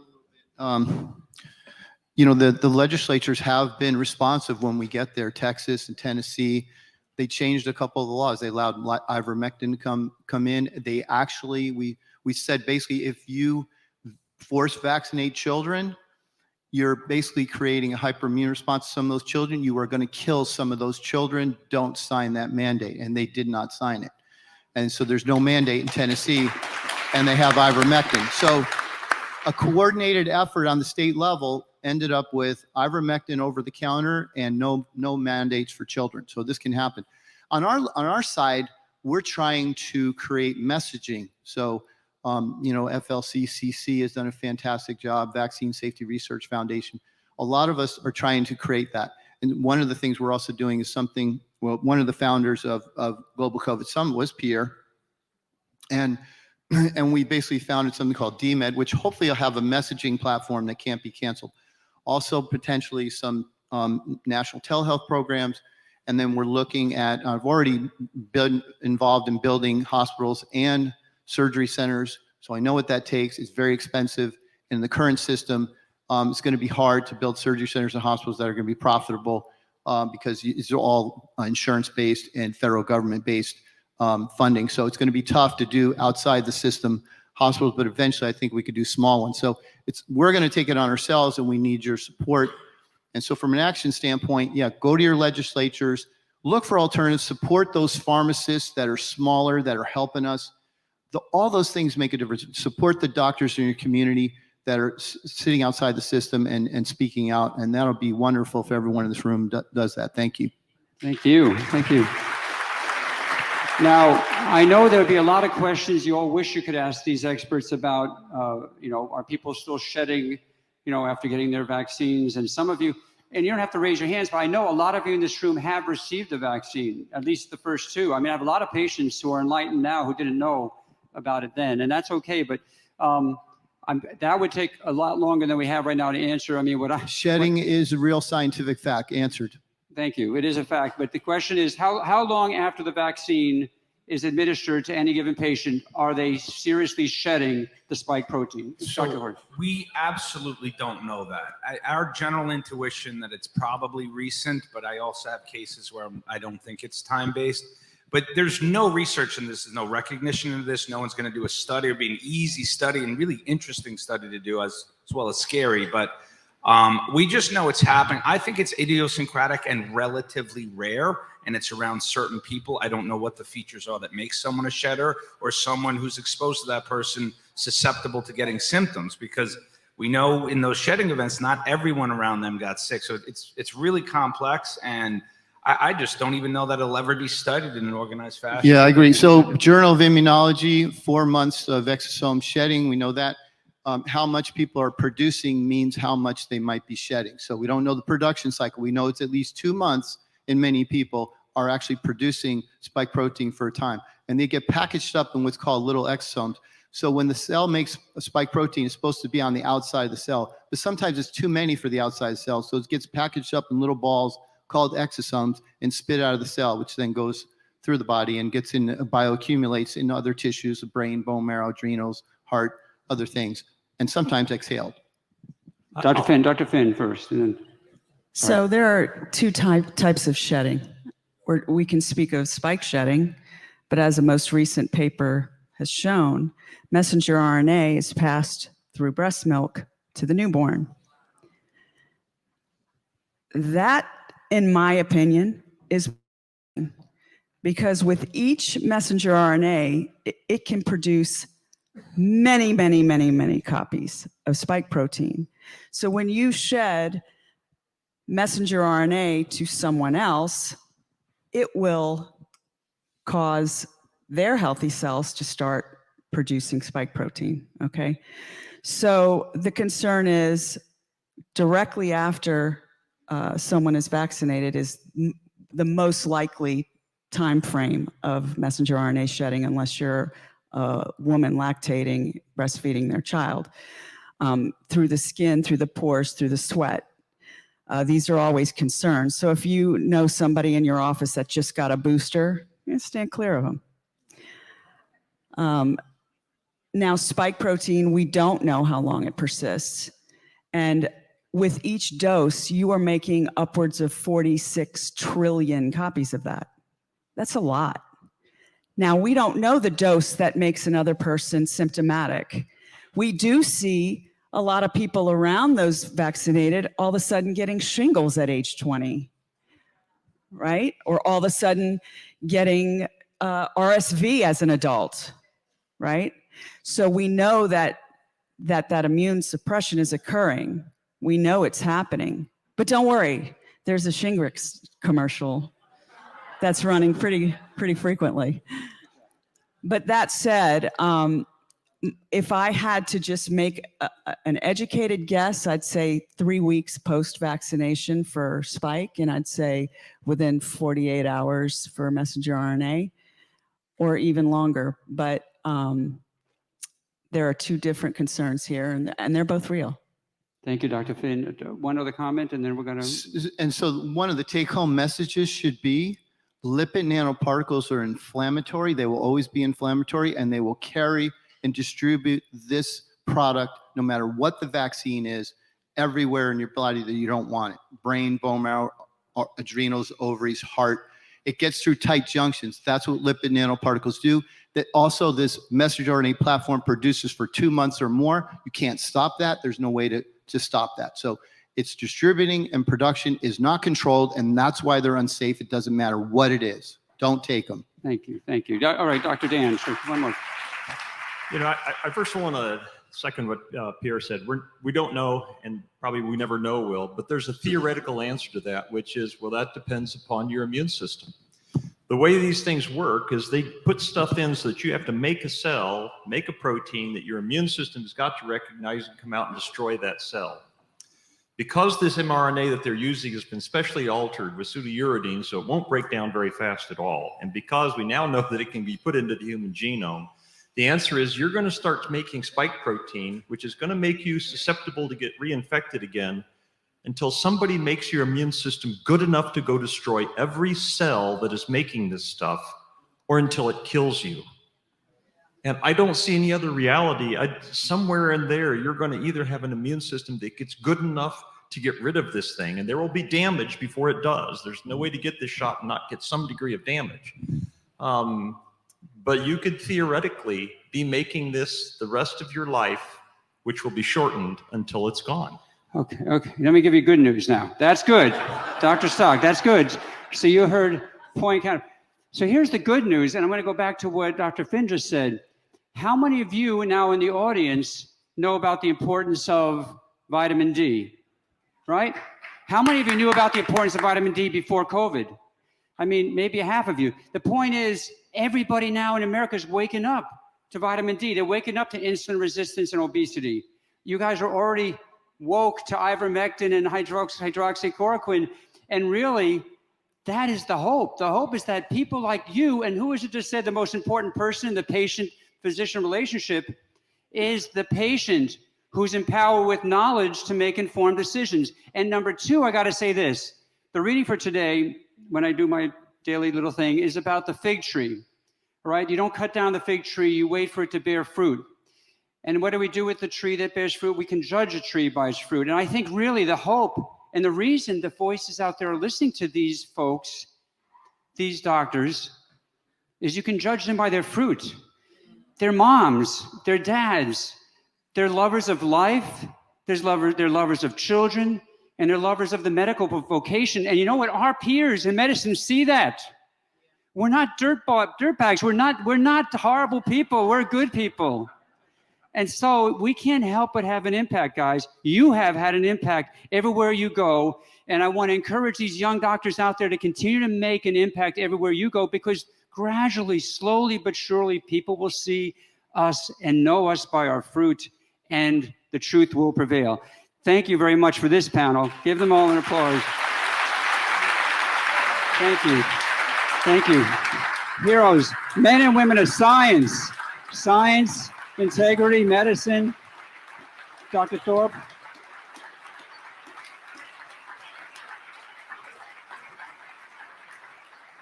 I just want to introduce you. Now, guys, you can stand up a little bit, jump and, everybody get some circulation going. You've got two amazing presentations. And by the way, those of you who paid for we're going to do the drawing for the posters in a bit after these next two talks. So take a couple of minutes to walk around while we set up our next talk. We're going to go out with a big bang. Thank you.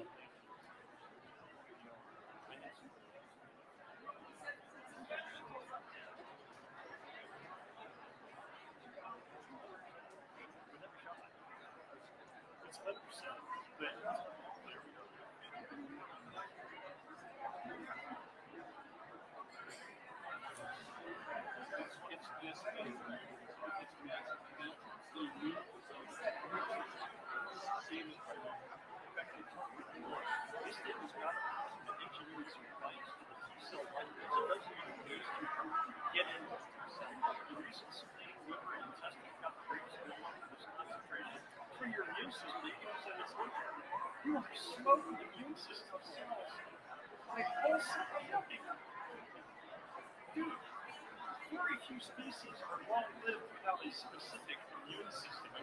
Muscles and occupied don't do so good. You're taking a life or something.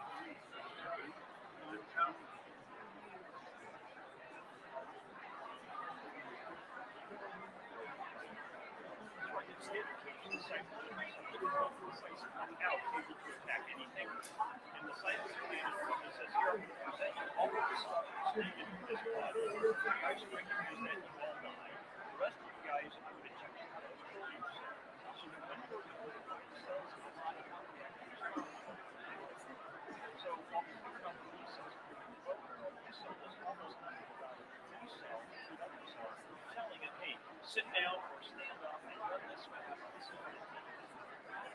I'm a believer that there are two things that find the strength.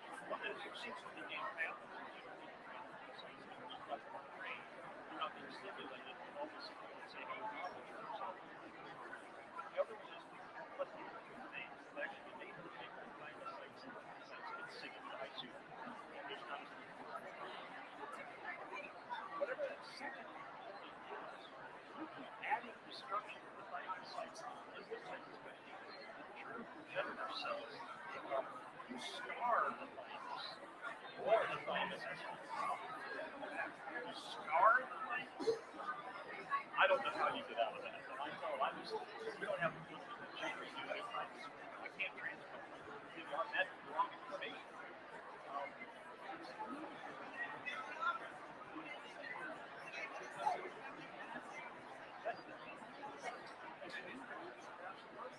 It's getting ready to make everything.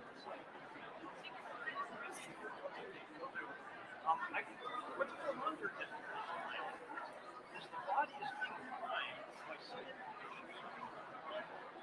We don't know exactly how it's getting there, but it's telling it thymus. These are the things that are going on with you. And this thymus is learning, oh crap, we're afraid to go out in the world. Stuff. Oh crap. We know the immune system is being educated. It's being educated by these things.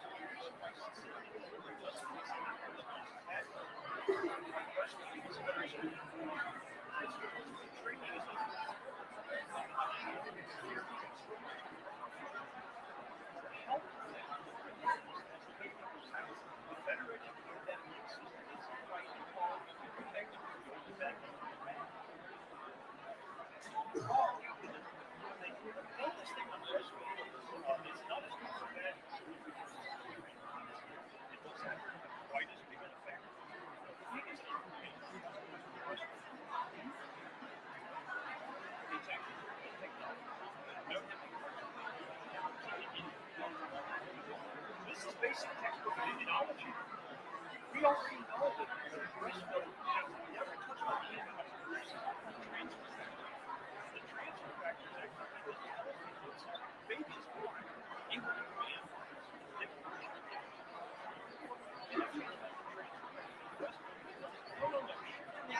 Scientific research.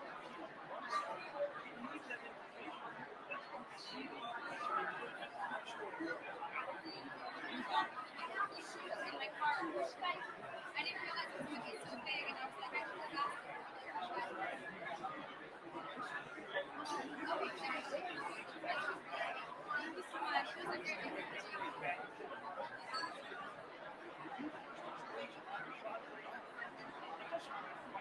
No, we got people waiting for you. You're going to talk right now. You hang on to that. I'm going to introduce him right now, okay?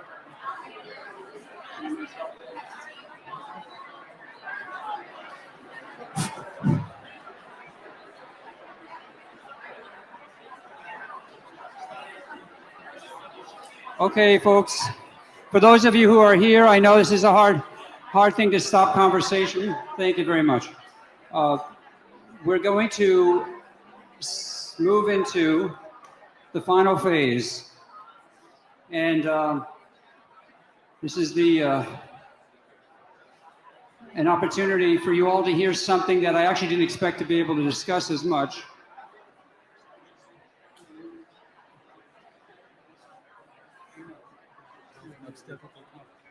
Okay, so we've been hearing a lot about the effects of the vaccines on women, and we're really fortunate to have with us this afternoon, before we move on to the final discussion with Dr. Alexander and Dr. Jackson, I've asked Dr. Jim Thorpe, who drove down here from the Panhandle, and he's going to be talking. He's an obstetrician, career obstetrician, who has had an amazing career in obstetrics and done a lot of research on the effects of the vaccine on women of reproductive age.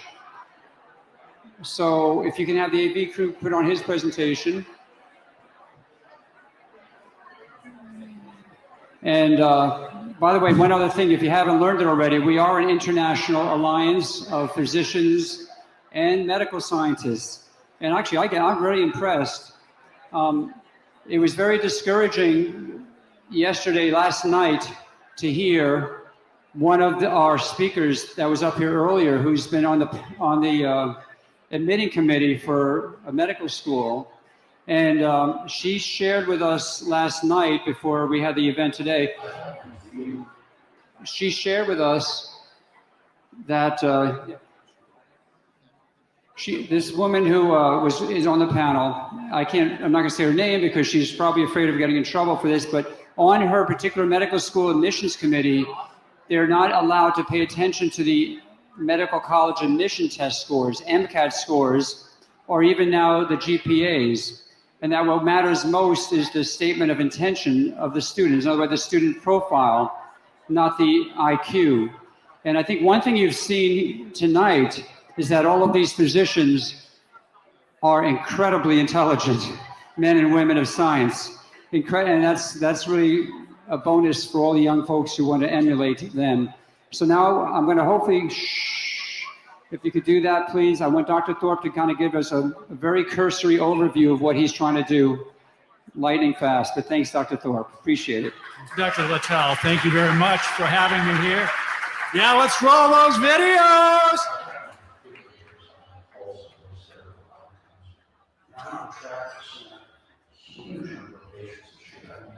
At one point in time, sure, I was on track to see 9,000. So I know what's going on, and I see death and destruction like I've never seen before. We're talking about a 12,000-fold increase in menstrual abnormalities, and it makes sense. It makes sense because the vaccine causes a significant inflammatory effect. Anything that causes inflammation in my business causes damage, injury, death, and destruction in pregnancy. We've known that for half a century.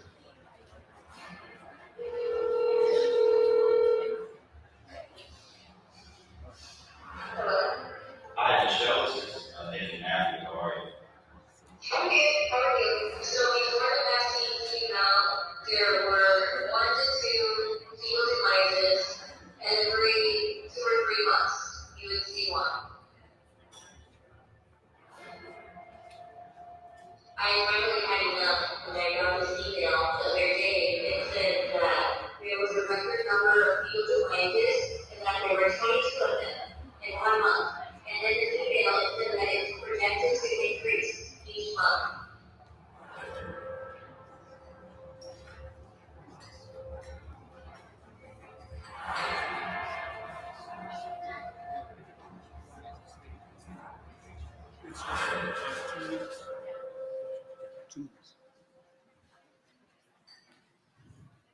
Horrible. Can I have the slides? It's an incredible blessing and honor, privilege to be with all the speakers and to be with all of you. The speakers are just incredible. You, all of you, are just incredible. Been so blessed. Appreciate it, Dr. Littell, and also FLCCC for having me last weekend and having me be their maternal fetal medicine obstetrical advisor. Next slide. My beautiful bride, she drove me all the way up here. God bless her. Next slide. Next slide. Hey, the lady that spoke, her name is Michelle Gerbachan. She just came out of the closet. She was devastated by that email. I spent about 8 hours yesterday making this slide up, and I can vouch for the veracity of the statistics. I want you to look here. The infant death rate, also known as the stillbirth rate, has been very, very stable, right? I mean, really, since I've been doing this almost, 45 years, 44 years, the stillbirth rate is measured in terms of live births per 1,000. And really, it's come down in my career from about 10 to about almost 5.8 or 6. And that's the line that you see, the national vital statistics of North America. You see the stillbirth rate. Now remember, the stillbirth rate is defined as a baby that dies at or after 20 weeks and dies before it comes out of the birth canal. That's a fetal death, very different than a neonatal death. But look at how stable that is. One other thing I want to show you that's extraordinarily important for everybody to look at this. You saw how the media and the protagonists and the fake journals and fake data is made up. And this is one of the things they do. They say, well, these weren't caused by, these deaths, this complication, fill in the blank. It's caused by COVID. Well, no, it's not. Look at, this is a vital data from 2017, 2018, 2019. You take those 3 years together and the stillbirth rate was less. Now let's go to 2021 and look at the stillbirth rate for Michelle's. And this, by the way, is data that's leaked from the entire systems operator in Fresno, California. This is horrifying. This is what I've seen all over the world and all over the country. And for the last 2 years in my practice, a lot of ethical and moral trauma, and with colleagues that won't do anything, with an American Board of Obstetrics and Gynecology that's corrupt, that won't let me show them the data, that threatens my existence because I have the data. But if you take this death figure and you look at that rate at 29.3, okay, my statistical colleagues, I'm a math guy, but Mike Deskovich, a co-author on our paper, PhD in modeling, I did my calculations. He said, no, Jim, you're way wrong. That sigma that you're looking at between the blue line and the red triangle is 40 plus sigma, standard deviation. Let that sink in. As you know, Ed Dowd said that a 10% increase in the all-cause mortality was a 3 sigma event and only occurs as a 1 in 200 year black swan. So when then the same month, we have a spot for another month. They just tied the record with another 22.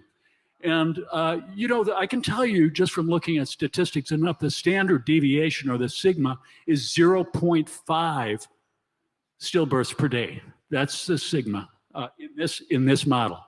So when you look at, you're looking at 30 divided by 0.5. That's a huge sigma. Next slide. This is from my colleagues in Canada, and I've worked a lot with the Canadians. So with the Canadians, this is Dr. Daniel Nagas up there in British Columbia, Dr. Mel Berchet up in Columbia, and then the doctors in Toronto. Dr. Neil Caro I published with. We published earlier in the year, and Jessica Rose, many, many others. But multiple physicians have vouched for the veracity of this data. This is from Waterloo, Canada. 83 stillbirths, about 4,000 deliveries. That exact same thing you saw with Michelle's. Next slide. If that weren't bad enough, look at this. I couldn't even put it. There were 13 dead fetuses in one 24-hour period. One 24-hour period. So I just had to count it as a week instead of a day. And notice that I've changed the x-axis, the y-axis. Instead of going up to 30, it now has to go up to 180. These are massive, massive danger signal events. And then another slide. Yeah, so much for conflicts of interest, right? Like those 12 individuals that push the vax on the schedule. Yeah. Mark my words, history will show. History will show they're all conflicted. And just go down to the last one, the big daddy of them all. The FDA and the CDC are corrupt, 46%, 46% of their operating annual budget is achieved by what? Vaccine profits from the pharmaceutical company and owning of the vaccine patents and royalties. That's true. That's absolute true. Next slide. And I'll end here, but this is our recent publication. This, I think, the most of all the 200 plus publications that I've had in my career. This is by far and away the most important. And we've basically shown, using governmental data, that there is undeniable, irrefutable evidence that the vaccine is killing my patients, my women of reproductive age, my pregnant women, my preborn babies, and my newborn babies. It's killing them. And I want it stopped, and I want it stopped now. Now, Governor Ron DeSantis, yeah, you're doing okay. Yeah, you get my monthly pledge, but I'm not happy that you're still not banning the death shot in pregnancy, in my pregnant women. Stop it now. Mr. DeSantis, take this down. Thank you. Thank you. Wow. You know, I didn't expect him to be here, so I want to thank him for driving down, Dr. Thorpe. We needed to hear that message. The moms and the unborn children need to hear that message. And you know what? I think Governor DeSantis is going to get that. You know, Dr. Latipo, and by the way, as we get ready for the next speaker, I want to say one more thing about Dr. Joseph Latipo, who's watching this from his home after celebrating his son's birthday, or while he's celebrating his son's birthday. But you know, he also oversees all of the health departments in the state of Florida. And what's the #1 source of obstetrical health care in the state of Florida? It's the health departments. All those moms who are Medicaid or have no insurance. So it is amazing that Dr. Latipo himself not only said on Tucker Carlson that he is hesitant to give his own children any vaccines now after what's happened the last 2 years as the head of the health departments, but I'm sure he's woke and awake to what you just said, Dr. Thorpe. So thank you. Florida is going to lead the way. And I do want to take a second. Thank you, Dr. Latipo. You can hear us, Dr. Latipo. Okay, so the sponsors today were amazing, really came through for us in a big way today, helped me in so many ways. People talked about election integrity earlier. We need to vote. We need to have our votes count. You all need to know about the America Project. They have a table outside. You need to know about Moms for America. I see Rebecca out there, heroic people representing moms. Not only did they help in this cause, they even helped after the hurricane getting supplies for the victims down there in southeast Florida. Moms for America, Building Pathways, Truth for Health Foundation, the Liberty Council, which is Matt Staver's group. He's going to be here very soon. And Women Impacting the Nation, and the firefighters, the Orange County firefighters were out there. Boy, you should hear them talk about the campaign that they had to, what they had to endure under this tyrannical regime in Orlando, Florida, that was actually caused several of them to lose their jobs rather than receive the vax. So that kind of stuff gets you a little bit fired up. But I want to bring on stage right now someone who's definitely going to get you all fired up, which is Dr. Paul Alexander. Doctor, come on up here, Paul. And Dr. Alexander is a very good friend of mine, and is this loud? Can we turn that up? Thank you. It's getting better. Very good. He is going to discuss what the heck has happened to his pursuit, his field of endeavor, which is evidence-based medicine. Paul, can you help us figure this out? Thank you very much. Thank you very much. So, wow, first of all, thanks, Dr. Little, for having me here. Some of you would know, would have seen me before. I'm always in the media with McCullough, Urso, Cole, Dr. Corey, Dr. Reish. So I've written a book, and it's coming out in about a month and a half. And from my own experiences within the US administration, the Trump administration, and from my point of view, how we got to where we got to. and I take a different perspective. And well, that's going to be the cover, but I want to get going now that first of all, there is no clinical data that exists today that supports these COVID gene injections in children, none. And this is a hill that parents have to be willing to defend. This is your Thermopylae, this is your heart gates. Under no condition, zero, must a parent today give a healthy child these COVID gene injections. And you must be prepared to battle and even lay it all down to the government and all of those who are pushing it. Under no condition.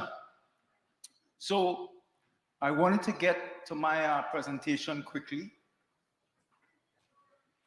How do I do that?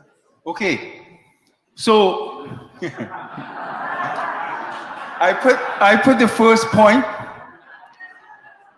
I did a presentation with the Canadian truckers and the US truckers because I was in the convoys with them providing the scientific support. So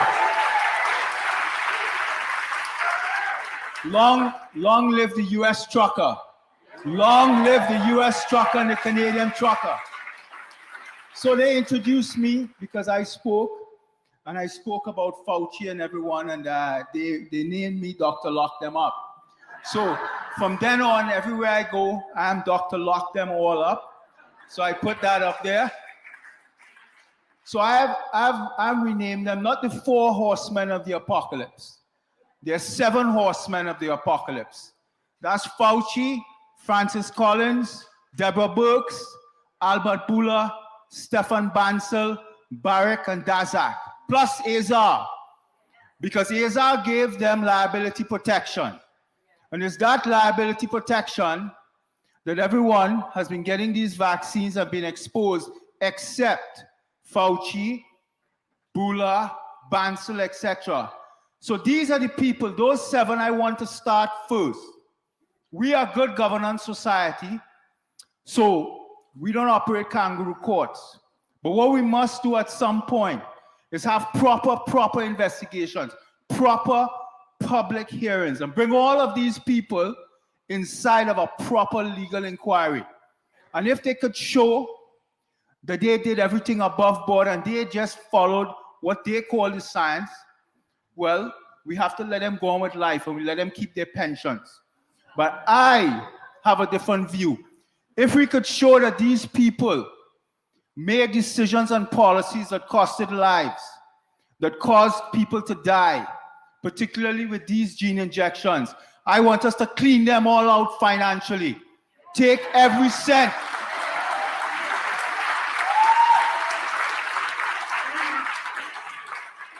And I want to go further. If we could show that they took lives by their actions, I'd put some of these people in jail. I would not be afraid to. I would lock them up. Well, as you see, the next point is shifting timelines, and I really didn't know how to go about this here because John was telling me about evidence-based medicine, and I said, well, there's so many examples where we could show that Rochelle Walensky, the director of the CDC, made so many catastrophic errors and mistakes. But I didn't know if to talk about evidence-based medicine as from an education point of view, or what exactly has went wrong. So I decided I would just put some points here. Based on everything that we know, we are looking at discussions from February 2020. They've backed it up now to December 2019 to the origins. Now we're talking September 2019. Some now have papers out May 2019. We have whispers now of 2018. What I'm trying to say is everything that I've looked at so far tells me that this was not no wet market BS. This was lab manufactured. This has all of the credentials to show that they were juicing this thing up. They were stitching together viruses, and they created all sorts of Frankenstein chimeras that came upon us. And this is not no spillover zoonotic jump. All of the COVID policies failed. And that's something that, if there's one message I want to get, myself, Rish, McCullough, Tenenbaum, Dara, We studied all of the science on COVID lockdowns. We looked at all of the comparative research and all of the reports. We looked at lockdowns, shielding, masks, school closures in children.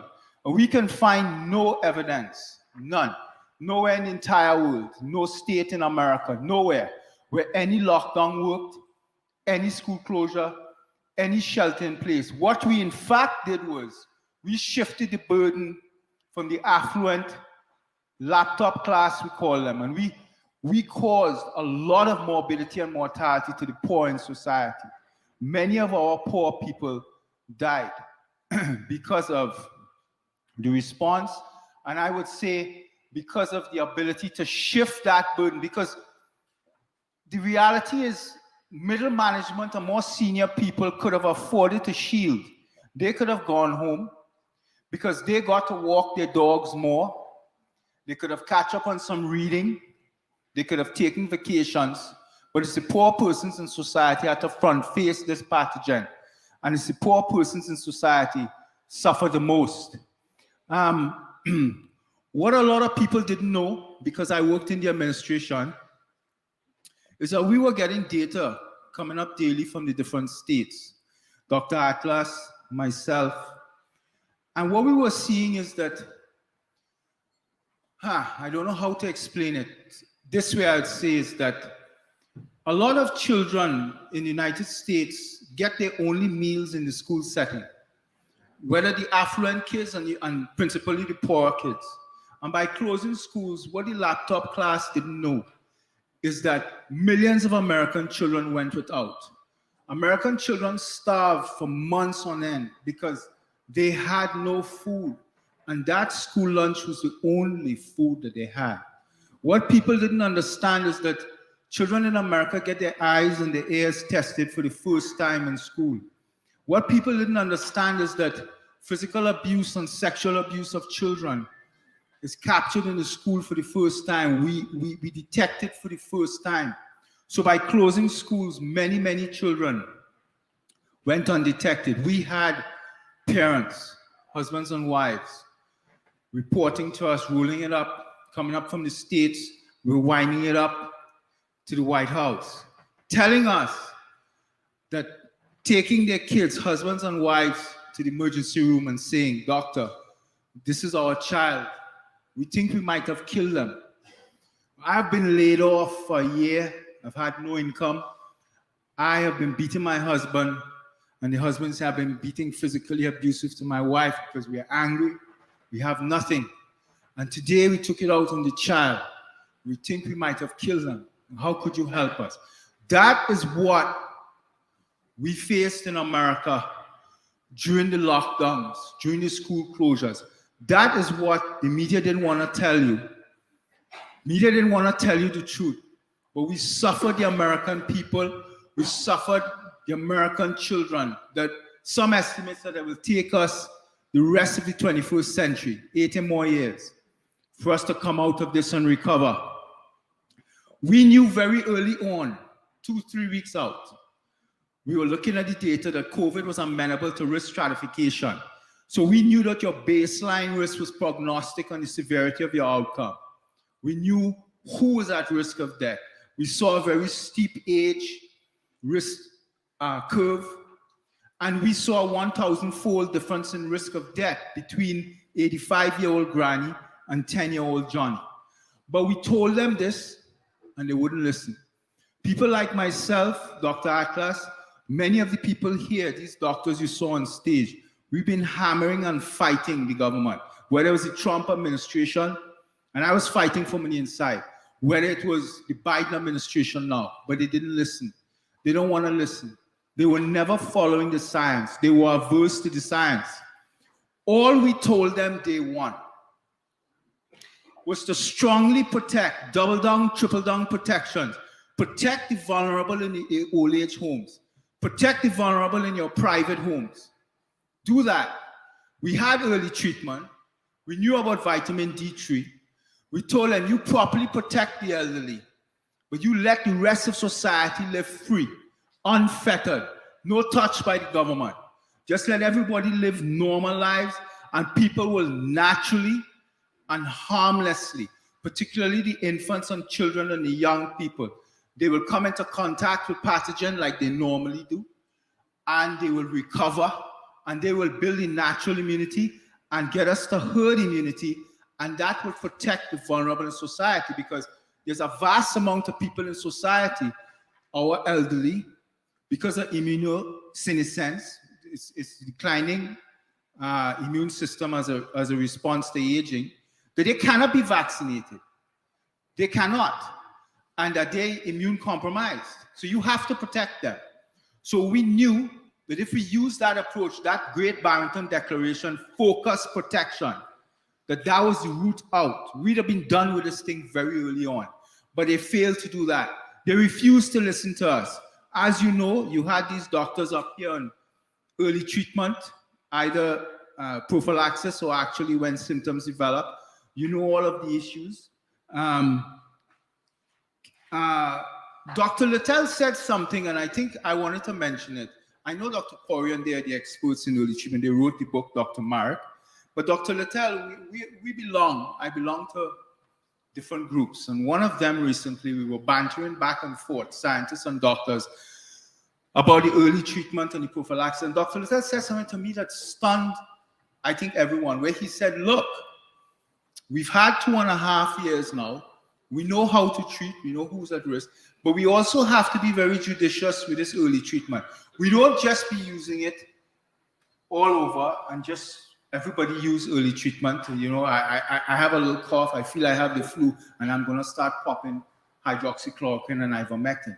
I think it takes some serious thinking, deliberation, before you just, you have to have that in your toolkit, as Ursu said, but you also have to not use it in an overly liberal fashion. And I wanted to mention that statement to me stuck with me. McCullough there now with the nasal oral wash, povidone iodine, 10% solution and hydrogen peroxide diluted, seems to be very effective, and we have randomized controlled trials showing this. I also want to mention again that I wrote a seminal paper in Brownstone on natural immunity that, I know a lot of people in the US government have been, I actually provide informal support to the Congress and the Senate. And on that paper on natural immunity, there's about 160 pieces of evidence that shows that natural immunity, your natural immunity, innate and acquired adaptive immunity, is bulletproof, robust, long-lasting, far superior than anything that this vaccine could have given. And we even have a study that looked at people who were exposed and they were infected in 1918 Spanish flu, and they survived. And about in the year 2010, they looked at their blood, and they found that almost 100 years after, they found that there was still an immunological response to Spanish flu. And it was a staggering piece of research published in Nature. Where are we today on these vaccines, these leaky, imperfect vaccines that are non-sterilizing? Well, we knew that 74% of COVID positives in Barnstable, Massachusetts outbreak. That happened in about July of 2021. That incident was the incident that caused Rochelle Walensky to come to the microphone and tell the public, put back on your mask. Because at that point, they knew the double vaccinated people were getting infected. We knew there was a study in Ho Chi Minh City by Chow et al., published in Lancet. That study came out at the same time. That's a seminal piece of research that the media covered up. That piece of research was some nurses who were COVID infected. It was the Delta variant at that point. They were all double vaccinated. But what was key about that research is that those nurses spread COVID to all of the other nurses got COVID from the index case, and all of their patients. It showed us also with some research by Shitrit et al. Out of Israel, Hatamaki out of Finland, that PPE, full PPE, shields, gowns, masks, everything, failed in the healthcare setting because those nurses were transmitting the virus to each other and to all of their patients. It showed us the double vaccinated nurses harbored more virus in the nasal pharyngeal passage than unvaccinated nurses. It began to crystallize that something was going on with this vaccine that was causing the vaccinated person to become infected. Then there was a study in the UK, March 2022, and it's about then that the UK decided to stop publishing their data because we were studying it and we were reporting on it. That particular UK March 2022 publication showed us triple vaccinated people were 4 to 5 times higher COVID infection rates than unvaccinated persons.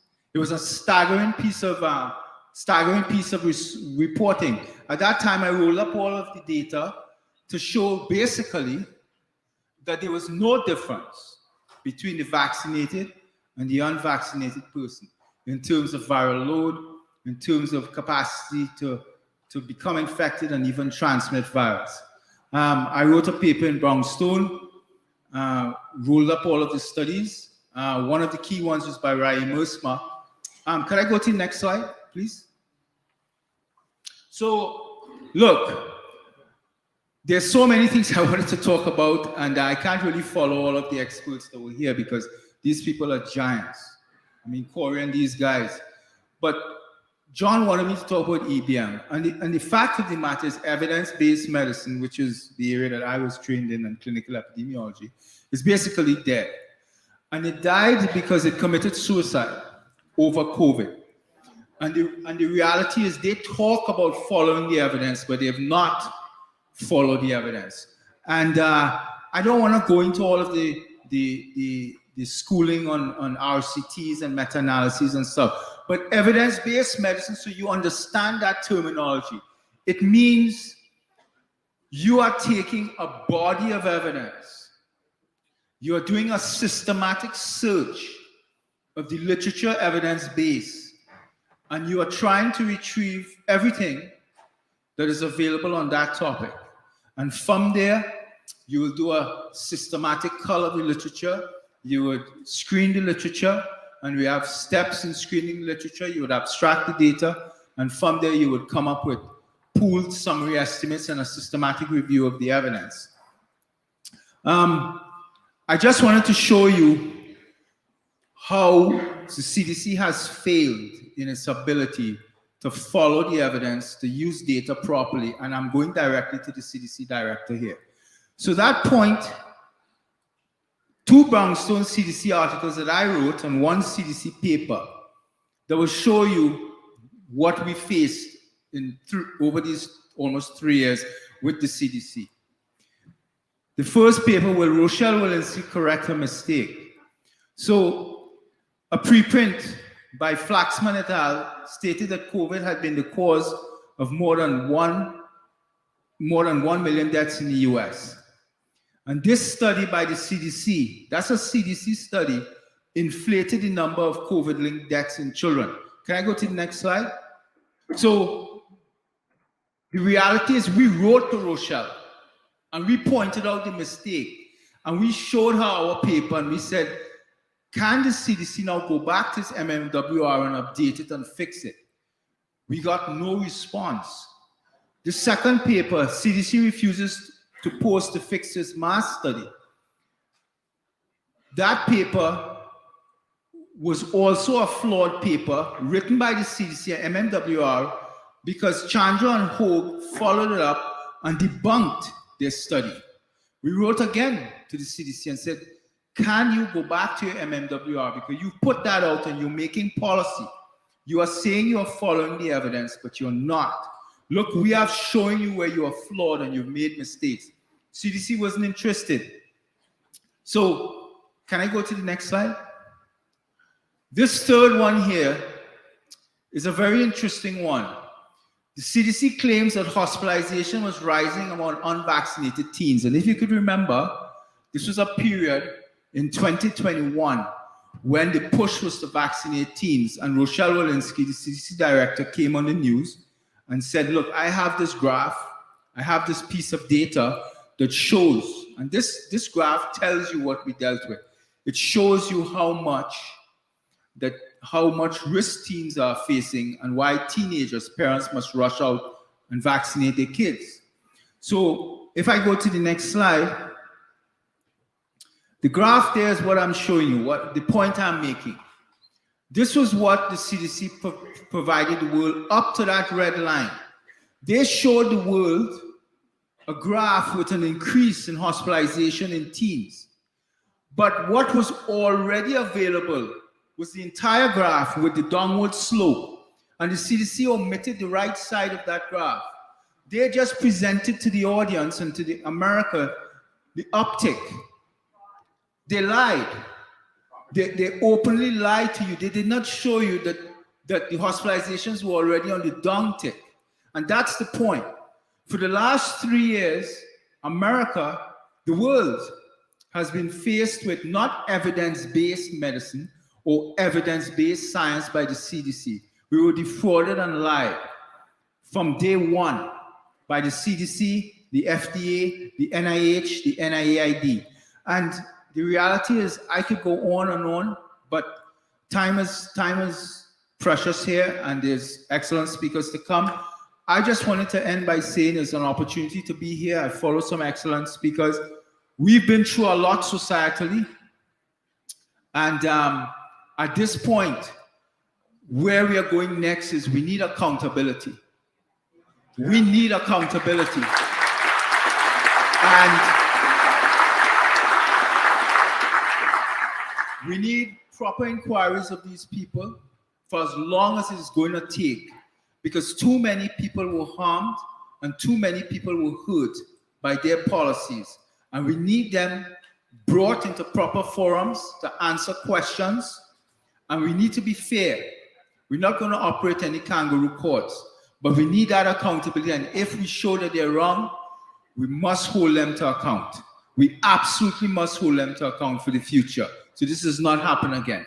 So thank you very much. Wow. Thank you, Paul Alexander. This man is really a man of courage, too. He stood on the front lines with the Canadian truckers. You remember that? He's put his whole career on the line because he follows the science. And so after that, we're going to be getting ready here to do a really exciting conclusion. So please don't leave, because there's a little surprise right after Dr. Jackson that I'm looking forward to. And it won't be very long, but you need to see it and watch it because it's going to give you all hope. And so this is a man who injected a great deal of hope in me when I first met him online on a Zoom call, or actually his agency up there in Michigan is responsible for the CME that we're able to get now, the continuing education, Echo Great Lakes. So that's how we met. And then, of course, Dr. Jackson comes down from the great state of Michigan. It really still is a great state. It can't help who they have at the helm, right? My wife and I actually honeymooned in Mackinac Island, and that's a beautiful place. So, of course, when we told her family in Montana, my family in New York, that we were honeymooning in Michigan, it was like, what? But Mackinac is beautiful. Well, anyway, without further ado, Dr. Jackson, come up, give us some hope for the future in medicine. He's a neurosurgeon from Michigan. God bless you. Thank you, John. Thank you, everyone. It's always an honor and to be here, and I just want to give you a little bit of background. And you ask yourself, well, why are these courageous docs doing this, and how come everybody isn't? Well, Peter McCullough, and I just got my notes here. Peter McCullough noted that of all of the American Frontline Docs, which I'm a member, they follow their faith and love for people and God. That's the difference. Right? And so just a little bit about me, and then I'm going to just jump into my talk and be brief. We wrote 3,000 mask waivers for kids for free in Michigan. We treated several hundred COVID patients with early aggressive treatment. Neurosurgeon treating COVID. So we lobbied Michigan legislature at the state capitol against the vaccine mandate and mask mandates. We did that. And also, one of the things that was a real challenge for us, just like for all of you in this room, I'm sure each one of you have a story, so it hits home and it's personal. My mom died because of the COVID debacle at a Texas hospital, and I couldn't be there to defend her the way that I wanted to, even though we had some really stiff phone conversations and with medical staff. So I completely get it, and we're not immune to that. I appreciated what Angelina Farella said about no revenue for 5 years. It's one of the challenges that we're facing. I'm in private practice for 22 years. I've done about 10,000 surgeries, treated about 100,000 people in neurosurgery and in private practice. So the good news is that we were able to keep our clinics open throughout the entire COVID period and treat patients and our staff. So they never lost a paycheck. But one of the things that happened to us just briefly is that we were suspended from one hospital for 2 weeks because we weren't wearing our mask. Okay, neurosurgeons wear masks like every day of their life. So when we take it off, we need to take it off, right? And the other was for 28 days suspended because we ordered pulse-dose steroids for a patient who was dying of the ravages of the cytokine storm from COVID. And so we got kicked out for that. So again, we're not strangers to any of this. And with that, can you run the first slide? It's a video.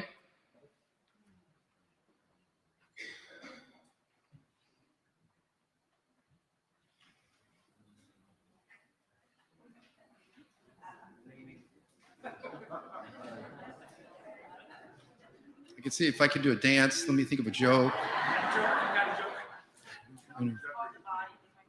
Yeah, so it's called The Body. What we're going to talk about is it's something called The Body, and it's a solution that's really interesting and unique. And I'm going to present that in two parts. And we really believe that it's going to cover all the physicians and clinicians in this country and get us functioning outside of the current healthcare system. But here's a commission that I wanted to run this video first. It's 50 seconds. Okay, go ahead.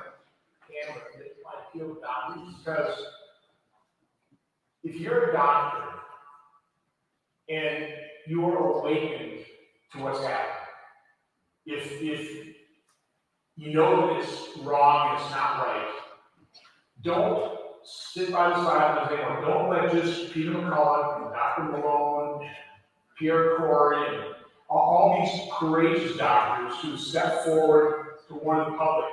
They need help.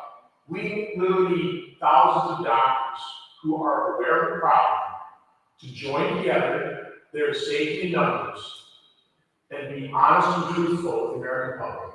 I'm begging doctors, I'm begging nurses to come forward, join together as one massive group and put an end to this insanity and help restore yourselves to the position that I think you all thought you'd be in, going to medical school, taking a Hippocratic oath, being loyal first-year patients, and being the one to call the shots when it comes to how you care for your patients. I'm begging doctors to have to step up and play. Okay, next slide. So with The Body, this organization, that's exactly what we're doing, okay? But Senator Ron Johnson had noted is what this embodies and what the purpose is. And obviously it's called The Body for a reason, as in the body of Christ. So that's on purpose. Thank you. I don't know if you can blow that up or not, but anyway, some of the people that are on our board right now are from all over the country. There's Peter McCullough, we've got Angelina Farella, we've got Molly James, Mary Bowden. We've got a whole bunch of folks that are on our board that are playing a major role in every sector. You can see there's physicians, regulatory, legal, marketing. We have an advisory board, education, organizational development. So including in Maya Han and others here. So we have teams of people from around the country that have specific expertise that are going to help us build a parallel healthcare system from the ground up. Next slide. So the purpose is to acknowledge that Christ is the head and we are his body and hands and feet. And I don't take that lightly. And for those who have a problem with that, I don't really apologize.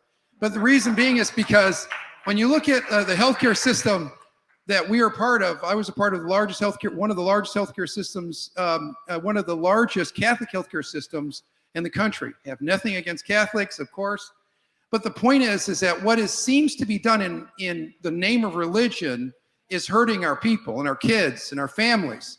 So this is not religious. This is about relationship and faith, okay? And that's the difference. And that's why it has to be emphasized, okay? So we want to return to medical ethic principles, non-malfeasance and beneficence, autonomy, justice, confidentiality, and truth-telling. And that's one of the ways we do that is by having a standard that everyone follows. And it's a higher standard, and we don't make up the rules. Also, cataloging like-minded practitioners across the country and facilitating parallel healthcare system development. So that's what we're doing right now. Next slide. So we have a virtual platform, and this has been like on a shoestring budget to put together, even though we have CME and CEU educational events that we've sponsored across the country now for about 4 years. We're putting this all together. And so we're looking for some really big funding. So if anybody out there wants to write some checks, please do to the body. But it's interesting. It's making a difference because, you know, as John mentioned, we sponsor this event, and now we're starting to sponsor other events. And even the AAPS ran into a problem about 1.5 years ago when I was invited to be one of the American Frontline Docs by Stella Manuel. And that was that their sponsoring body decided, wait a minute, you are now biased regarding your COVID treatment methodology, okay? Right, biased in a good way, right? So, and they dropped them. They said, this is it, we've got it, we've got you, right? Now, because if you can't provide CME and CU credits to your physicians, then your physicians need those for their licenses, so they're gonna go elsewhere, right? And so it was, we were just honored that the Lord put us in a place where we were providing CME and CEU for 4 years prior.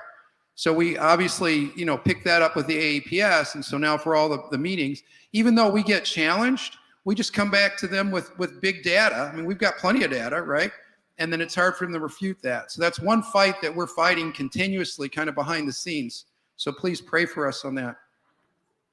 So also support for starting growing the DPC type practices and even funding. Our goal is to say, well, just like there's, you know, in the Bible, right, 10% obviously goes to God, right? And it's used for building his house. So likewise, you know, the funds that we're gathering are going to go to help support new practices of like-minded physicians and clinicians across the country. And we'll start in specific states and so forth. And that's what the committees are there for, is to help guide us in that process. Next slide. Oh, and then the CME we mentioned, which we're doing right now. So we have DPC education, addiction medicine and chronic pain. We have mental health. We have a COVID-19 project. It's kind of like an echo, but those are educational sessions that are provided every month. And then we function as a 508c1a practice model. And you've heard of that. And if you haven't, please study that out. It's a faith-based organization, and it functions outside of the public sector. So here's a thing that's really interesting. It was talked about several times or mentioned, how do we get from under the tyranny? Well, we have to get from under the current regulatory standards or regulatory procedures that are currently in place. So how do we do that? We completely move ourselves and shift from the public sector to the private sector. But the 508c1a will help us practice medicine, especially together. So this is a unique entity. We're not saying we're going to be a super clinic. What we're saying is that for all the independent clinics, physicians, clinicians, patients, that if we have an umbrella organization that we're all a part of as private members, then we're protected and they can't touch our practice and how we interact with each other. So that's what we're saying, okay? The second piece is, let's see here, next slide. So the last part that we've run across and we're really focusing on right now, and this is fascinating. So the First Nations, the Crow Nation, and other nations have a licensing board that falls under the First Nation auspices, completely outside of the states, completely outside of the feds. So we are working with them right now so that we can build relationship and ultimately have an entire healthcare board or licensing regulatory board that's going to fall under the auspices of the First Nations. So that's where we're focused right now with our time and effort, and we will win.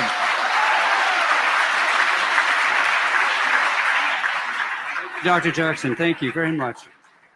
So the time has come. This is amazing that we've actually been on schedule. And I forgive me, we didn't get the Q&As from each of you, but that would have been a problem, right? We would have never finished. So I asked Lori Bontel to come up here real quick because we have those two of the posters. As I said, I'm going to keep one of them. Why I want to keep one of those posters, you see this tie I have on today? I got this tie at Monticello when we were there with my family this summer on a nice little road trip vacation. And the signature at the bottom, of course, is Thomas Jefferson. But these are the signers of the Declaration of Independence. And you got to kind of have to believe that they were all pretty good guys, right? And can't you help but wonder if the energy in this room and the people in this room, the doctors, the nurses, the healthcare folks, and all of you were clamoring for independence in medicine. This is a revolution. We're fighting against something bigger than the British Empire here, which is the insurance companies, the pharmaceutical industries, the vaccine companies, the hospital association, the professional academies, the boards of medicine, all of which have come after us. So we're going to need all of us in it together. And so who has the tickets I can pick? Or is it right here? Who wants to? Oh, wow, look at that. Okay, I'm going to have medical student Gigi here. Pick the first winner for the posters. And how about Josh, you can do one as well. We have two winners, okay? Just so you guys know, if you have those little red tickets and if you paid, and I want to thank you very much because we did raise $2,000, which pays to have all four of those screens down for today. So that's the real world in 2022. Okay, but so again, this is what you're winning. And so Gigi, I'll give you the microphone. You can read the numbers. 5537847. Congratulations.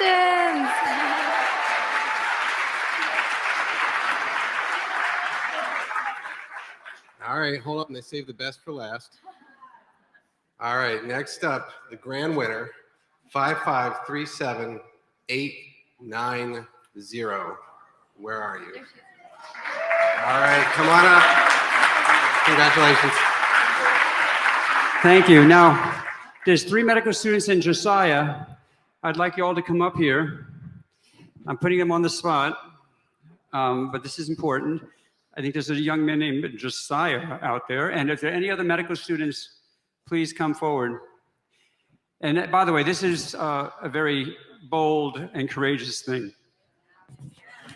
They're on camera. There's lots of people watching them. And they're endangering their own future.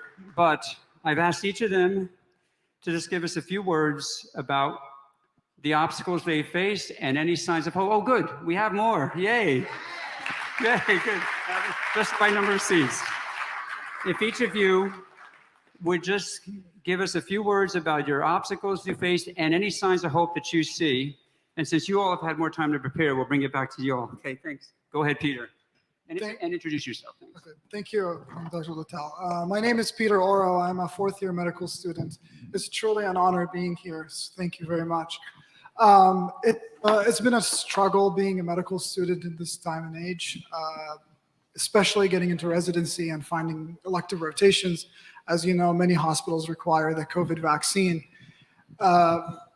Thankfully, I was in New York. Not thankfully, in New York, but they asked me to get the vaccine, and that was a struggle. So I was able to find rotations here in Florida where they accepted my religious exemption. And that's a sign of hope. So we need also, I've had preceptors who were like, I would take any vaccine they would give me. I mean, what example are we setting up for the students? So we need preceptors who are encouraging who are actually providing us with information and mentorship. It's just been hard to find these type of preceptors. But thank you. Thank you. So Peter and I have gone to school together, and he's been a big support. So I appreciate you coming on. I just kind of said, you're going to come with me now. My name is Gigi. I go to school in South Florida. I actually brought one of two really amazing preceptors who's right over there, who does general surgery. Sorry, had to put you on the spot, but he was, I don't know if, okay, he had breath of fresh air. And so I think you guys all know the obstacles. So I'm going to do a call to action that Peter has heard me talk about for quite some time, and Josh as well.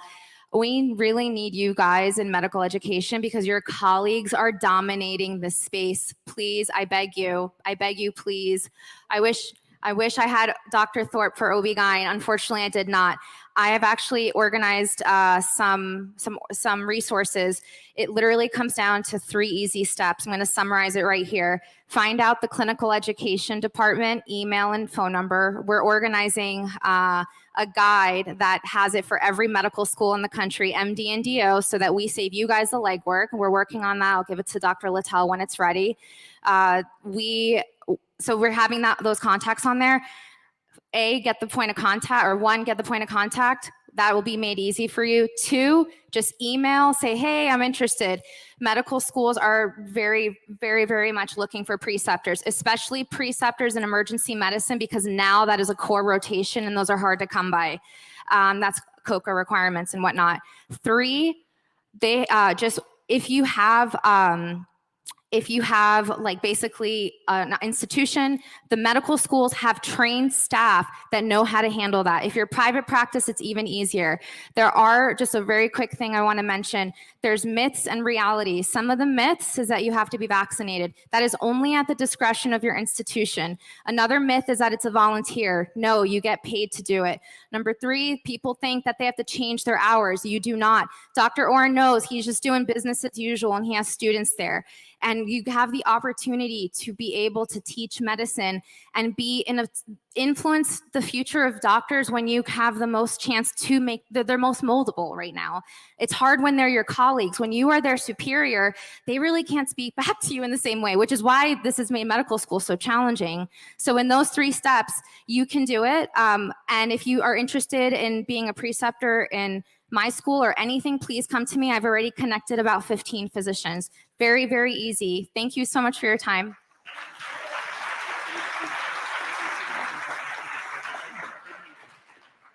Thank you so much, everyone. Okay, I'm standing up. All right. My name is Joshua. I graduated medical school in 2013, and I've been chronically unmatched since then, and I'm not alone. I want to really start off and say that it's you guys that give me hope. That's what was asked for. All your stories, they scare the crap out of me. But I like the idea of hope. I really do. I think there is something to it. And that's why I haven't given up. This year, thank you. This year, guys, this is a huge problem. I'm asking you to face one more front, the unmatched. This year, there were 6,600 and approximately 31 people, U.S. Medical students, lawful permanent residents, that did not match into a residency. This is nothing new.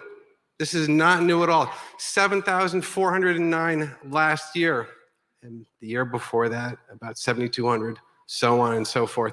In the past 20 years, close to 100,000 applicants have gone unmatched. Don't we have a physician shortage?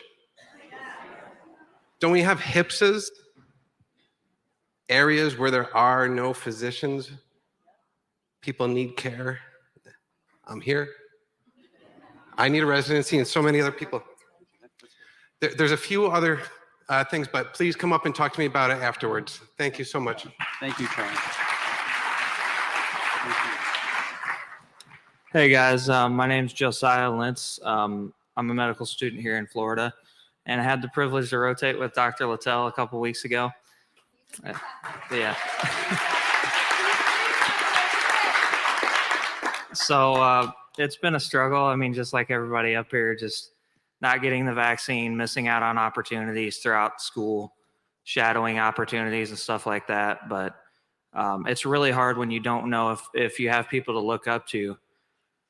And I'm really blessed and thankful that Dr. Littell, that I got placed with Dr. Littell. Like, what are the odds of that I get placed with Dr. Littell? So very thankful. And one of the things, like when I first got into his office, you notice is like smiling faces. There's no mask. So that was great to see. So yeah, thank you. But just a very caring physician, and that's exactly what I want to be like. I want to put my hands on people, do real physical exams, shake their hands, smile at them, see their expressions, and it's just been a huge blessing. Thank you, Dr. Littell. Thank you to your whole family, too. Thank you. Hey, everybody. My name is Constantine, and I'm a third-year medical student here in Florida as well. And it's just difficult to find like-minded people, like-minded physicians, and they're all, like, a lot of them are for this vaccine, and I've just received some pressure for not getting it. And it's just kind of hard to, my rotations are, there's changing up my schedule every couple, I'll find the week before my rotation starts, I'm somewhere else. I think it's because I'm not vaccinated, but they haven't said why they're changing it so often. Now I'm on an online rotation, but it's just kind of a hassle just to go through all this stuff, and it's just good to be here with all these like-minded people. Thank you. Thank you.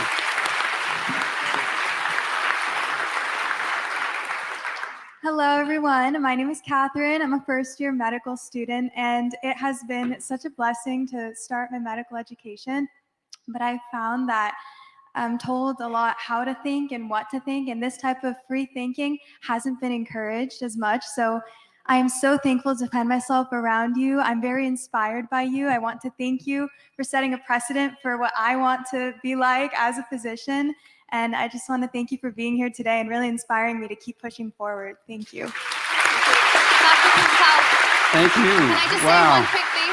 Very quickly, and while we hear that, before we hear the last comment, I'm going to be asking all of the doctors one more time to kind of work your way up here that spoke today. All the guest speakers, come up here on the sides because we're going to do something real quick at the end here. But Just a very last quick comment about the unmatched graduates. Here's the magnitude of the problem. Not matching is actually considered a traumatic event, and after 2 times not matching, suicide rate goes up. Joshua knows personally several people who've killed themselves. When you are an unmatched medical grad, you cannot work as a PA or a nurse. Those need licensing. Our state or our country has no safety net for these students. They become medical assistants. They offer to work for free. They're medical school graduates. They get more hours than mid-levels. So this is a big problem with our medical education that no one's talking about because you guys all matched. And because you matched, it's in your rearview mirror. So this is just another thing I want to mention about the other side of the medical graduate problem that we need to talk about. But I just wanted to raise awareness. Thank you so much. Thank you, Gigi. Wow. Well, let's give these guys a hand. Courageous. Yeah, you deserve to stay. Sorrow, you two deserve standing. Come on up. I'll let you say something real quick. Yeah. Just in a sec. Can we pull up? You guys can stay. You guys can stay. And I'm bringing all the other doctors up before you leave. And ask the AV crew to bring up I mentioned those last 2 slides. On my presentation. And as the doctors are coming up, this has been a rough thing for these students, as you can hear. I actually, sometime during the year last year, was asked, they took the students off of my rotation in family medicine because one young woman who was wearing the mask felt like she was being bullied by actually the patients when we'd have conversations about the mask. And so consequently, those students, you might have heard it alluded to here. Again, all the doctors come up, ladies, men. Good. You know, they gave them virtual rotations in family medicine, virtual rotations, where they had to actually see patients that were not even real patients on the other end of a screen, and that's their training in family medicine. And here's where you get the hope part. Those medical students at Nova complained, and they got back on my rotation because they weren't going to do virtual rotations. So see, you have more power than you realize, students, right? This is a very important saying. We live in very difficult times right now. And who was it that put up the slide about those who read and those who can't read? Brian, right? I mean, if you're not going to read, you might as well be illiterate. All right, I'm reading about 5 books right now. One of them is called Literary Converts. Fantastic book. And this was Dorothy Sayers back in 1942. If we want our own state to make reforms, we must learn to control the state, lest the state end by controlling us. If we want some hard thinking done, we must think for ourselves, or others will do the thinking. There are only 2 ways to move the world, the way of the gospel or the way of the law. And if we will not have the one, we must submit to the other. Somehow we got to find the integrating principle for our lives.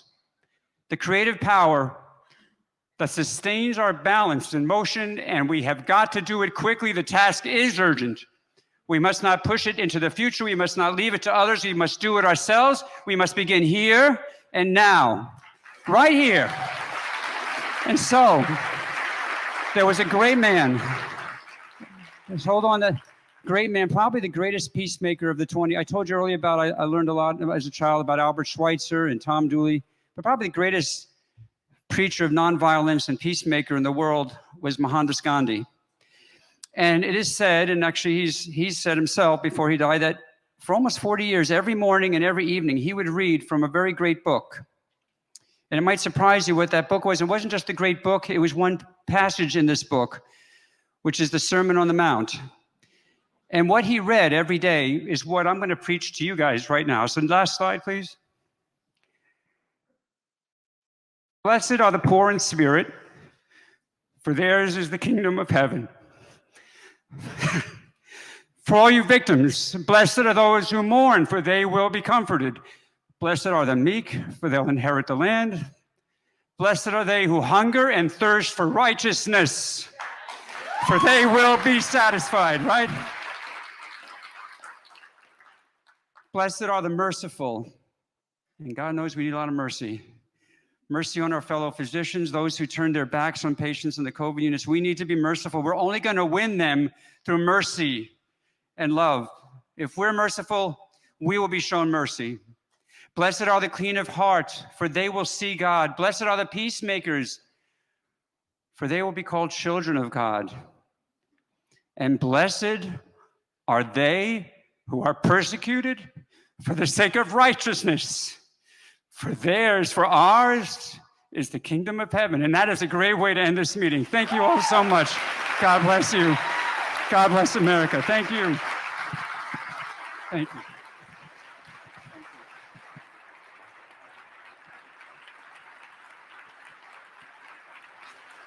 Thank you. They're going to be out and about. For those of you staying for the banquet, they're going to rearrange this area. We got a good hour and a half to just chill. One of our volunteers, someone called, said she's bringing a harp and she's going to be playing harp music in the hallway. Isn't that angelic? So thank you again. Drive safely if you're leaving. If you're staying, we'll visit. God bless.